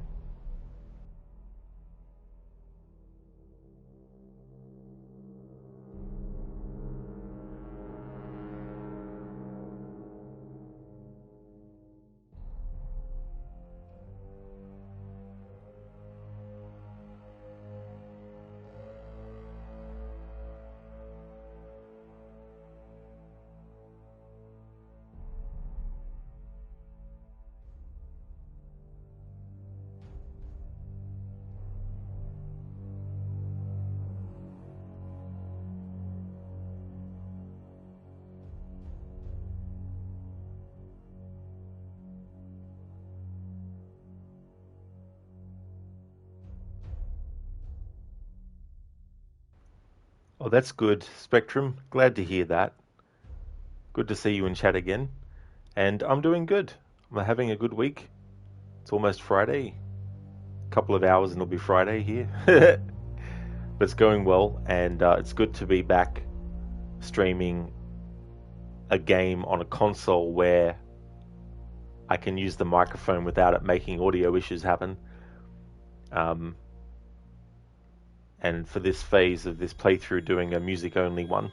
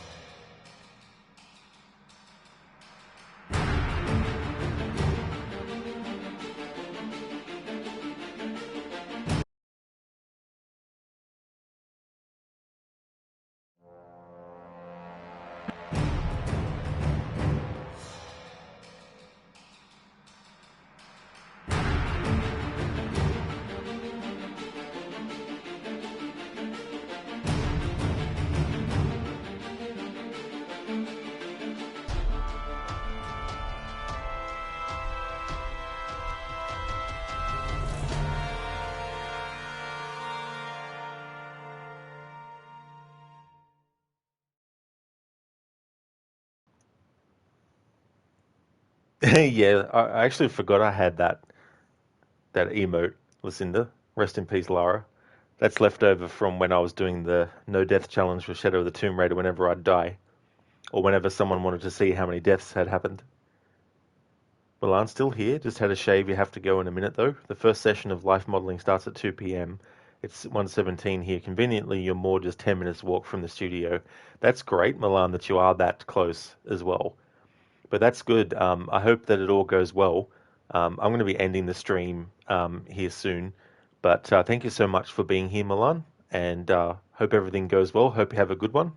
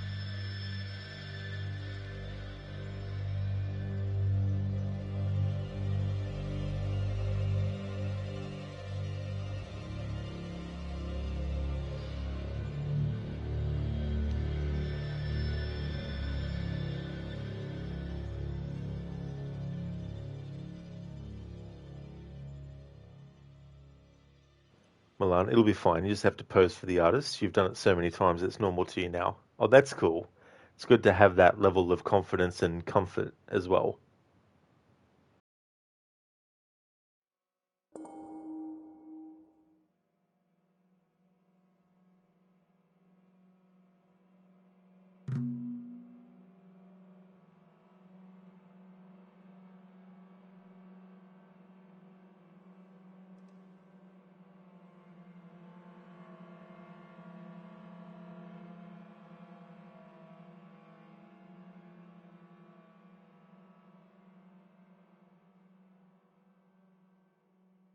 That's a good question, Milan. Actually, it's funny getting salvage from animals like that.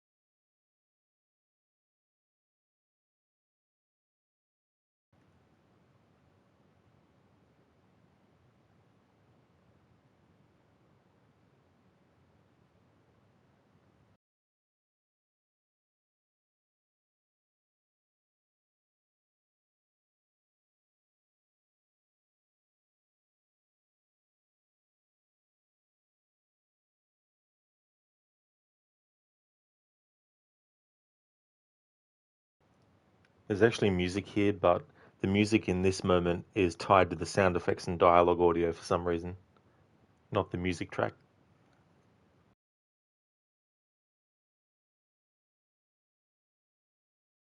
Oh yeah, listen, it's very weird. I don't know why they did that. There's been some cutscenes I've put the sound effects and dialogue back onto just because there was music very specific I wanted to have come through, but I didn't want to do it for every single cutscene in the entire game though.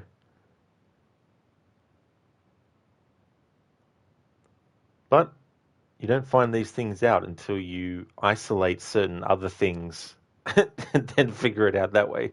Because I had no idea that it would. Because I just assumed, if you turn the sound effects and dialogue audio to 0, that it would make sure that all the music was still heard. But nope. Some music is tied to that.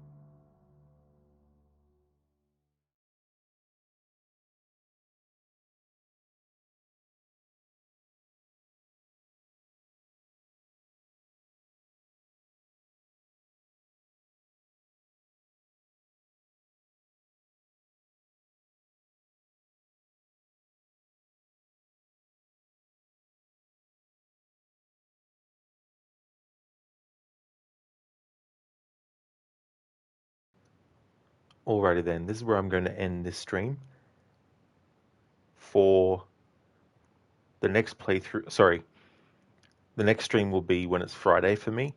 So on the schedule, Thursdays and Fridays are dedicated to Tomb Raider, not just for the 10th anniversary playthroughs of this game, but also the annual Tomb Raider playthroughs that will follow. So this is the second phase. Phase 3 and the final phase of celebrating this game's 10th anniversary will be starting the game again from the start a third time, except going through the game and trying to get as many death animations as possible. Once that playthrough is finished, that'll be the end of the whole 10th anniversary celebration, and then I'll be moving on to my annual playthroughs, starting all the way back with the original Tomb Raider from 1996. So the next stream you'll see from me will be this again. If you see me streaming this again, you know it's become Friday for me. Just want to thank everyone so much for watching. I really do appreciate it.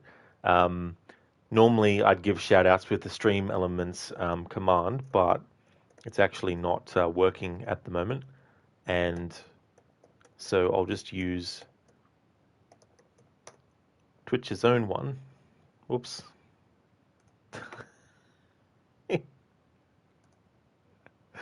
Oh dear.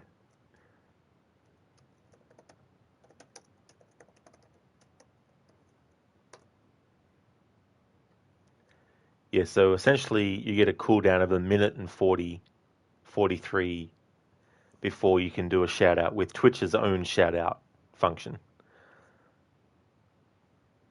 And Stream Elements isn't actually working, so what I can still do though is give the shout outs so that they come through.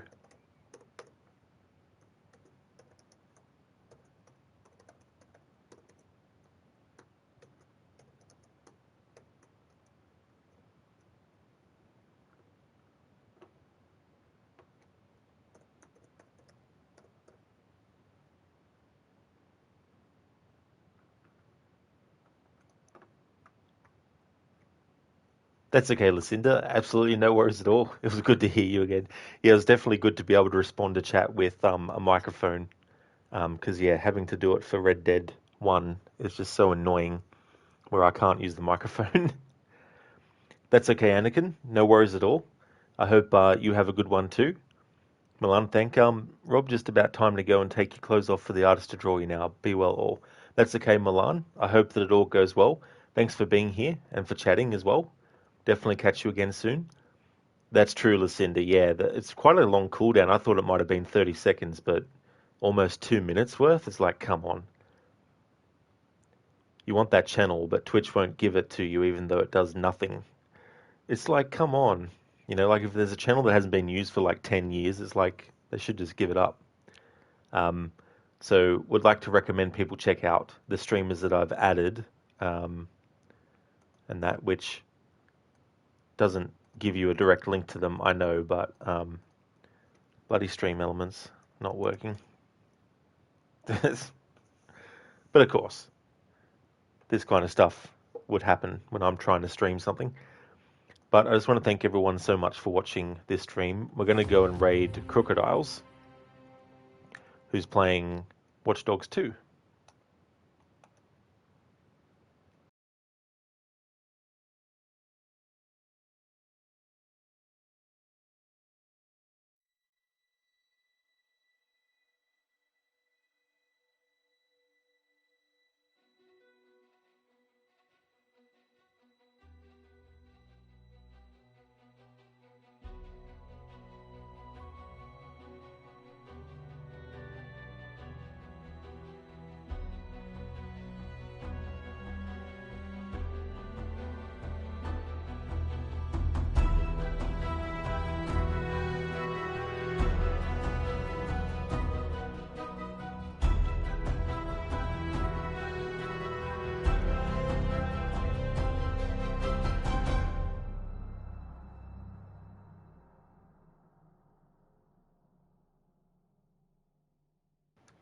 Hope you have a great start to your stream, Lucinda, as well, when you're streaming Hades later. Thanks so much for being here, and I hope you have a good one.